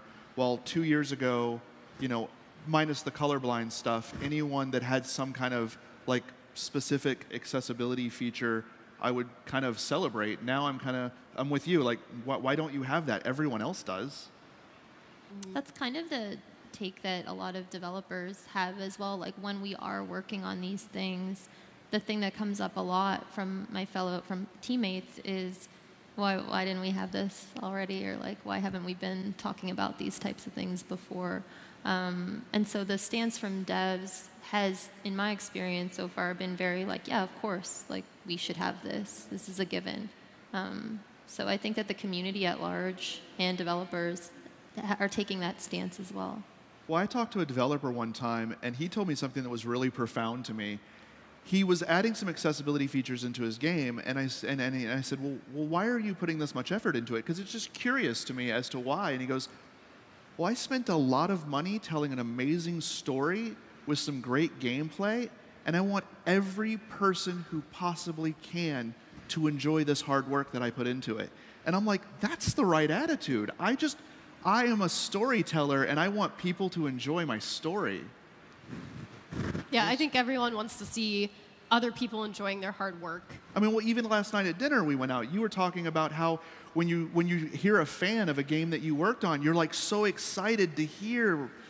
Yeah, I mean, there's nothing more fulfilling as a game developer than someone coming up and telling you they love your product, but there's even something more profound when Well, because I was talking about my feel-good file. I have a file where basically anytime I fight for an accessibility feature and it goes live, if I get positive feedback, I put it in this file so that it kind of fuels me to keep fighting for stuff. So even if maybe I don't win this battle, I can go back, I can look at this file, and so be like, wow, I didn't think I could play this game, but it had remappable controls, so I did, and I loved it. Like, it's like I helped this person play this game that I worked on, and they got to see what I worked on, and they loved it, and like it just fuels me to keep doing more. Right. I think that mindset as well is something that's specific to game development. So I mean, from compared to work across a few different industries, and there seems to be a lot more people working in the games industry who are kind of in it for the right reasons. Right, you know, if people were in it for the megabucks, they'd be working in a bank or something. There's so many people by comparison who work in the games industry who are doing it because they passionately believe in their vision and want that to be experienced by as many as people as possible. So, well, they're artists as well, fit. And I think we love when people love our art. Mm-hmm. Yeah, the opposite of that is when somebody reaches out and says that they couldn't do something because of some design flaw or a choice that we made. And that was what happened with Josh, when Josh reached out and said that he couldn't finish Uncharted 2 on his own. Because of a button mash sequence. That was devastating to anybody I told that to on the team. I wasn't on Uncharted 2, but when I talked to Bruce about it and Neil, they were like, dang, like that sucks that somebody didn't get to experience the end of our game because of something like that. So that goes both ways. When somebody reaches out with positive, it's like awesome. And when somebody reaches out with good feedback like that, it puts in you this like, I want to solve that problem. I want to figure out how to fix that for next time. Well, the reality is every person in this room is going to lose their physical ability as they age, and nobody wants to stop gaming as they get older. So even if you don't benefit from accessibility today, you're going to benefit at some point, even if it's just for the 3 weeks because you busted your arm doing something stupid. Everybody will benefit from.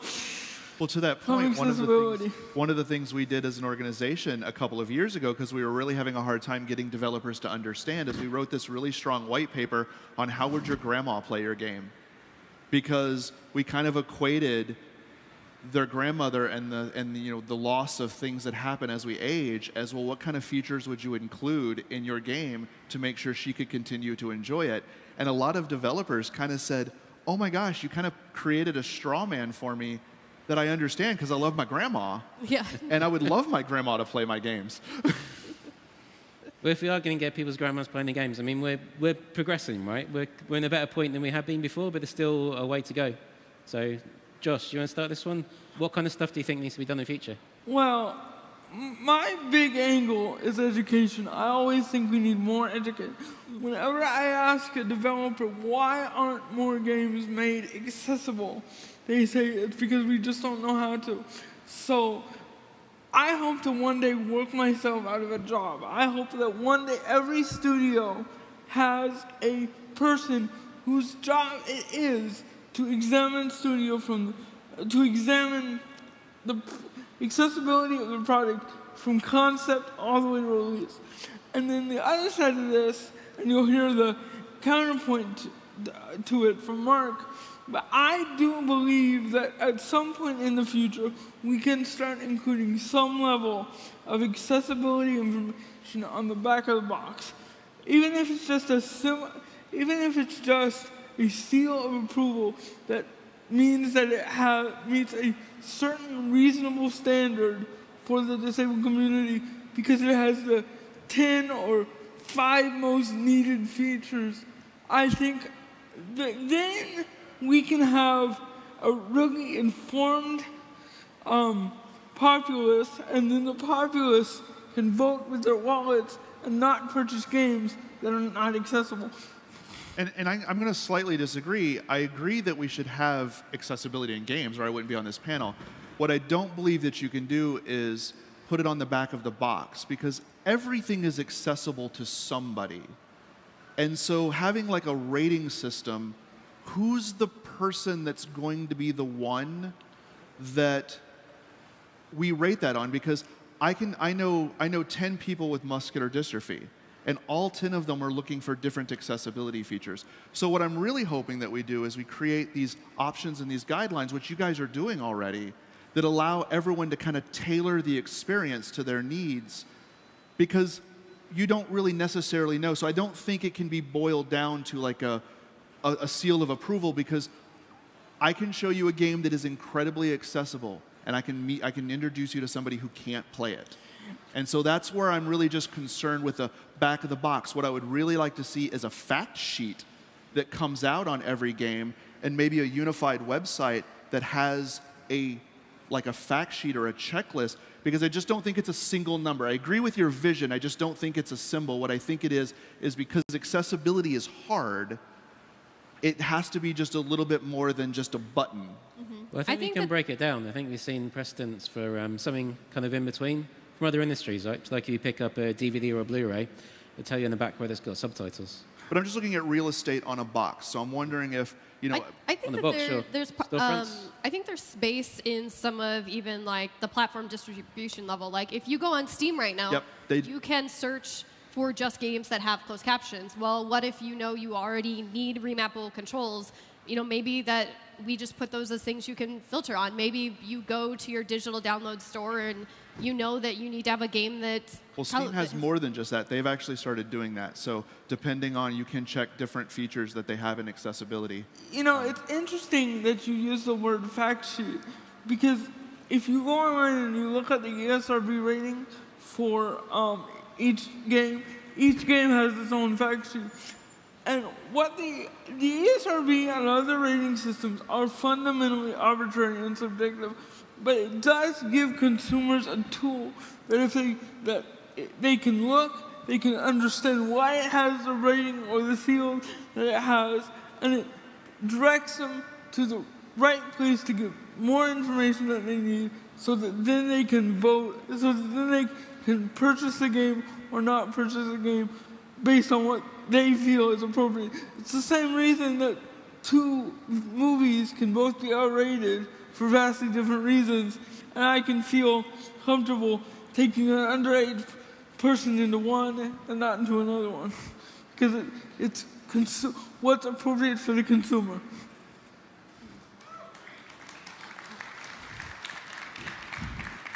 So about on a different topic, any other things you think might be useful for the industry to move towards in the future? Sorry, did you talk to me? Yep, sure. Tara, Alex? Sorry, my headphone, this is not working, so I can't actually hear you without leaning forward. Can you repeat? So ratings aside, any other things you think might be useful for the industry to move towards in the future? From the developer perspective? Just in general, anything you think might help to move accessibility further forward than it is today? I think the biggest thing right now that's missing for most dev teams as far as like implementing on this stuff and actually putting it into their games is understanding how much time it takes when in the pipeline they need to start doing it, which is very, very early on. And just sort of having access to the type of information that your organization and that Josh has put out there already for developers. Timing is the biggest one. Like, yes, you know, yes, you have this, there's this thing, you hear something and you're like, oh yeah, we can do that. That's a thing we can do. There's a very big difference between acknowledging that it's a thing you can do and actively doing it, actively taking the time. Dev cycles, 3 to 4 years, some games longer than that. And so much happens in that time. You know, problems arise, schedule conflicts. You're a producer, you know all about the scheduling conflicts that can happen. And those things can very easily be forgotten. They can very easily be pushed. And it's not an issue of people not caring. It's just an issue of we have these kind of structured setups for creating games that have, you know, been put into place over years. And so for us, a big part of it, I don't think I could have done it on my own. I had Amelia Schatz also championing it. So that was a designer and UI. Amelia managed to get programmers on board, like Sandeep Shakar, I believe, was the programmer who helped her implement early on, and she was just doing it. She was just implementing things, which I know is not possible in all development companies, but getting people on board, understanding that it has to start happening early. It's a conversation that can't happen once. You need to, like anything, like UI, like any other part of games, it has to be checked up on. It has to have deadlines and meet those marks at every point. And I think that's a big part of it is people just talk about it. But I think to Josh's point, having someone within the organization that's an accessibility specialist, even if it's at a studio level or a multi-studio level, would be one of their jobs, is to kind of make sure that these features don't get lost in the backlog, so to speak. Well, I don't know that someone outside of the studio level isn't going to have enough vision to the day-to-day process. I mean, like if there's a multiple studio, like if like Sony could have one person that has that ability. Even then, like you're going to have like, if you could get it, I would recommend like finding a lead or a producer or a manager who's going to be in that studio championing the features. And like what she was saying, like you have to do it from the beginning. The number one lesson I've been teaching developers is game accessibility is easy when you start it day one. It's expensive 2 weeks before release. Retrofitting it can nearly be impossible. There have been titles I worked on where we finally convinced the right people, yep, we should do this. Wow, we're starting this late. And then dug into the code and looked at the systems and we're like, dear God, this is a rat's nest. We would have to rewrite all of this to be able to get this accessibility feature in. But if we had known about that constraint ahead of time, it would have been very easy. It's the same way, like if you know you're not going to code something this way because it'll cause problems for another system, you just don't code it that way. You code it a different way. But we basically engineered ourselves into a hole where we couldn't put the accessibility features in because it was too late. But if you know from day one, it's in your schedule from day one, if you have a manager, a lead, a producer, a program manager, a product manager, like making sure it's on the schedule, it doesn't blow your scope, and it makes for a better product. Because I think one of the things that everyone has always seen is when you put these features in, your core player base is going to use them and like them too. Like everyone thinks that a lot of this stuff is like niche, and that's not true. A lot of other gamers are going to use this. So to question to you though, I mean, what about the tools? Because I know you've been working a lot with trying to kind of build some accessibility features into like the game making tools. Yeah, the engines. I think that's a really good point. The middleware, the tools that people use to develop games with, that's a real area of opportunity. Because traditionally it's kind of been a bit of a blocker, but they can do so much. And it's nice because we are actually starting to see those tools, the people are thinking about accessibility now. So Unreal Engine has now got a built-in colorblind simulator that developers can use for testing their games. Unity are currently working on engine-level button remapping. So, if people who can't physically reach some of the controls, you can reconfigure them to suit your own specific needs. Obviously useful for all gamers who just don't like the designer's choice of control scheme, right? And that kind of thing will be handled at an engine level, so developers don't have to worry about coding it. So that kind of stuff we're starting to see. I mean, these are only small steps, but they are steps in the right direction. They haven't been taken before, so I think that's nice potential. I mean, what I'd really like to see, above everything else, is for blind gamers. So yes. Hey.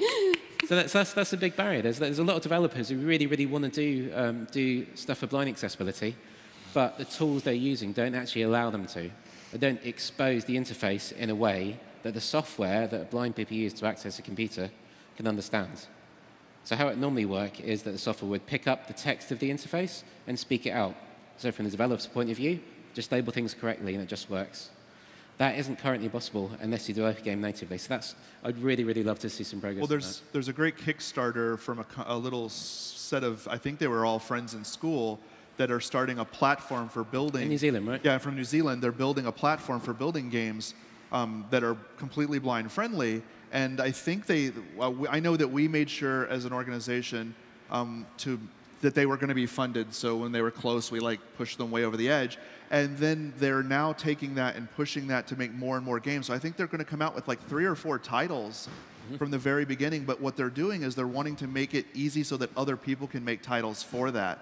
Yep. And I think that's one of the things that's really great is the indie developers and these platforms like the mobile phones and the iPads and those types of things have allowed some really creative things to be made. But the cost of entry is so low compared to a big AAA title that they can kind of focus. And then I think the other advantage for people with disabilities in the gaming space is they're all competing for eyeballs. I mean, there's so much content being made every day that a lot of small studios have used accessibility as a differentiator in the market.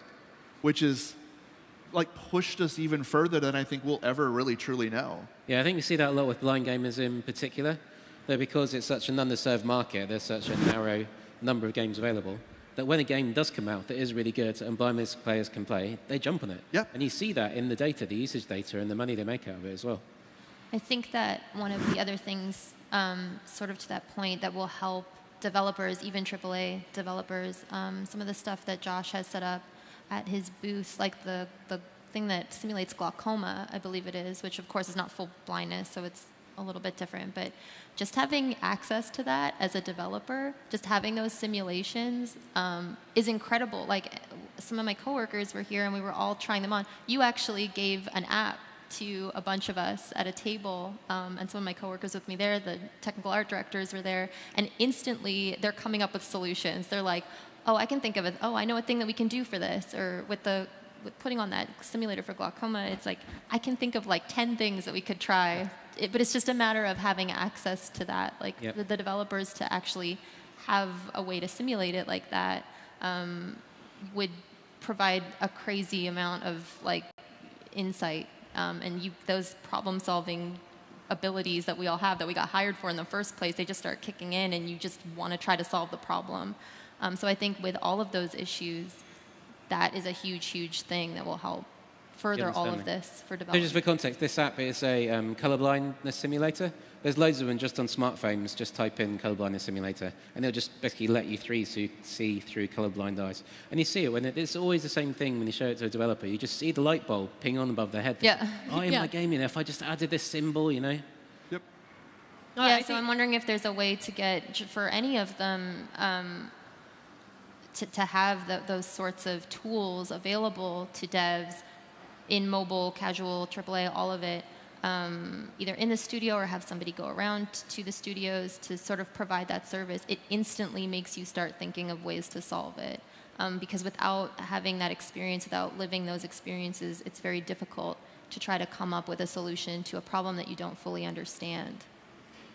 And I think kind of piggybacking off of that, like a lot of times I've always told people, like, I don't think devs purposely set out to make inaccessible games. Most of the time that a game comes out and it's inaccessible, it's that they didn't know better. I get told all the time, oh, I wouldn't have known about that unless you had told me. Or, oh, I'm aware of that, but it's because I either know someone or it directly affects me. But a lot of times they just don't understand the problem, but they are problem solvers. Game devs are problem solvers, and so once they see the problem, they can work on trying to fix it, but they don't know the problem, they don't understand the problem. So Well, to add to that, I have a really interesting story. There was a big game, and we were talking to the lead developer, and we had mentioned to them that, you have this really big colorblind issue. And this lead developer of this major game goes, yeah, I know, I'm colorblind, and I actually can't play this game very well. And I said, well, why don't you fix it? And he goes, it never dawned on me that anyone would want me to. And I was just kind of like, wait, what? And he's like, yeah, I thought it was just me. And I'm like, no. And I gave him the statistics, and he's like, we should probably do something about this. Right? He was in the room every day looking at the art, and he never really said something. But at the same time, I actually have a story of another developer who is colorblind who didn't say anything to his team, and he was rejecting art piece after art piece, going, I don't like this, I don't enter it. And about the 5th iteration, one of his developers said, are you colorblind? And he goes, yes, I am. Thank you. You get it now. Yeah, We can move forward. And then the next piece of concept art, he was like, love it. Let's go with it. We're rocking. So, well, and it's really interesting once people start learning. So I worked on Evolve, and when it launched, it had some pretty serious colorblind issues. And we ended up implementing a colorblind mode. And basically, we found out, because of how we structured it, there were in-game effects that were like red and then over green grass, and so you just couldn't see them. And so we had to go and like redo these effects. We ended up creating 4 versions of each effect that would load in based on what you said. It was a weird, obviously retrofit system. But going forward, our visual effects designer, Lindsay, who was awesome, she was super aware of it. And if she saw it in concept art, and she knew that if that got put in games, like it didn't go past that. Like she'd send it back, and we didn't have to make 4 versions of everything again because she knew it. She knew what we were looking for. Just didn't let it go far enough for it to become a problem anymore. Well, I think as well the point that you're mentioning about the person who didn't want to speak up. I mean, I've heard similar stuff for myself as well, and it seems like that's changing. So in particular, there was a deaf developer I know who, exactly that. He didn't want to rock the boat. He didn't want to be the one person in the room that's saying, make changes for me. But he said now, actually, as things have been advancing, as there's more public dialogue about accessibility, he now feels comfortable having these conversations. As soon as it starts getting talked about at all in a development environment as well, everybody starts to get on board kind of on their own, and people will, it just sort of happens naturally. Like as this dialogue has, been going on internally, everyone's on, like there's nobody that isn't down to do it, and more programmers come and they just are actively thinking about it on their own now. So it really doesn't take, at first maybe not everyone's going to be on board, but that shouldn't be discouraging to a development team. Like if they can just get a few people that are like with them to start implementing, start trying things out, and slowly, well, not that slowly, it kind of happened pretty quickly, but like everybody kind of just gets on board and is willing and just is thinking about it on their own. That's where you want, right? We're just about out of time, so you have to go to the last topic. If you were to start this one off, Mark. So basically, we've heard a lot about things that are being done at kind of developer level, at platform level stuff. But a lot of people watching, both here and online, are gamers. So what can gamers do if they want to help move things forward? So, we are gamers first. We're gamers with disabilities. And I always try to tell developers, because we always hear people say, well, if I make a game that have a lot of accessibility features, like it won't be fun or it won't be hard. And we always say that that's not true. I would rather a game be made that pushes the industry and pushes the technology that I can't play than not see that game made at all. Amen. So sure, you made the most amazing game in the world that I can't play, but I know that what you did, that foundation will be built on to make the next game that I can play. And I think that's a really important thing that all gamers with disabilities understand. No gamer wants to play a bad game that happens to be perfectly accessible. Correct. And so I think that if I were a gamer out there, and if this really resonates with you, and if you're not a person of disabilities, still advocate for accessibility. Understand that people with disabilities aren't trying to take your game away. They're not trying to make it an easy game. We're just looking for options so that we can tailor the game to play the way that we need it to be. It might not be your way, and that's okay. We just want options. And I think that the other thing is, look, Twitch is a huge thing. So people also enjoy watching games. So I know a lot of people with disabilities who can't play a game, but they really want that title to be a thing. So what they do is they actually are experts in it by watching other people play it for them. And I think so we are gamers first, and we really love this part of our lives. So Alex, from a developer's perspective, what would you like to see from gamers? From gamers? No problem. Yeah, so what can from a developer's perspective, what can gamers do to help move accessibility forward? So we were talking the other night a little bit about the difference it makes getting stories in and what kind of routes people have to get in touch, that kind of thing. Oh, yes. So we've talked about this a few times, but like getting feedback from people, I know sometimes you like feel when you're tweeting or messaging a company that it's just sort of like going out into the void and like nobody is responding to you, but we do see it. Like everybody, when you tweet those things or when you email, somebody is seeing it. Oftentimes they can't respond, NDAs, a lot of reasons, but so I think that's a really important thing. If you tweet at the developers about the games you care about, to tell them like, this is something that I care about. We do see it when it does affect you positively or negatively. Email the developer directly. We've gotten emails from people, positive stuff that's been very uplifting, that's made us think like, wow, that's cool. I want to do more of this. And then like when Josh emailed me with kind of these feedback, this criticism, we took that very personally. Obviously, that was like the basis for a lot of what we did. So that's the main thing that I think they can do when interacting with developers. And even if you're not a person that has disabilities, if this is something that you feel strongly about that you'd like to see included, add your voice to that. It's not gonna, you're only helping people by contributing your voice, and you're making the community better as a whole. So I think that's been a really beautiful thing to see over the years. I mean, certainly think looking back to 6, 7 years ago, if someone was talking about an accessibility issue on the forum for a game, there'd be a lot of vitriol. It's been nice to see the complete turnaround. Now people post about that kind of stuff. It's messages of support. As your grandma say, it's not what you say, it's how you say it. The other thing gamers need to keep in mind is that it's not a one-sided street. There is a certain amount of responsibility that they have to make sure that the game is accessible for their needs. If you need a game with a complicated input device like a head switch, it's your responsibility to set that up, because the developer can't make games that are accessible for head switch. What they can do is they can make games that don't hinder you when you use that device. And so the gamers, what they need to do is educate themselves. Yep.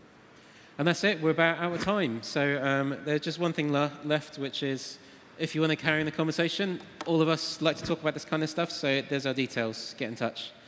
So with that, that's it. So thank you to our panelists, Mark, Tara, Josh, and Alex. And also thank you to PlayStation. Thank you, Ian. Thank you.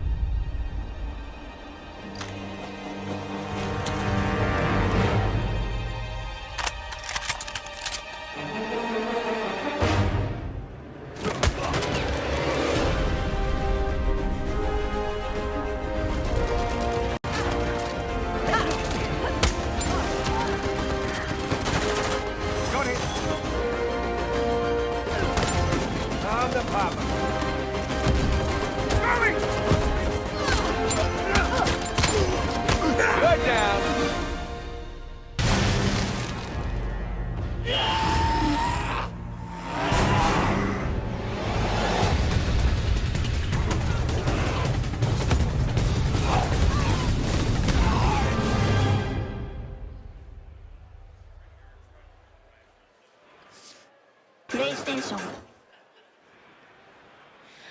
Hello, everyone, and welcome back to the live cast stage here at the PlayStation Experience. I'm joined by Andrew, and we are going to talk about some VR space combat in Eve Valkyrie. We sure so are. This game, when you first look at it, it's like overwhelming. There's stuff flying everywhere. You can look all around you. I'm probably going to die immediately because I'm too busy looking at all the beautiful scenery that's surrounding me. Talk to us a little bit about all the different classes when you get into this game as a fighter. Well, as you launch out there, we've got three kind of main classes. We've got the fighters, we've got the heavies, and we've got the supports. So your fighters are kind of like a mid-range for speed and for armor, really high firepower, if I get the words out. And then we've got the heavy class, which is like a tank, so those are built to take a lot of heat, but they also pack a punch when you get up close. And then we have the support class, which are like kind of our medic, so they can do the healing and the buffing. Wonderful. Yeah. Now, you guys actually offer both multiplayer and single modes. So talk to me a little bit about each of those and what makes them separate. Yeah, so Valkyrie is at its heart, it's a competitive multiplayer VR shooter, but we also have some offline content there, and it's mainly to help kind of pilots train. So we have some single-player content that teaches some of the mechanics and the features that you'll be encountering in multiplayer. So we've got like a scout mode as well for people that just want to fly around, so they don't want to do any shooting, they just want to go for a joyride, fly around the environments and take it all in. So there's plenty of stuff in there. Wonderful. All right, so we're looking at some of the footage here of the game. Yeah. So this is our new map that we are like kind of announcing for the first time today. So this is a map we're calling Gateway. Now this is at the center of the map is this huge kind of warp gate that we see, and you can actually warp end to end in this structure, and it's a huge kind of superstructure made out of lots of concentric circles set against this beautiful kind of polar nebula. It's one of our most visceral and kind of engaging wow maps that we have. Yeah. It's getting some great feedback today on the show floor. Excuse me. Lots of structure for you to weave in and out of, so as you're dogfighting, because if someone's got a missile lock on you and you go behind terrain, you can break the lock. So there's lots of like tactical use of the structure. So there's strategy behind it too, as well as just looking really cool. Oh yeah, absolutely. Yeah, I mean this is everyone that's gone through the booth today has just been raving about it because people that just find themselves lost in all these structures and having a great time. And It's almost like you're in a sunken ship, like, you know, yeah, underwater. It's yeah, and you can really even get out. You can even fly out to those like ice asteroids in the distance. You know, fly around those, use them as cover. But it's just a really visually impressive map. We've been playtesting this in the studio for a long time. We're all really, really proud of it. You know, a lot of hard work from the level designers and the artists, and you know, it's just an honor to have it, to bring it so everyone can play it for the first time today. And this is actually part of a game update which we're bringing out next week, so I can exclusively reveal. That is the 7th of December. That's our latest kind of free update. Bueno, muy buenas a todos y bienvenidos a la PlayStation Experience. Y he decidido unirme un poquito más tarde otra vez porque todavía estamos por aquí en directo y creo que algunos pues necesitaréis un poco de traducción de todo lo que ocurre en esta PlayStation Experience que se está alargando mucho. Llevamos como 4 horas de directo. Y creo que todavía hay gente, veo que todavía hay gente respondiendo y que tenemos unos cuantos espectadores todavía y que a lo mejor necesitará algún comentario. Y nada, vamos a escuchar a uno de los desarrolladores de Valkyrie. Estaban hablando de la realidad virtual. Because you can customize even the interior of your cockpit. You can get decals. That's really incredible. Now, are those things that you level up? Están diciendo del valor de customización, o sea, de que puedes customizar todo lo que... Muchísimas cosas de las que tú quieras en este juego. Va a hacer muchas mejoras en el juego ahora mismo para que tenga estos valores, para que se puedan cambiar muchísimas cosas, entre ellos pues la nave, el hangar, etc. También de alguna customización de pilotos, etcétera. I can officially announce today for the first time as well. I know a lot of people have been asking about this on the forums. So yeah, it's arriving next Wednesday. This is our first PS Pro patch, and it's going to contain, you know, all of the things you'd expect. It's increased resolution across the Vale, y se anuncia que se estaba preguntando por muchos foros de que estas mejoras llegarán este miércoles a PlayStation 4. Va a haber mucha cantidad de mejoras para que se vea que no se ha dejado de lado estas experiencias de realidad virtual con la cual podemos disfrutar con PlayStation VR. Y va a haber mucha cantidad de mejoras en este Valkyrie, que es uno de los pilares fundamentales de esta realidad virtual de Sony.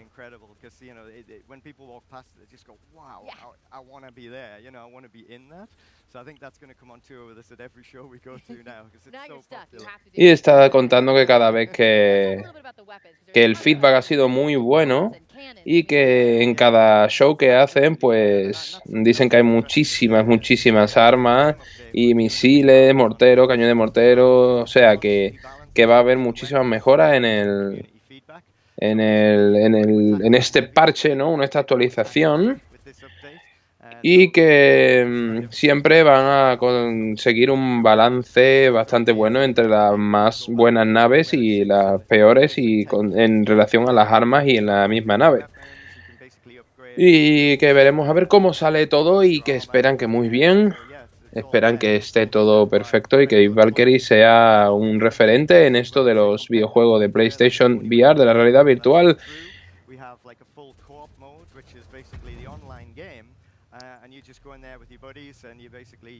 Y bueno, también está hablando ahora mismo de la posibilidad del multijugador, que será full cooperativo, y podrás jugar con extraños a lo largo de todo el mundo, algo ancho, y tendrás experiencia pues con estas partidas online. I can tell you how many times when I get online and then like, you know, it's like your first time getting to play the game, maybe second time through, and you play against people that have been like playing it for months, and you're just like, man, I died right away, gotta give me a chance, guys. But playing against a computer with just you and your buddies, that actually is really nice appeal. Bueno, la verdad que nos alegramos de Canal de Juegos de España de que no se deje muy de lado estos juegos de realidad virtual, ¿no? Porque hay mucha gente que ha dejado mucho dinero en este aparato y vemos que trabajan realmente las compañías en parches y en mejoras para estos juegos también, ¿no? Que en principio son un poco experiencias y parece que esto se va a alargar y se va a mejorar bastante. Y entre ellos está Valkyrie, del cual nos alegramos. Yeah, yeah. I mean, we've seen a lot of squad play going on. Like when I get out there now at home, it's pretty deadly out there sometimes. Están diciendo de que hay mucho juego basado en mucho tipo de partido basado en la puntuación y que eso le dará una vida más larga a este título.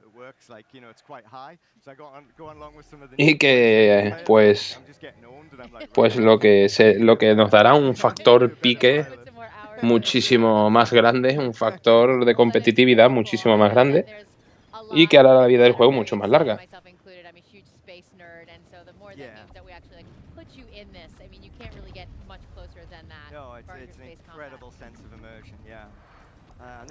Por supuesto que tiene una increíble sensación de inmersión.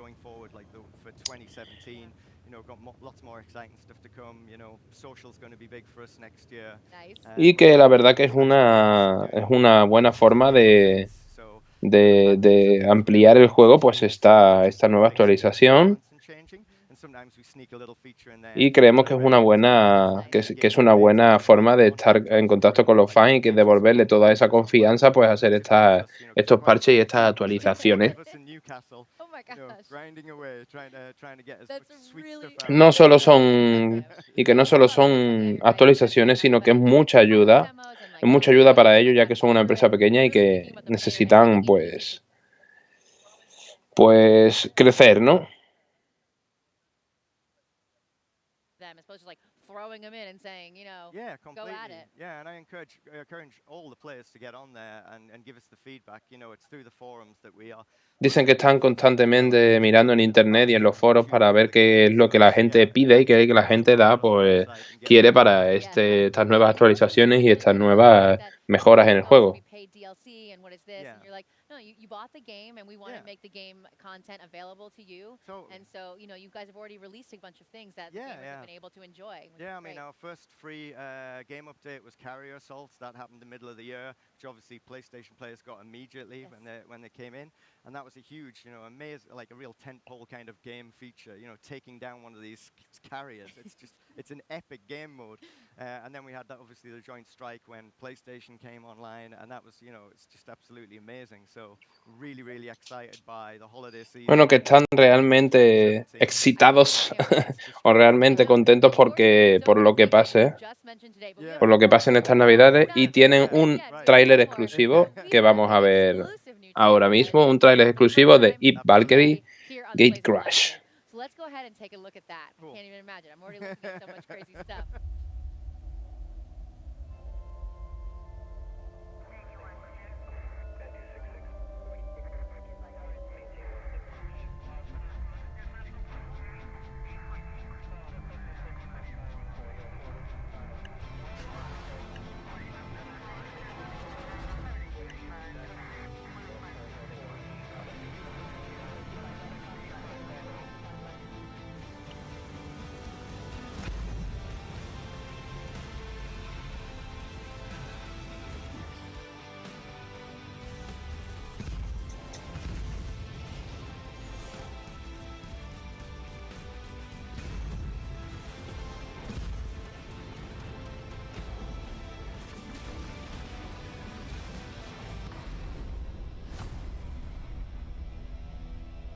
Y ahí lo tenemos, el Valkyrie Gate Crash, que saldrá el 7 de diciembre de 2016.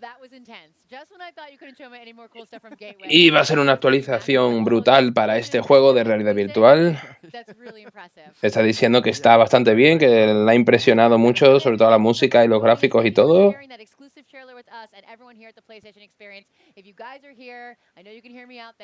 Go to the pods, go check out Valkyrie here, get your hands on this VR, and if you're at home and you want to go try it out, it is available now, so you guys can go check that out. Stay tuned, we're going to have a lot more coming up here on the PlayStation Livecast. Vale, está diciendo que si estamos allí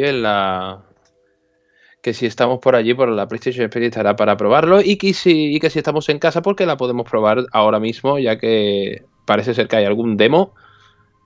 Y podemos probar ahora mismo lo que es Valkyrie Gate Crash. Y ahora, bueno, pues nos vamos a publicidad un momentillo.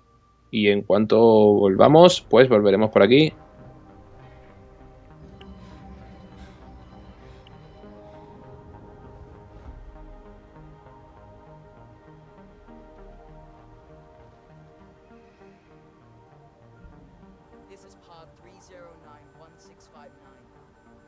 broadcasting on all frequencies. If there are any other survivors out there, let me know.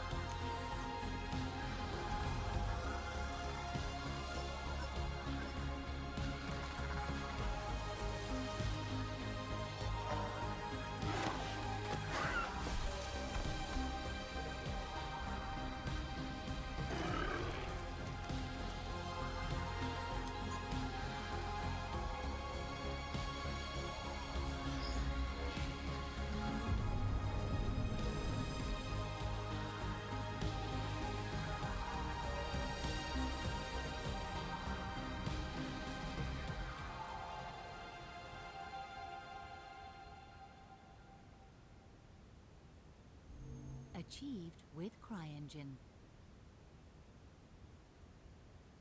PlayStation. Welcome back, everybody. It's PlayStation Experience Day 2. We are almost ready to wrap up the show, but first, we have a special treat for you. We're going to talk about Gravity Rush 2, a game that I'm very excited for. Bueno, aquí estamos otra vez en PlayStation Experience y aquí estamos, que nos acaban de decir que dentro de nada ya acabará esta convención, pero antes tenemos que hablar de Gravity Rush 2. Yes. You're both one and only. Yes. I can't choose one of you. I love you both equally. So we have some footage of Gravity Rush 2, I believe, that we're going to hop into. We're going to see some new gameplay played by... Tenemos material y algún gameplay de Gravity Rush 2. Ya sabemos que este juego, la primera parte ha tenido un éxito muy grande.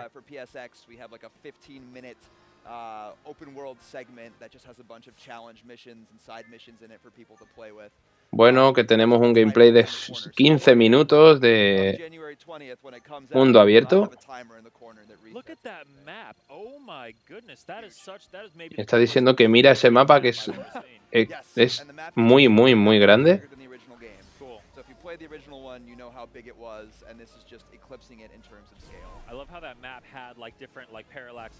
Bueno, y estás diciendo de que el mapa es dos veces y media más grande que el del primer Gravity Rush. There's a lower class, a middle class, and a high class society in the world of Gravity Rush, and you're going to visit all of them. You can see in this footage, Toyama-san was just kind of floating around. He was picking up some gems. He's powering himself up. So look at these menus. Yeah. My goodness, this wasn't in place the last time I saw this game. Animation. Well, you know. Bueno, el presentador está haciendo bastante hincapié en los menús. It looks really good. Yeah, and we're out before you know it too. So. Yeah, when's the release date? It's soon. January 20th. Oh, wow. Yeah. Wow. It's right around the corner. Friday, January 20th. So. Oh, my goodness. I'm so excited. Thank I was you. such a big fan of the original Gravity Rush. I tried to platinum it, but some of those challenges were a little too much for me. Well, you know, actually, Aquí tenemos varios challenges en los que podemos participar dentro del juego. Yeah, absolutely. So one thing I know about Gravity Rush 2 here is our protagonist, Kat, has actually a couple of like sort of styles that she can fight in. So maybe you could talk us through what we're seeing here. Yeah, so this is actually the original Gravity style. So there's nothing too crazy here. You might recognize the moves. This is the lunar style, so it's a more... Están diciendo que ahora mismo pues estos movimientos que estamos viendo son originales, o sea, son como los originales del Gravity Rush 1. This is our wormhole kick, so she's just teleported to that guy and got past his projectile. Que estos movimientos, estas patadas y estos puñetazos pues son muy parecidos o casi iguales al del 1. Enemies that are flying and getting away from you. Okay. Bam. Yeah, so he just kind of switched back to the normal style to do some nice homing kicks over there. I love the like somersaulting through the air. Yeah. Seems like she's really gotten a handle on her gravity power since the first game. And this is our Jupiter style. It's the heavy style. So actually right now he's Y este, por lo visto, dicen que se llama estilo Júpiter, que es como el estilo más heavy que hay. our time limit battles. So he's trying to kill as many of these Nevi, these scarabs, as he possibly can. Boom! Yep. Annihilated. Yeah, Oh, that's so good. That's one of our huge kicks. brings up a bunch of debris and takes care of a lot of guys. What It's is called that guy? The Surge Kick. These are just different Nevi and Scarabs. There are enemies from the first game, but just take on a whole new look for Gravity Rush 2. So, Que te dan, que querían darle un nuevo look a este Gravity Rush 2 y que han dado como a los enemigos un toque un poquito más terrorífico, por decirlo de alguna manera. we showed off a city-sized boss that you're gonna fight. All right, size. City-sized boss. Yeah, it kind of transforms and has big tendrils made up of buildings. I don't know, man. That sounds kind of Y que la grandiosidad de las ciudades es mucho mayor y que podemos hacer muchísimas cosas a través de usando los edificios y usando las diferentes cosas que nos ofrece cada ciudad y cada emplazamiento dentro del juego. With the game, and that's all about Raven, I believe, right? Yes, it's actually coming in March. It is completely free, but it is a substantial story DLC that's going to tell the story of what happened to the kids. I don't know if you remember in the Vale, acaban de confirmar de que en marzo sale un DLC con el que podemos saber más o menos la continuación del primer Gravity Rush y qué ha pasado con ellos en todo este tiempo que ha pasado hasta el segundo. DLC. It's coming out in March, free for everybody who has the game. So it's just going to be available and we'll make it. Vale, tenemos un DLC gratuito para Gravity Rush 1 en marzo para todo aquel que tenga el juego. Yeah, he was one of the main characters in the first game, and I believe he makes a return. Yes. Is he the coolest character around? He's all right. He's a lot more important than you might think. Oh, like me. But he's a good friend of Kat's. He was I think he was a police officer in the first game. Yeah.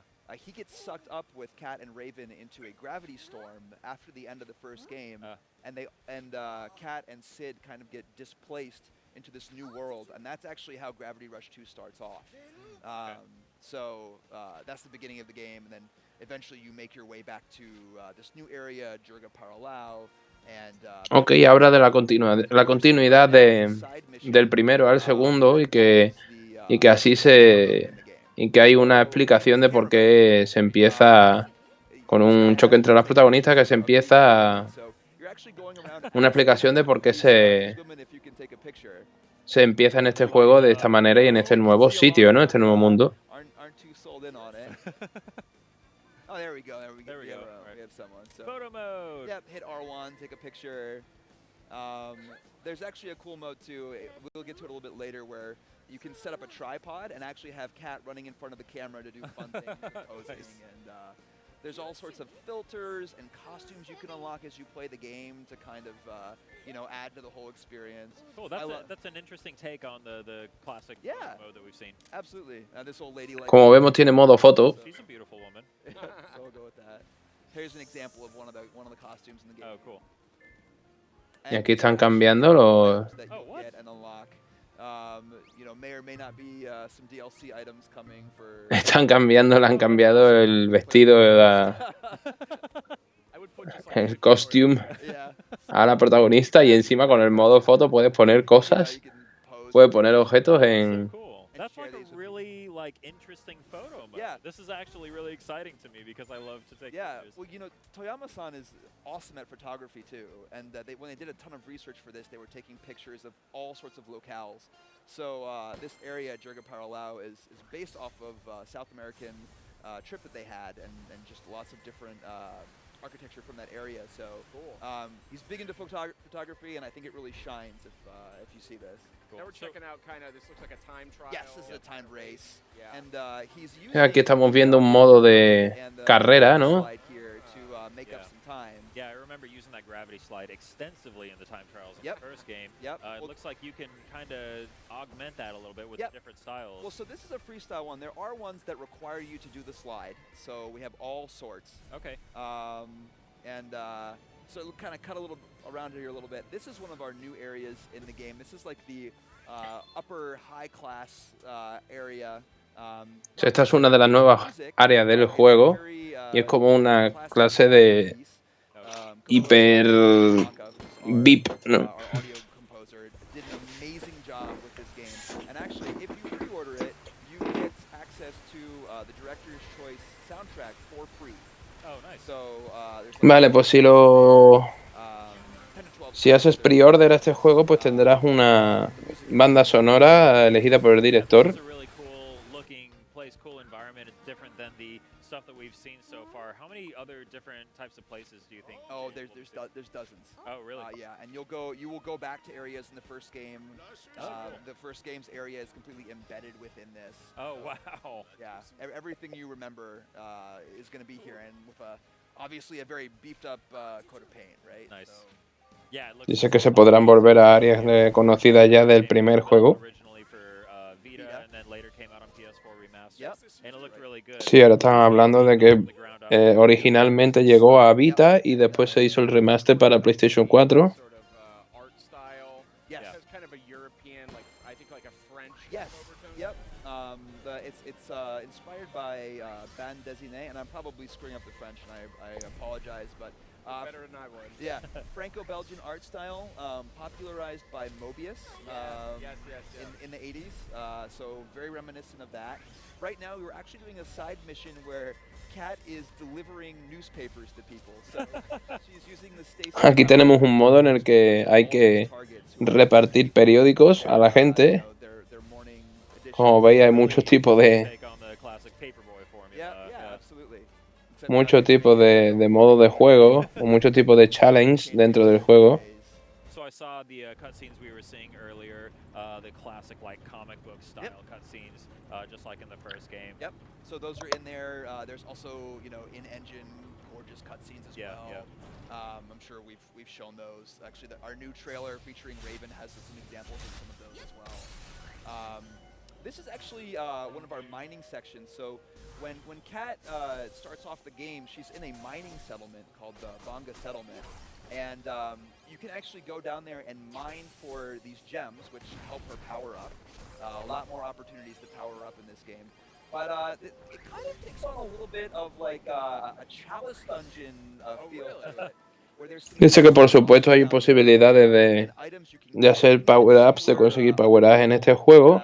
Y por supuesto de coger objetos que después nos sirvan para diferentes cosas y diferentes challenges y diferentes misiones. Yeah, there's some really cool asynchronous multiplayer game. Just once again, I have to call out how beautiful these menus, just the pause menu and the inventory screen and the level up menu. Thank you. El presentador está flipando con los menús, está realmente enamorado de los menús. Porque lo ha dicho ya como 2 o 3 veces. And actually, we've teamed up with Studio Kara, who do the Evangelion movies, to produce a really cool Gravity Rush anime. That's going to be hitting soon. Están produciendo una animación de una película animada de Gravity Rush y que va a salir bastante pronto. Watched the Final Fantasy 15 anime before starting that game, and it was really cool. A nice little backstory before I started playing the game. Absolutely. So I mean, and that's absolutely gorgeous. So, yeah, I think kind of coming around, showing the map again. Lots of like gorgeous stuff in this game. There's like there's over 50 side missions. There's dozens and dozens of challenge missions. The game is just jam-packed with content.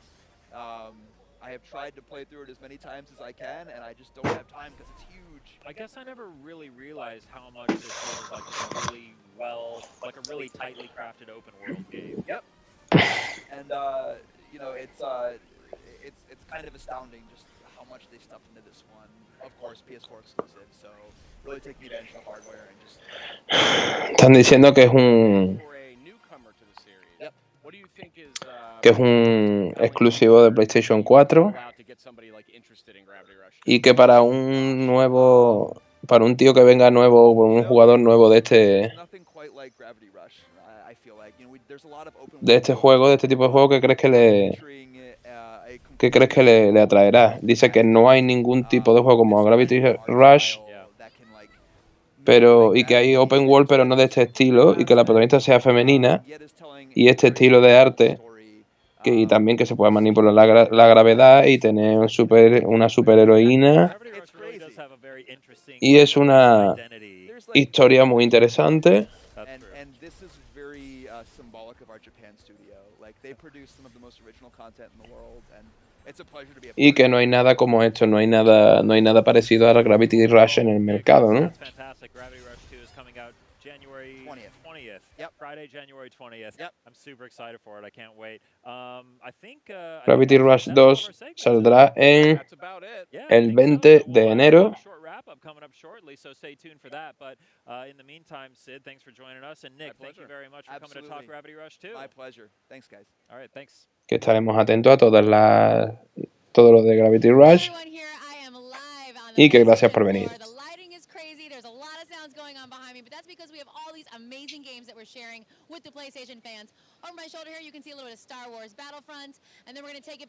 Y aquí tenemos a esta chica con la que hemos estado antes en alguna entrevista y está enseñando un poco lo que es el centro de convenciones y donde tenemos los diferentes stands que tenía detrás suya de Star Wars, ahora el de Sega.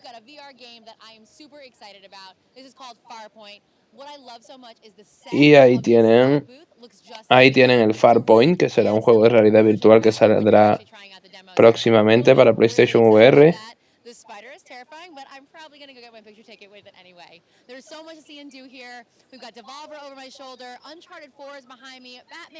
Uncharted 4, Batman VR, Uncharted 4, Batman VR, Resident Evil. So yeah, we're super excited, and I know we've got a lot more coming to you on the livecast stage. We're kind of winding down for day 2, but still a lot more to share. So let's head back to the livecast stage now and check it out. Y que volvemos al livecast. Y nos vamos un ratito a publicidad.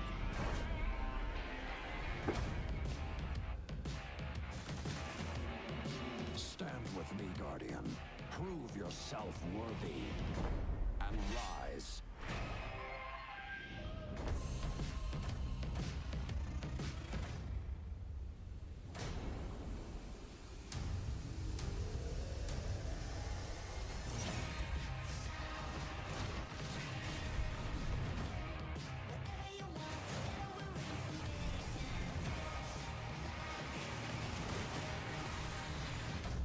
Send in the cavalry.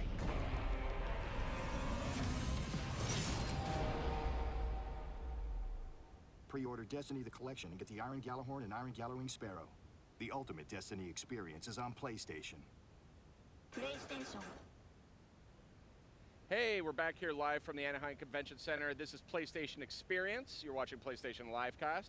A fun and festive weekend, I would argue, Justin Massingill. What do you think? I think it was fantastic. I had so much fun this weekend. We got to talk to a bunch of developers. We got to see a ton of new gameplay. We got all of our burning questions answered. No question left unanswered. I don't have any more questions. No questions, not even about The Last of Us Part 2? No, I know everything. That's a lie, and you know it. No, I have a lot of questions about The Last of Us I Part have a 2. lot of questions about that. I've got a lot of questions about Uncharted: The Lost Legacy. I've got a lot of questions about, well, quite frankly, a lot of these games. I mean, I saw you did a segment earlier with Ultimate Marvel vs. Capcom 3 out now on PlayStation Store. I will point that out. Yep.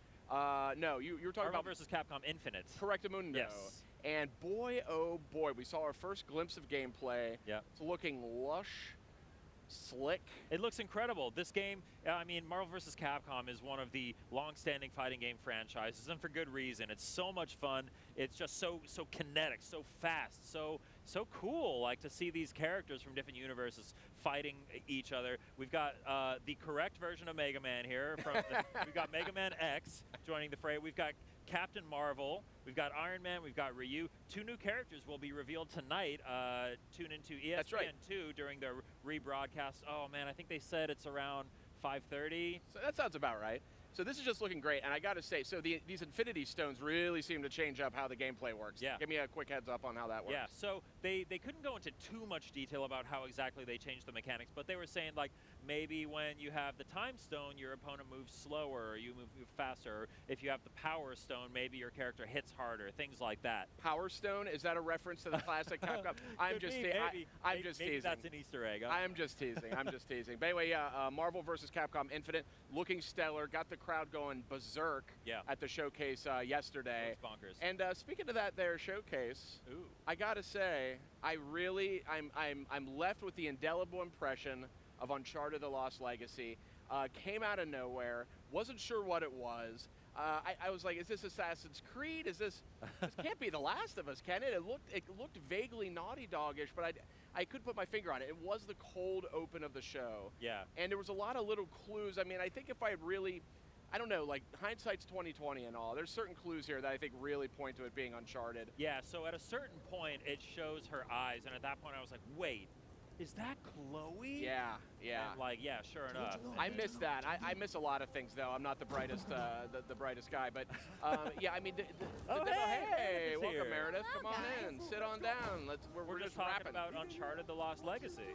Looking so good, so good. And I mean, just a totally different sort of take. I mean, I got a chance to have a great panel discussion with the folks at Naughty Dog, as well as the two lead actors who are playing Nadine and Chloe, and they're keeping details awfully close to the chest right now. But I'll say they say that this is only kind of a glimpse. This is actually the way the game begins. I think it's interesting too that they're positioning this as like kind of a standalone experience. Yeah. It's not like they said it's bigger than Left Behind, smaller than Uncharted 4. That's right. So it's not like an add-on pack. I mean, this is like a full-blown, like, they're really putting some work into this. This is going to be... I think what's interesting, too, is especially since the way 4 ended, I think a lot of us were looking for, like, a Sam Sully buddy cop type. That's where my money was. That was where I was going. And I'm not saying that we don't want that in the future. I do want that. But, yes, but I just think it's really neat that they went somewhere totally different than what we were expecting. Right here, I was like, wait, those eyes look really familiar. Really? You're better than I, because I did not know. I did not catch that. I think that's the hardcore folks probably caught that. But yeah, Uncharted: The Lost Legacy definitely caught my attention. Interesting that Chloe just controls so much differently than Drake now that Drake's out of the picture. Just neat to see them kind of taking the series in a different direction. So that's exciting. What else? I mean... So I, just like unrelated to the live cast, in the last hour that I had before, I had 1 hour to go check out the floor just recently. I went over to check out some of the indie games that are over there in the other hall, and I saw Celeste, which is the new game from Towerfall creator Matt Thorson. And this game, I actually got a chance to play it at Day of the Devs a while back, and it is so much fun. It's such a great game. Sell me on it. Give me the elevator pitch. It's basically a tough as nails but tightly designed, I guess I want to say 16-bit platformer. However many bits Towerfall was, that's how many bits Celeste is. It feels a lot like Towerfall, so the really tight mechanics that he came up with there, but he translated it into a hardcore platforming experience, and it just has this one mechanic where you have an air dash and you can like wall jump and stuff, but he builds the most devious levels around it. It is so much fun, and I can't wait to play more of it. Meredith, what about you? What's a highlight for you coming out of PlayStation Experience? You know, as far as what I got to see today, it was really cool to sit down with the people from Activision and talk about Crash Bandicoot. Just the amount of love and attention they are giving these. You know, it's not a simple like, oh, let's take the original, make the graphics look prettier. Like, they're literally rebuilding it from the ground up. They're rebuilding every aspect of the game. They had original voice actors from the first 3 come back and re-record brand new audio for each of these characters. That's amazing. So that was so good. It was really cool, and they actually had someone playing live. They played this. This is the Insanity Beach level, so they played this. And he played it through twice, and they were kind of giving him the business about like, I don't know if he's gonna actually make it. And Crash is this really cool little victory dance at the end when you win. So there's a lot of charm there. Hola, bueno, aquí estamos en directo de nuevo y solo quería deciros que muchas gracias a los que habéis estado de espectadores aquí en estos directos que hacemos asiduamente en Canal de Juegos España. Vamos a dejarlo ya aquí porque llevamos 4 horas de directo y no hemos podido hacerlo entero porque ha sido demasiado largo. Y espero que os haya gustado muchísimo. Ya sabes, suscribíos y dale un like. Y nada, nos vemos en los siguientes. Espero que os haya servido de utilidad. Y hasta luego. Ya sabéis, suscribíos y dadle un like. 5 horas y 20 de directo casi. Después nos vamos. Un saludo y hasta luego.